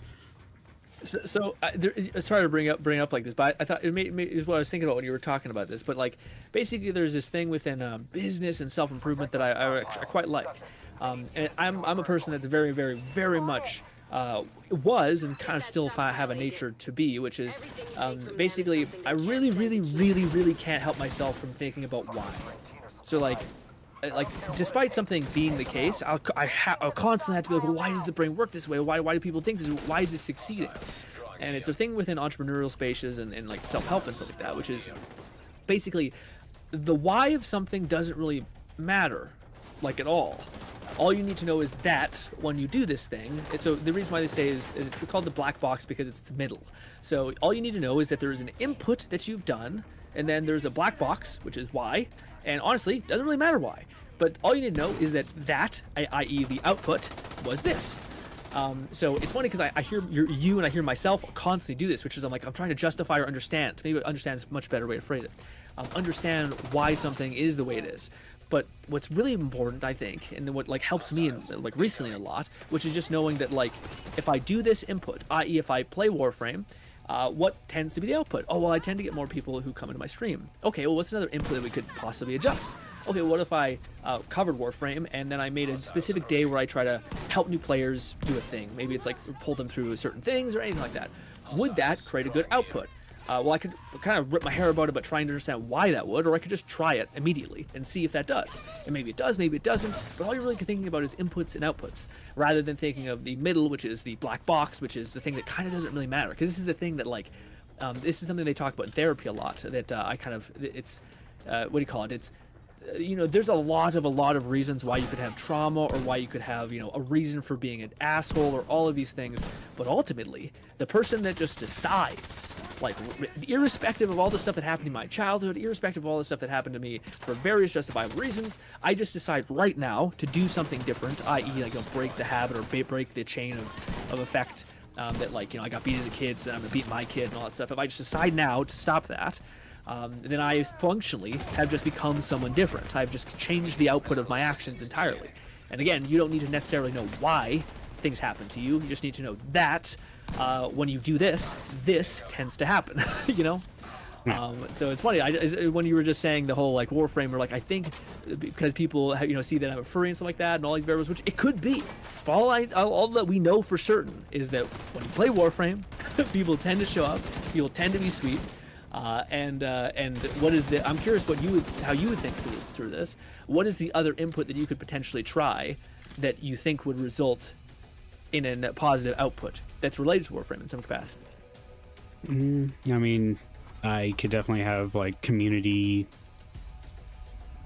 help days, or it's like, hey, let's go crack relics together, that sort of stuff, like stuff that involves other players, which I've been open to doing. When it matters. I think that was a really good result. But it's also the case of like a lot of people have their different goals in Warframe. They either are more advanced or earlier onto the game, so it's harder to do exact helping. I've been having someone pop in, be like, play Warframe, and then I do play it the next day. That was already in the schedule. And then they're like, I want to trade this item. And I'm like, that's not really what I'm here for. And I'll check if I have the gear, but I'd be happy I would be happy to help you farm for it. But I also just be like, all right, I can direct you to the Warframe market. If you're planning on spending platinum on it, like, sure, I could appreciate getting the platinum. But if I don't have it, I can't do anything about it. This is a great like example of the same thing that we could use, that input and output thing. So if the circumstance or input is that somebody comes in your chat and asks you, basically, it sounds like someone maybe is like trying to get you to do something exactly in alignment for them. I think it's a really good testament of like, if I theoretically validate this input where this person has said, hey, you should play Warframe, and then I play Warframe, and then they subsequently then ask the next following step, which is, hey, can you trade this thing for me, or can you give me this thing, or whatever it is, and then my response is then give that to them. What is going to be the result moving forward? They come back. It's like feeding a stray. It's like, you're not supposed to do that. But But what if we change the input? What if instead, when like you mentioned that when somebody basically comes in your chat and you're like, hey, we could crack artifacts, and then maybe some people are at endgame. So then what would be a much stronger input that would result in much stronger output? It's the teach a man to fish scenario rather than give a man a fish. I think if you said, even to people who are like at endgame, if you said, hey, we're just trying to come together as a community today, and we're just trying to like help people who are new players come through and like help them farm for stuff. If you guys want to join in and help new players too, or maybe you are a new player, jump in. Like I think that opens it up to being like, okay, old people who are already have grinded will feel a sense of community and belonging, the fact that they're helping other people, and also the people who are starting out are like, holy shit, I'm getting helped by two fucking high level people. Awesome. So like I think that input I think would result in the highest quality of output. When I was finally catching up on like the story and I got to the old piece, one of the things that they do, I mean it's going to be a bit of a spoiler, but hit me. For the old piece, you get to play Excalibur Prime. Ooh. Whether or not you have them. Ow. But of course with me, okay. I already had Excalibur Prime because I'm an old-timey, old man Tenno, and I had him customized. So that when someone tuned in to watch, they're like, "Whoa, you have Excalibur Prime," and I was like, "Yep." I don't play him much. Of course, after the fact, I played him a bit more, because I figured it was like, well, I might as well see if I can get a good build working with Excalibur Prime rather than relying on Umbra, because they do play a little differently from each other. But it was still cool that people noticed that and then realized like, oh, you're old school. You are a founder that like you can't get Excalibur Prime anymore. You can't get some of his exclusive weapons anymore. And I mean, they're all right. Like the gun and the sword, I think, are just fine. It's not that important to have them. But it's the fact that no one else has them. Yeah, but it is that exclusivity, because the only other thing that I missed out on that is that kind of thing is obviously there's the Chinese founders. The Umbra Prime exists as well. Yeah. And then otherwise it was the 2 heirloom skins for Mag and Frost, which would have been really cool to get. I just wasn't playing at the time, so it's like, oh well, like I can't be mad about missing out on something that initially was planned to be a FOMO charity, whatever it was, the reason behind. Yeah, and also like I don't think like if you were asking the question of like, if you did have that, would that make your account even like more impressive, or is like the fact that you already have 4 of the 5 things basically 99% impressive, and people so you got like plenty of cred, you know? But I'm also like not worried about flexing that. Like, yes, I have Excalibur Prime. He's fun to play. He has his chromatic blade play style and all that, and it's fun to show it off because of like, well, everyone gets Umbra, but so few still play the game that has Excalibur Prime. So if you're in the mood to play swordsman, dude, there's that. Plus, I mean, eventually, if I want to, I can get the Gemini skin to make him look like Arthur, voiced by Ben Starr of all people, which is fun. Ooh. So, I was gonna say, but Boldy says, community stuff is hard to do, just like a grin, where when we are lucky, we can do it till we do a little bit of Risk of Rain and stuff like that. Well, the one thing is, Boldy, like I actually think. Like, I don't think, whenever there is a co-op game, we always play it. The issue is that we don't play too many co-op games. But whenever there's a co-op variable of anything, I'm like, yeah, you guys want to jump in? People are always so sweet and want to jump in. But yeah, I think it's also a variable of like, oftentimes the games that we end up playing are not co-op based, unfortunately, you know? Like, I can think of a handful, like, you know, Destiny was one. We also play a lot of gacha games, which are not very co-op based. Yeah, but I'm hoping that changes for the was that Fluff? What was it called? That GTA one? Yeah, I'm not sure if that one's getting multiplayer. That'd be cool. The GTA one? I thought the GTA one was. Well, there's Neverness to Everness, and then there's Ananta. Ananta is the one that's like trying to be the everything game, similar to Crimson Desert. And well, now that Crimson Desert's out, everyone was doubting it was going to be a real game when they were seeing gameplay footage and seeing how varied it was. Yeah.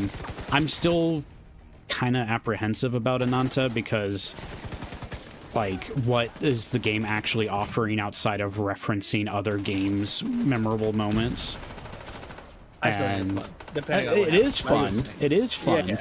But it's like, but what is the game actually offering that's unique? What is the game offering that isn't just remember these things? Remember these moments in GTA and Breath of the Wild and Spider-Man, etc., etc. It's gonna be like Scary Movie. It's gonna be a reference to so many things, and it's just gonna become its own thing. And things like the movies, the reference movies. Borderlands had that struggle of too many references, not enough original story at times. What does you mean by this? I'm still waiting for the MC server. What does that mean? Minecraft. Oh, he wants you to do Minecraft. What's he trying to get me? I already feel bad that I was talking mad shit. I was gonna be like, "Oh, guys, fucking Hightail is gonna be a commonplace," and then there's just so many games, and I'm like, "Well, that was." I want to get back to Hightail, but I feel like you can return to it, and there will be bigger updates that come, and you'll check them out when the time's right. Yeah, that's a good way. Thanks, Fluff. Appreciate you. Plus, it's like they're going to have an adventure mode. They have the mini games and stuff. So it's going to be potentially on par with like a game like Roblox, a game like Little Big Planet, where it's a game of games, or Warframe is a game of games when you really boil it down.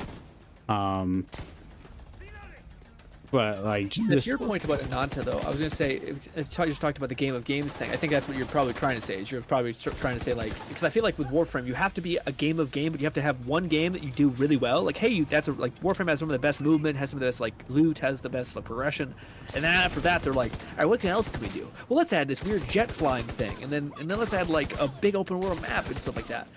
So I think maybe for Ananta, you probably just want to see if, with one of the reference points that they're using, like, can the rope swinging actually give you like attacks, and like how fun is that? And I hope the swinging mechanic has customizability, because I was disappointed that they changed it into Venom powers. I was like, I like the cool ghost hand. Can I still have the ghost hand? If I'm not getting that, I'm less interested, but we'll have to wait and see. Because what it's supposed to be doing, because of like the new generation of gacha games, is we're not going to have the characters, the gameplay paid. It's just going to be cosmetic stuff. So go the Marvel Rivals route, which has been working really well. Yes, we've all kind of fallen off of Marvel Rivals, but we had that honeymoon period. We really enjoyed it. We're just not having the time to come back to it a lot. Doesn't mean that we're not watching content about it. Yeah. I'm sorry, I was going to say too much more. I was just going to say that for me, I don't know if I really ever fall off of a game so much as that I just like, I literally can't play anymore. Like I literally like, I only have enough like time to play like 2 games, and one of the games is a gotcha. I would say you work in phases. So it's like right now your phase is for something else. You do want to come back to it. You do it. It's not that you stopped enjoying it. It's just you don't have the resources available at the time. Yeah. I still keep up with it though. I see that when they get fucking Thor a derpy ass skin, looks like a fucking like a gay dad. I don't even know. Well, yeah, they're doing the whole like university themed skin pack. And like Captain America is like, we just nerfed him, but also here's a new football skin for him. Yeah. Well, apparently they did kind of tweak him back. So they nerfed him badly, and he fucking destroyed him. And then I think they increased his damage to compensate for him. So now he does have like one-shot combos. And it sounds like they've improved how his ability to sprint between hits works, so he can stick to people much easier. So we'll see. I hope he's still fun. Yeah. But some people see any change as a bad change and or for the worse, and then they just don't bother keeping track of what they've actually done, or they don't bother learning the new way to play, sort of thing. I mean, I'm curious about White Fox. I wasn't that familiar with the character, but she seems cool. As a furry, does this tickle your fancy in some capacity? Or well, I mean, as someone that likes foxes, sure. As a furry, it's like, well, that doesn't matter too much to me. Like, I feel like there's a lot of times where I've had to deal with people assuming that, you can play a little furry creature, that means you're gonna like the game. I was like, well, no. If this isn't my kind of... So for instance, I would say for instance, Captain America has a skin where he literally is like, I feel like pretty on point. Yeah, for furry. Cap Wolf. Yeah. Yeah. So to me, I think, oh, you like this game. You have like a thing that represents a hobby or an interest to you. And sure, like if that would make this more interesting to you. And that's where certain cosmetics encourage me to give a character more attention than others. But I'm an unusual, like, I'm not just like, it's a furry character, I'm going to be interested. It's not so much that, if it's just furry bait, as it would be called. It's like, I don't just fall for the bait. However, if the character has like a neat theme going for them, like, oh, this is a wolf guy, but he's also like a cyborg that has electric powers, that is appealing to me. But if it's just Wolfman for being Wolfman, it's fine. It's not necessarily gonna catch my attention. What is it called? My steak is too juicy. My sugar is too sweet. Like, it's what do you call it? The furry thing. If it's just bait, and I'm like, isn't that an abundant statement? Like, what do you call it? What do you call it? I dine on the. It has to be more than just. At the same time, like, I went ahead and tried out. Was it Wild Assault, which was before the latest official Battlefield was appealing to those that needed a new Battlefield fix. And I tried it out. It's pretty fun. Like, I liked the medic class. I oftentimes in Battlefield type games or PlanetSide or whatever, I often pick the medic because it's like, well, I can get a lot of points because I actually pay attention to people going down. You're always valuable.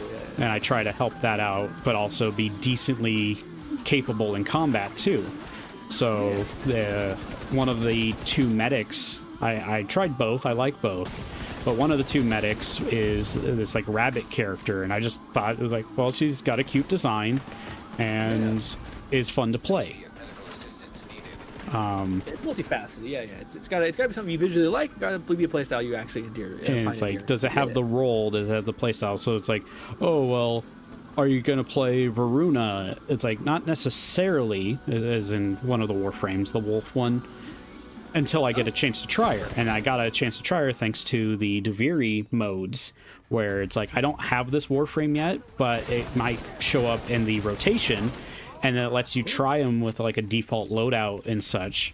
And it's like, hey, you can find out if you'll like this character, and then if you try before you invest into it, essentially. But that's where, like, with me recently getting like the 11 prime frames that I didn't have previously, it's like, okay, I have them and I've leveled them up. Now I can learn how to play them. It's like, you don't have their full kit yet. And then even then, generally you're going to need the reactors to double their mod capacity, because otherwise you're going to have like half of the mods equipped, or a lot of unranked. I would find Sorry, I was gonna say there's like these weird things on the side of my Warframe. Like, I've seen people use. I don't know what they are. They're like a little half crescent moon type of thing that have like. Oh, the arcanes. Energy. That's what it is. Yeah, what is that? So that's I think those were introduced with Eidolon, or Plains of Eidolon, the very first open world, and they used to be like exclusively tied to doing Eidolon hunts, which sucked, frankly. Yikes. But nowadays, there's a lot more options to getting arcanes, including they have this new resource called like Phosphor. You bring it to a character that you haven't met yet, but eventually there's a character you can interact with, and he lets you trade Phosphor for any other arcane source. So it's like, do you want to get this types of arcanes or this ones or whatever? And so it's like, okay, you've already maxed out this arcane. You're still getting more duplicates of it. You can now dissolve them for more Phosphor. And then when you get enough Phosphor, you can now get a pack of arcanes, which may or may not be what you need. Unfortunately, it doesn't give you direct one-to-one exchanges or anything. But arcanes are essentially modifiers that are either, okay, you have more health, you now have more ability strength. You get a kill, you also get more ability strength. Based off of how much armor you have, you now have more energy. And it's like certain ways to modify and enhance your existing kind of play style with the Warframe. So a character that has a lot of armors, like either Valkyrie or Inaros. So now you can have a ton of energy without having to put in other energy-based mods to increase your energy capacity. Yeah. Is it hard to farm for or no? It can be, but generally most new game modes have like something that, okay, you go take out the special target, you get an arcane. Guaranteed. It's a random arcane from this pool, but it is an arcane that you'll get. So you can kind of target farm as well. But it makes it easier. Like, a lot of people don't like doing Eidolon hunts. So now you can get most of the arcanes from Eidolon hunting without needing to do Eidolon hunting, sort of thing. Okay. So they've pretty much been gradually introducing, like, okay, you've been farming for this, you didn't get what you want, here's a pity shop where you get a currency that you can exchange instead. So whether it be, they introduced it with Citrine, which is this like crystal geode kind of Warframe that's really powerful, but her grind, it can be really both tedious and frustrating because you have to run mirror defense and get like 1,600 of red and blue fragments. Okay. So you have to do a lot of them. And that's only if you don't get the parts to drop, because it has a what does decent... do? She's kind of... I think she's more of a support, but she generates crystals, she can shred through armor and get like energy or cause orbs to drop. The one crystal she has makes like all allies status application better. Okay. And then she also, was it, I forget if it's, and then her ultimate or fourth ability is she like jumps up, slams down, creates these like fissures in the ground that track down targets, and it will lock them down and create a new weak point of this crystalline formation on the character, and anyone can shoot at it, and it does extra weak point damage and other stuff like that. So she's like a really good offensive support class for what she does. So she's very desirable.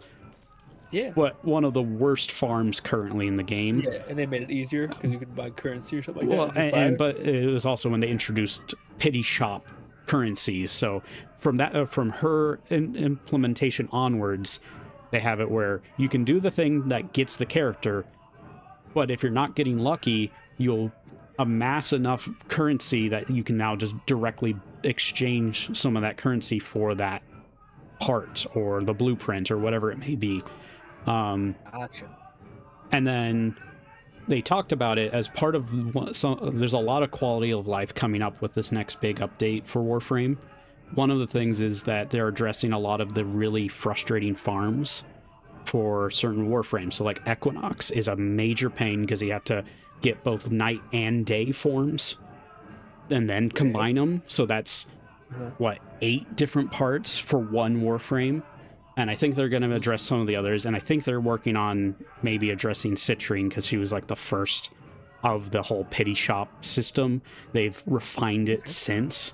So they might be improving it. But I also joked around that like, oh, when we get Citrine Prime, whenever she comes out, it's still going to require the 1,600 crystals. So you're going to have to farm it again just to get the Prime. Like, that'd be the ultimate troll move. I hope they don't do that, but I wouldn't be surprised if they did, since it's like... Say, do we have any knowledge on what the next one is? Next Prime, sorry? People are thinking it's likely Styanax, the one Spartan frame. He was the 50th frame that they also did give away for free a couple times around when they released him, but it's been a few years at this point. He's not too hard to get, though, now, because if you just eventually get to the Veilbreaker side quest, you get to play as a Grenier character known as Call, so people have jokingly dubbed it Call of Duty. But you get to play as him, and it's these fun, like, once-a-week special missions that you can get stuff and build up his camp. You get to customize them, so there's, like, a lot of fun stuff there. And a lot of interesting little, like, story interactions. But one of the things is that's how you unlock Styanax. So he's probably the next Prime. He's coming soon. or whatever the next Prime is coming soon. But since they're about to, like, their next dev stream is going to be at PAX this year. Okay. So in like this April, I guess, is pretty soon, or end of March. And so they're going to reveal who the next Prime is. It's just likely going to be Styanax, but we don't know yet.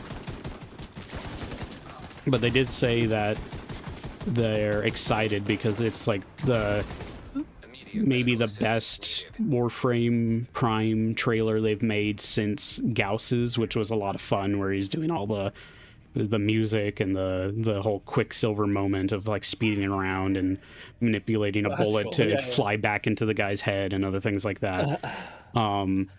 So they're like, they didn't give it away, other than I think Steve just said that it's maybe the most disturbing trailer they've done, which is like, that can really be anything, like any Warframe, given the origins of Warframes and everything. So it doesn't sound like it would be Styanax, but people figured it's likely going to be. Because otherwise it's just, generally it's like an order where it's like one male, one female, and it interchanges. But it sometimes isn't going to be that way. Because I think like Gauss and Grendel released simultaneously because they established them as like the best friends frames. And they're getting their deluxe skins soon, and those mech skins look awesome. I'm excited for both. What's the likelihood of when we'll get a wisp skin? Well, given how popular she is, there's likelihood of like an heirloom style skin. Yeah. How much do they do that for like old ones? It's probably going to be a while because the first two frames that got primes was Mag and Frost, so they ended up being the first two to get heirlooms. But they initially were gonna have the heirlooms be the special limited time thing, and they kept the promise of those two, but the feedback was so bad about that all heirlooms since are always available. They're expensive, but they're always available. So it's hard to say because we just got Vauban, we got Rhino, we have Valkyr and Ember, so it's kind of anything goes. It's not really in order of release or anything, because Valkyr was a much newer frame comparatively. Vauban was also newer. But then Rhino and Ember were part of the initial 8 or 12. I forget the exact number. So, I mean, I'm sure Wisp is likely going to get one because she gets a lot of good skins. She's got the most popular Gemini skin that people just buy that one specifically rather than worrying about the bumbles. So the Gemini skin is her proto frame. It's her the nun. The Egyptian one? Okay. That's the nun skin. So that's one of the most popular. That was her. That's Wisp. Ah, shit. How much money is that one? I would have to check. Like what? Ballpark me. $10? Well, it's platinum costs that all I know, and it's. I would imagine if it's a bundle, it's closer to the 400 plat range. If it's an individual thing, it's more like 100 to 200 ish. So I would have to look, and it is also bundled with Uriel's and Harrow's Gemini skins as an option too.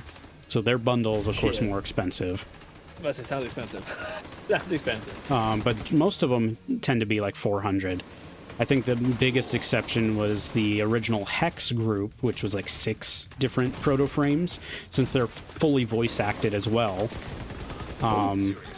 That they would be, I think the entire bundle of all, I guess it's like 200 per, because it's 6 of them and it's 1,200 to get the full bundle. Platinum. Dang, okay. So, but that's 6 fully voiced characters, and then the next set they did was 4 characters, and then the next set they did was 3. So they get cheaper just because, well, There's less of them. Yeah, they're crazy. But it sounds like, generally speaking, the bundle will probably save you some money, so it's or save you a cost of buying them individually. So I would say maybe $250 for an individual skin. I don't know if I go with the bundle. I'm not sure if I want the other ones. Yeah, like you like Uriel might be fun, but you might not care.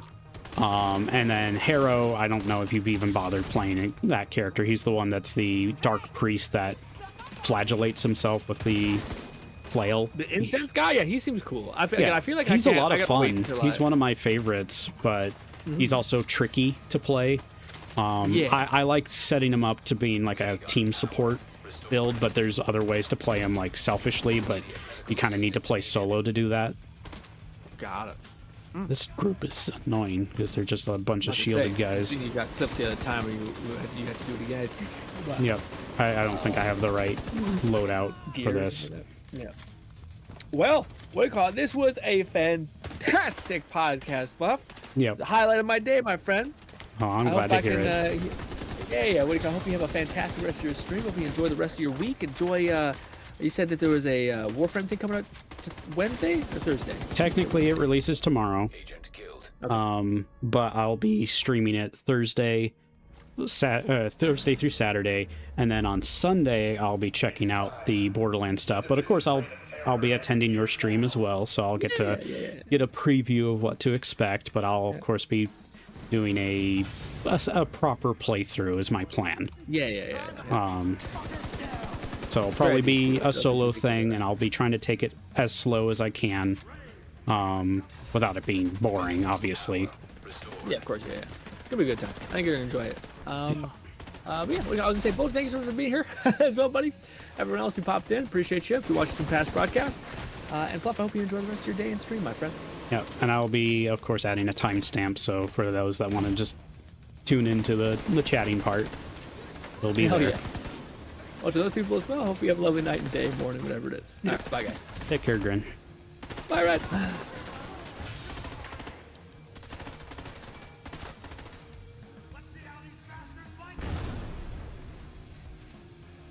So that was our latest Taco Tuesday with Grin.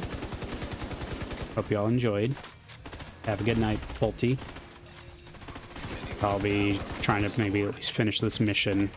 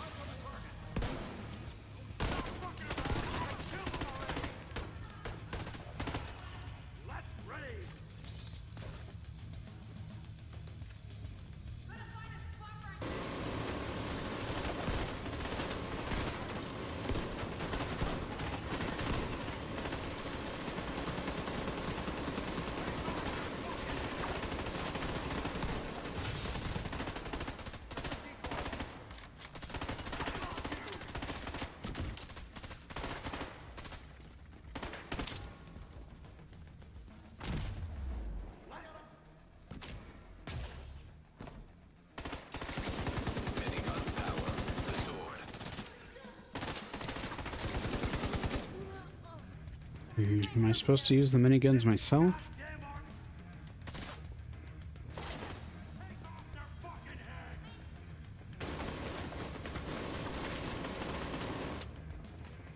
Doesn't look like I can use them. And they're using them. Maybe I can. Okay, cool, I can. Or, never mind. I could. I need to wait for the power.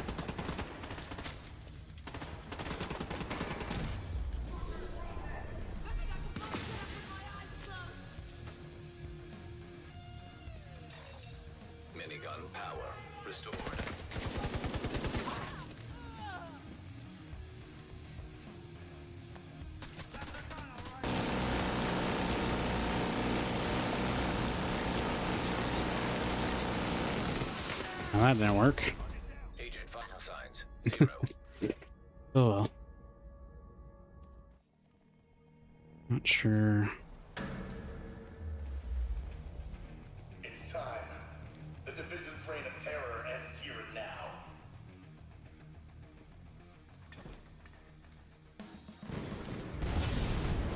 Let's get 'em, boys. Time to put these fuckers down.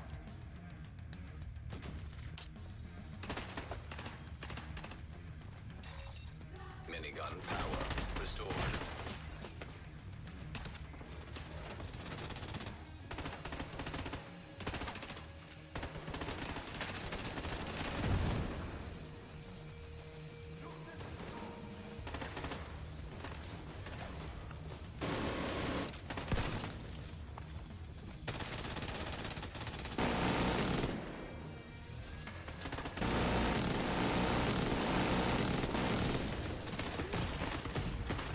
Immediate medical assistance needed.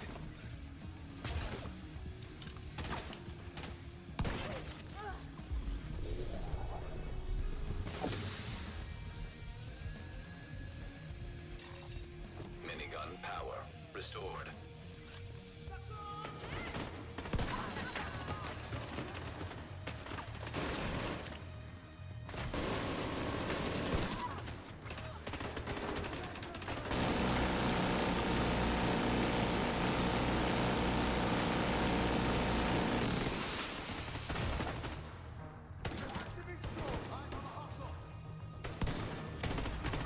Vital signs critical. Okay, I'm not sure what I'm supposed to do with this fight. I don't think they planned some of these encounters out properly for realism. The division's reign of terror ends here and now.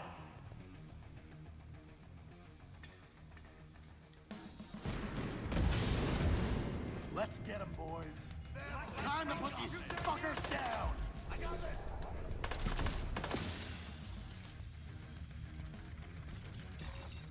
Minigun power restored.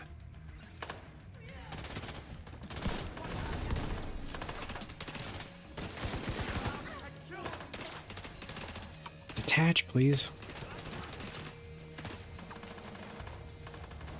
I can't even see where I'm supposed to be.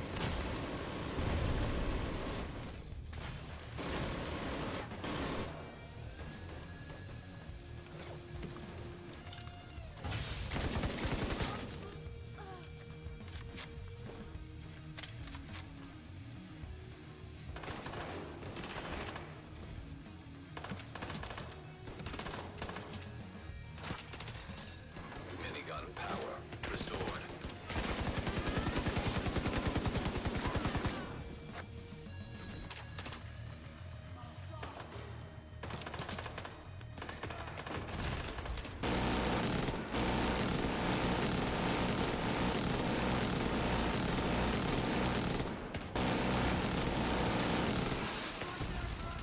Serious trauma detected.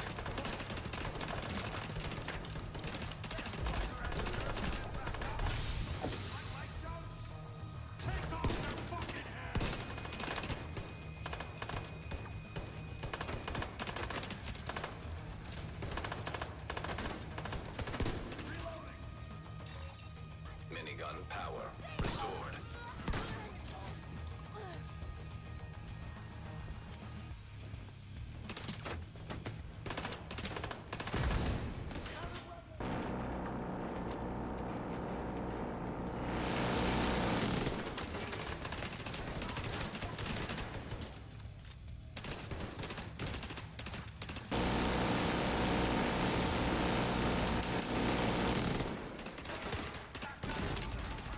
Vital signs critical.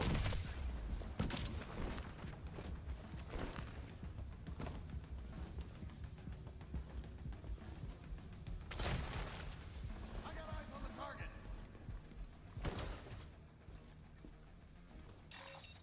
Minigun power restored.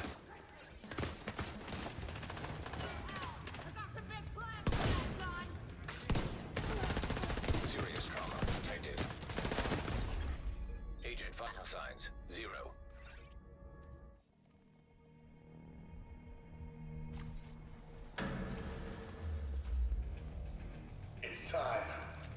Division's reign of terror ends here and now.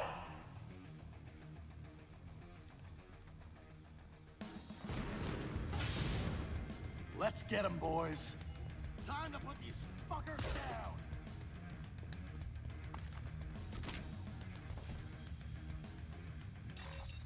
Minigun power restored.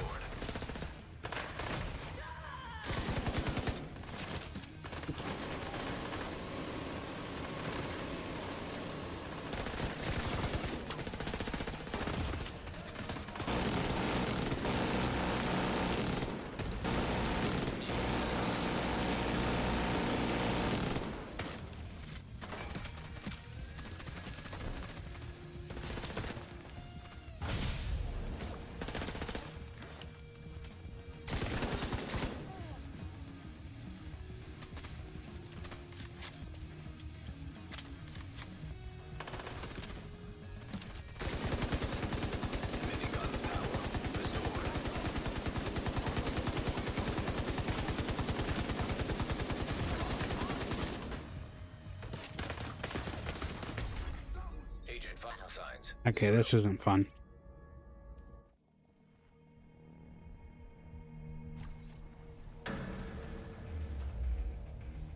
It's time. The Division's reign of terror ends here and now. I don't think anyone would get through hardcore mode with this fight. Let's get them, boys. Time to put these fuckers down.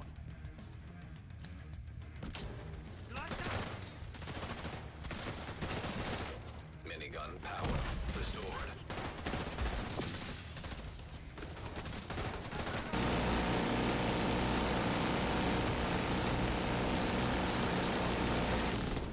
The minigun's just not doing anything to him. It's like they didn't tune the weapons correctly for this. It's time. The Division's reign of terror ends here and now.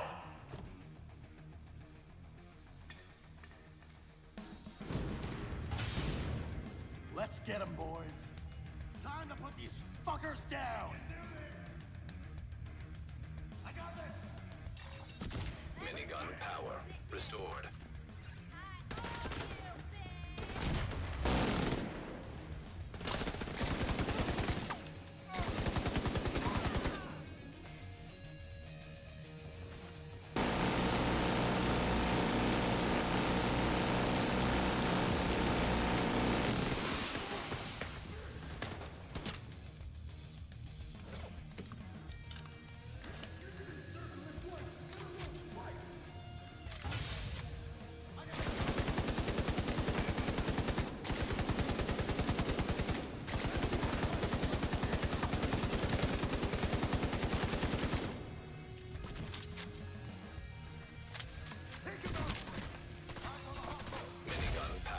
Restored.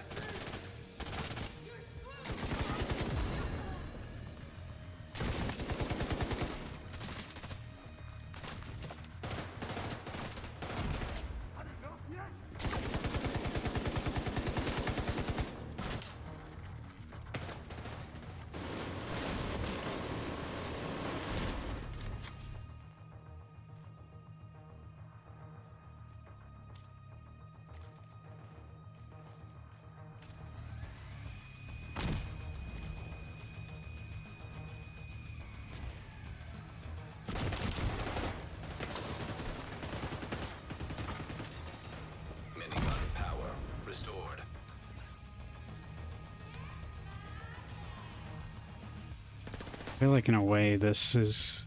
They kind of handled the Warlords a bit like a Mega Man style encounters, where the new gadgets you get kind of behave like ways to counter one of the other enemies. So like the decoy helps with certain ones, and then the sticky bomb helps with others.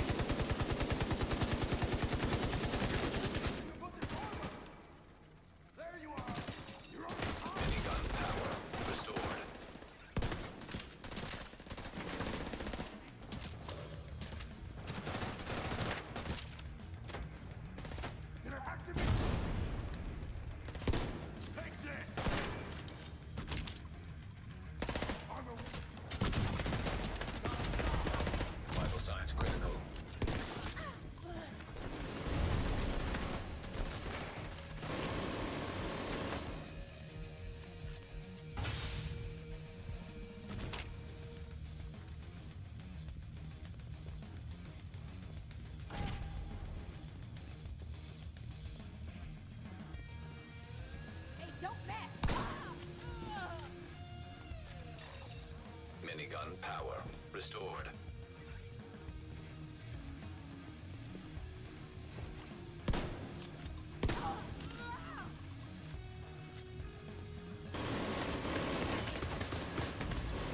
Serious trauma detected.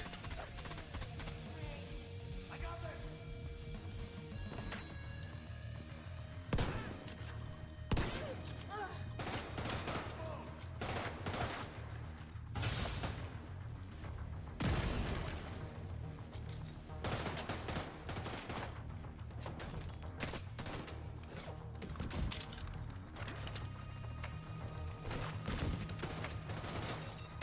Minigun power restored.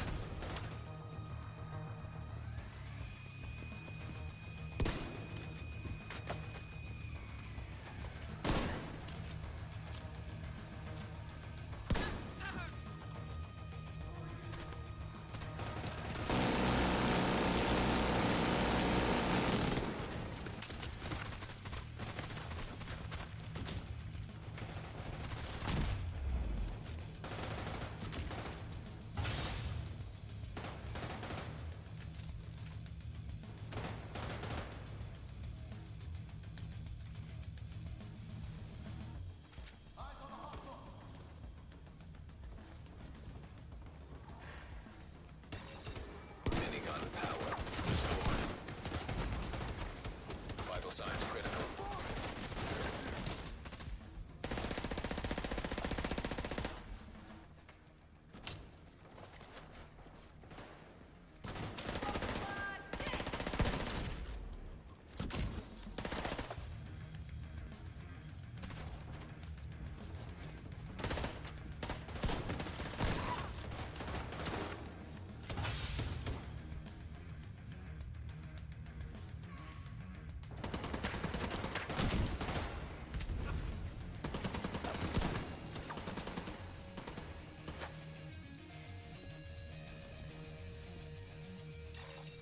Minigun power restored.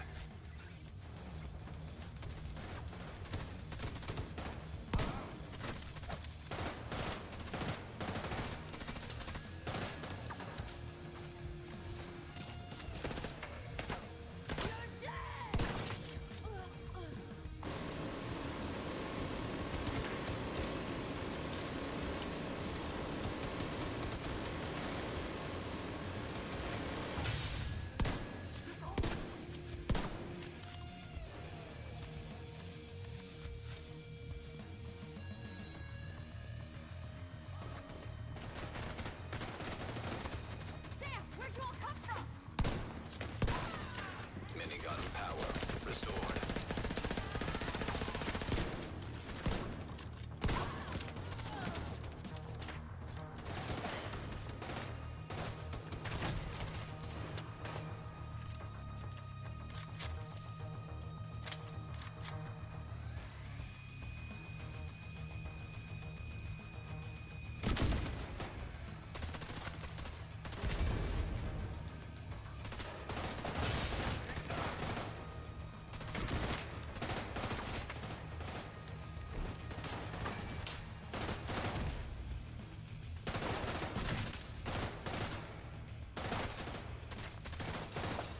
Minigun power restored.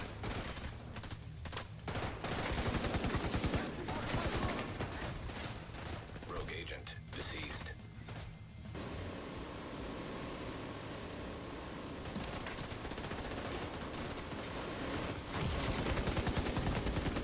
Serious trauma detected.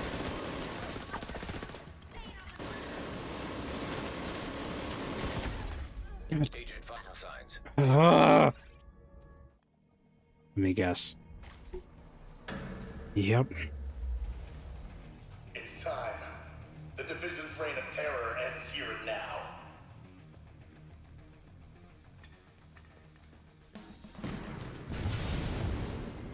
Minigun is pointless for me to use.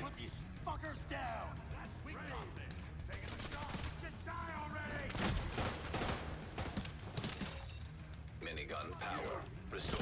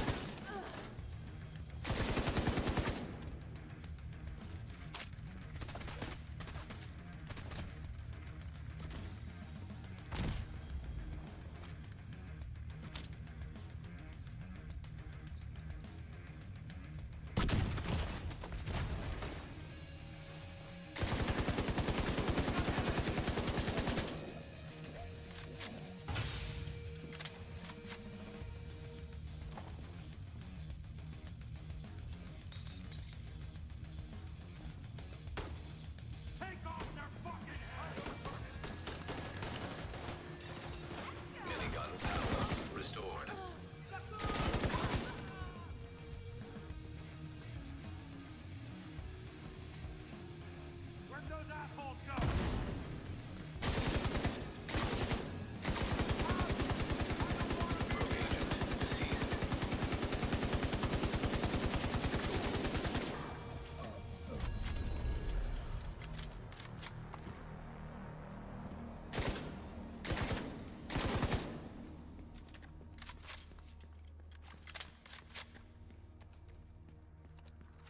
Well, at least I figured out the tactic.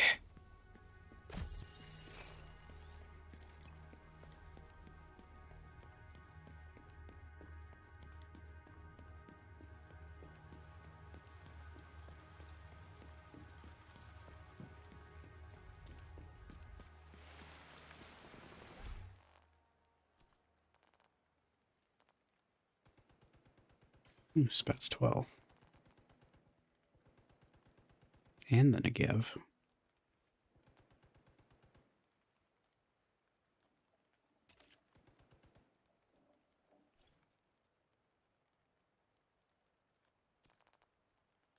And you can't really mod this one. Oh well. And it's for the Negev. Go.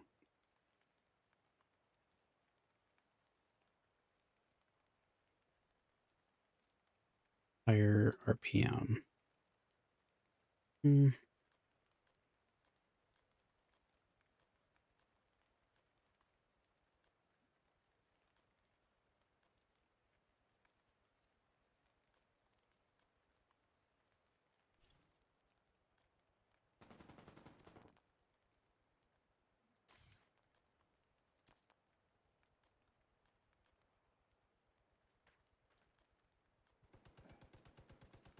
Yeah, they affect stats, they just don't really heavily indicate how.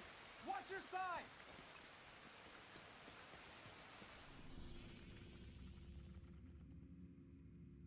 Agent, Benitez looked into Riker's activity and found something interesting. I've got a line of where Dragov's guys were holding those supplies for Kina, Pier 26. One of our patrols caught sight of Riker's carrying crates in that direction. We don't have the manpower Maybe, to secure the but pier, but we can't let Keener get those supplies. not showing them, obviously. You have to step on along the way. Get this done.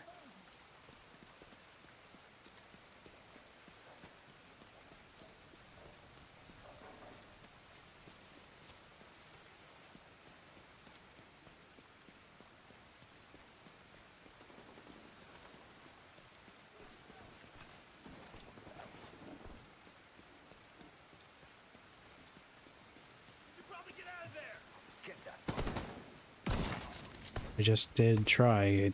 There wasn't more info.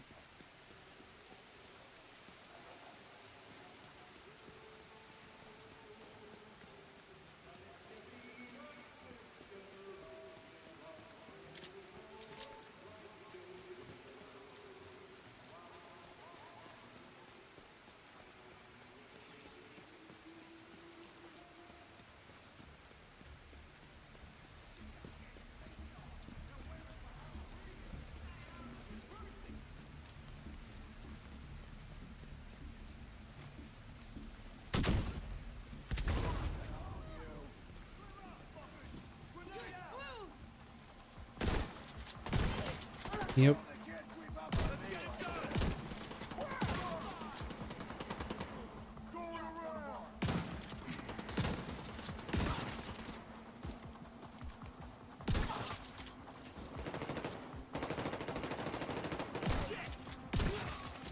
Incoming hostiles detected.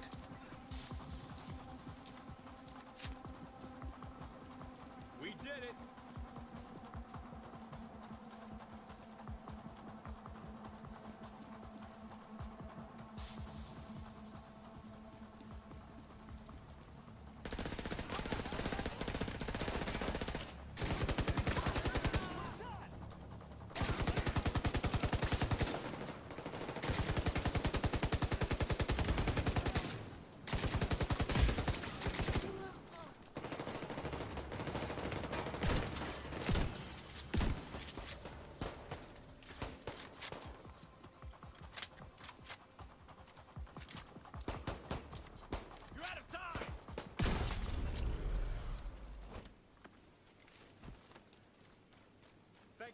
over.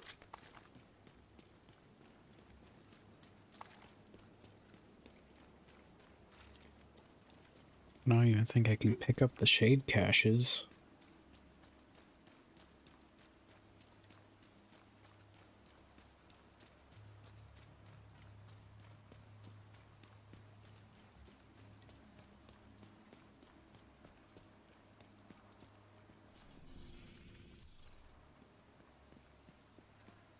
Okay, I'll finish up this mission and then wrap it up.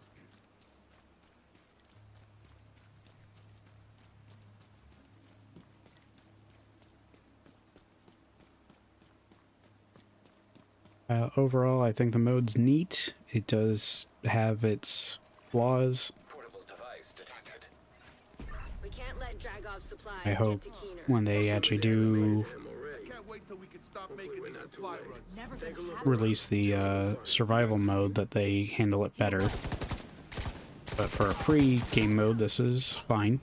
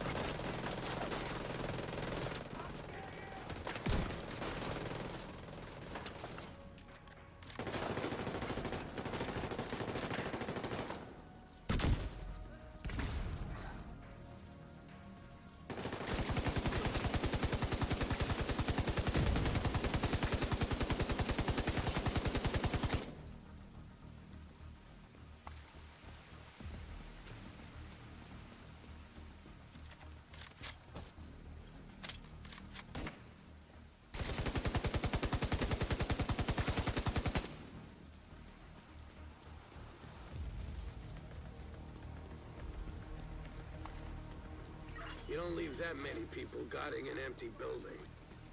The Rikers are here for something. Recent aerial footage shows some chemical spillage on the east side and some Rikers activity on the north. This may be related to Keener's bioweapon. Scope them both. We'll get to the bottom of this.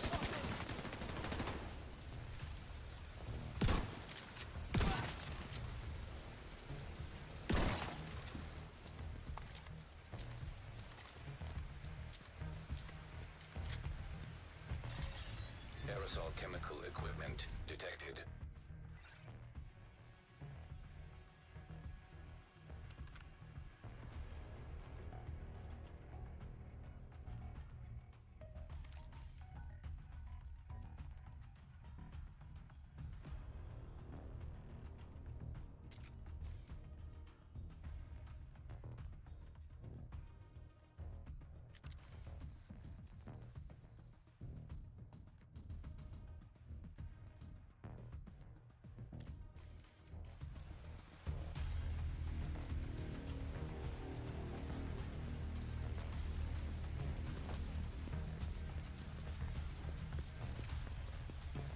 Time to make these fuckers stay!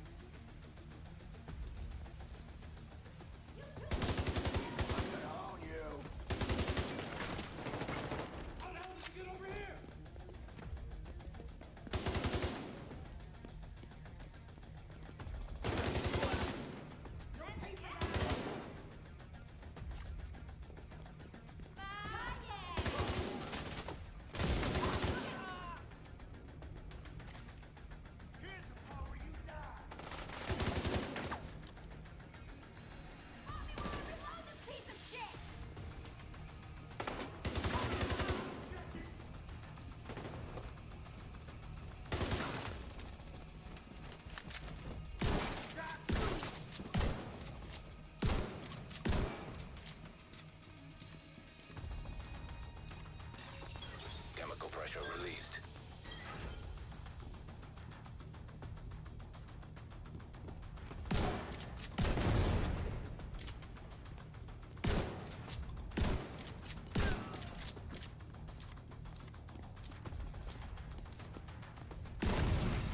Aerosol chemicals destroyed.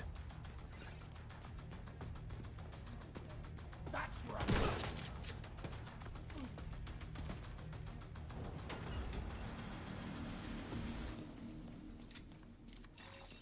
Exothermic reaction initiated.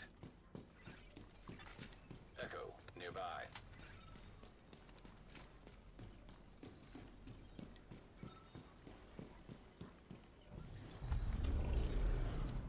Ain't exactly Vex-6, but it'll do. No, it won't. This mixture isn't providing the correct dispersal under pressure. We're following your instructions. If you need a different chemical ratio, then you need to provide it.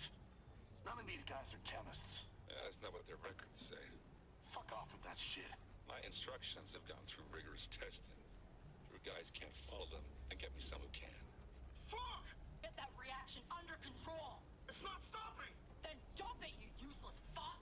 Looks like you're running a real quality operation here, Dragoff. Go fuck yourself. Hate to break in on this little party, but I finished some more analysis of Isaac's data from the Wall Street compound. It's not good.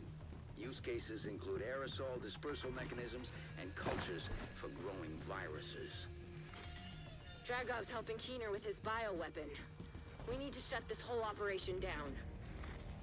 Agent, secure the north side of that pier. Any supplies the Rikers were prepping to send need to go up in smoke. Do not, I repeat, do not let the Rikers get those supplies off the dock.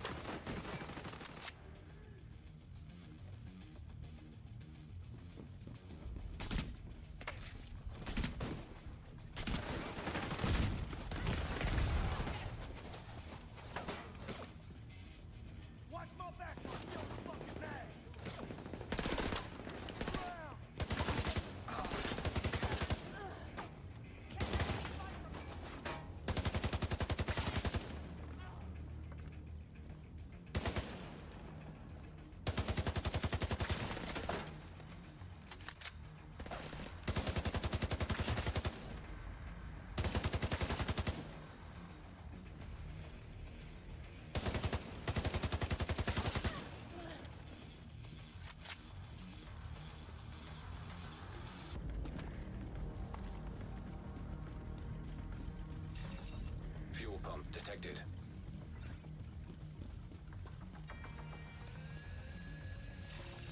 Fuel pump activated. I like the way you think, Agent. When that barge is flooded with fuel, it'll be gone in no time.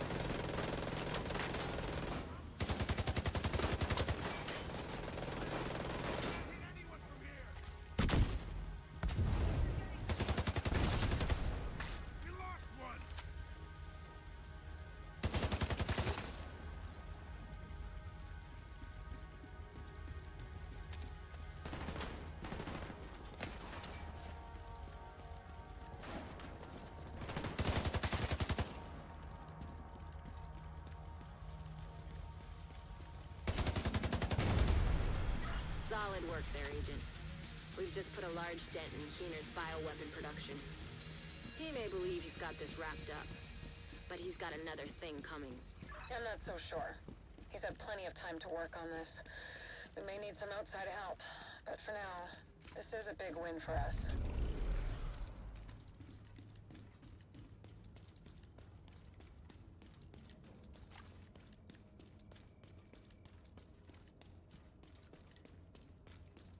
Rogue agent deceased. Dragov was a big player in Lower Manhattan. He rallied the Rikers under one banner again and hoarded an abundance of supplies. He's gonna leave a power vacuum behind, and that's something we can exploit. I'll send in a squad to retrieve the chemicals at the pier. Securing them is a win, but who knows how much Dragov has already provided to Keener. Faye, it's Kelso. Any new leads on Keener? Well, I've managed to track some of his comms with the other targets. We can at least confirm that he's still in New York. But the signal's been bouncing between so many relays that it's impossible to pinpoint an origin. Well, at least we know we're not chasing a ghost. Honestly, I wouldn't mind it. At least then the bastard's already dead.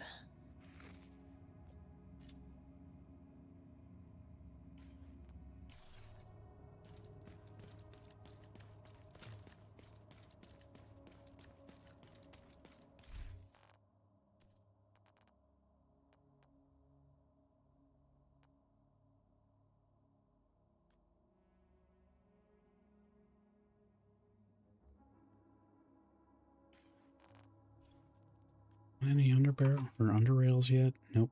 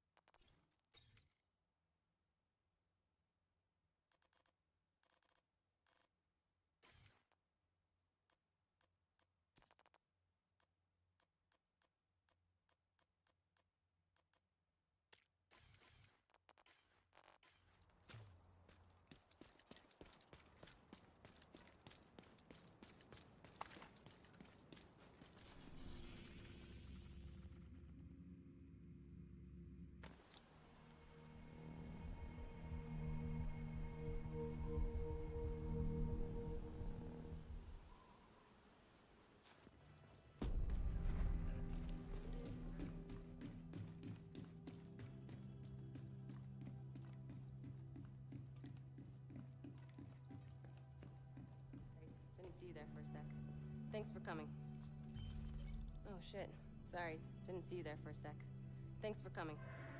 Benitez and Rhodes have requested that we take a look at 2 locations. Federal Reserve and a section of Doyer Street. Can't hurt. I'll let them know you check it out when you have time.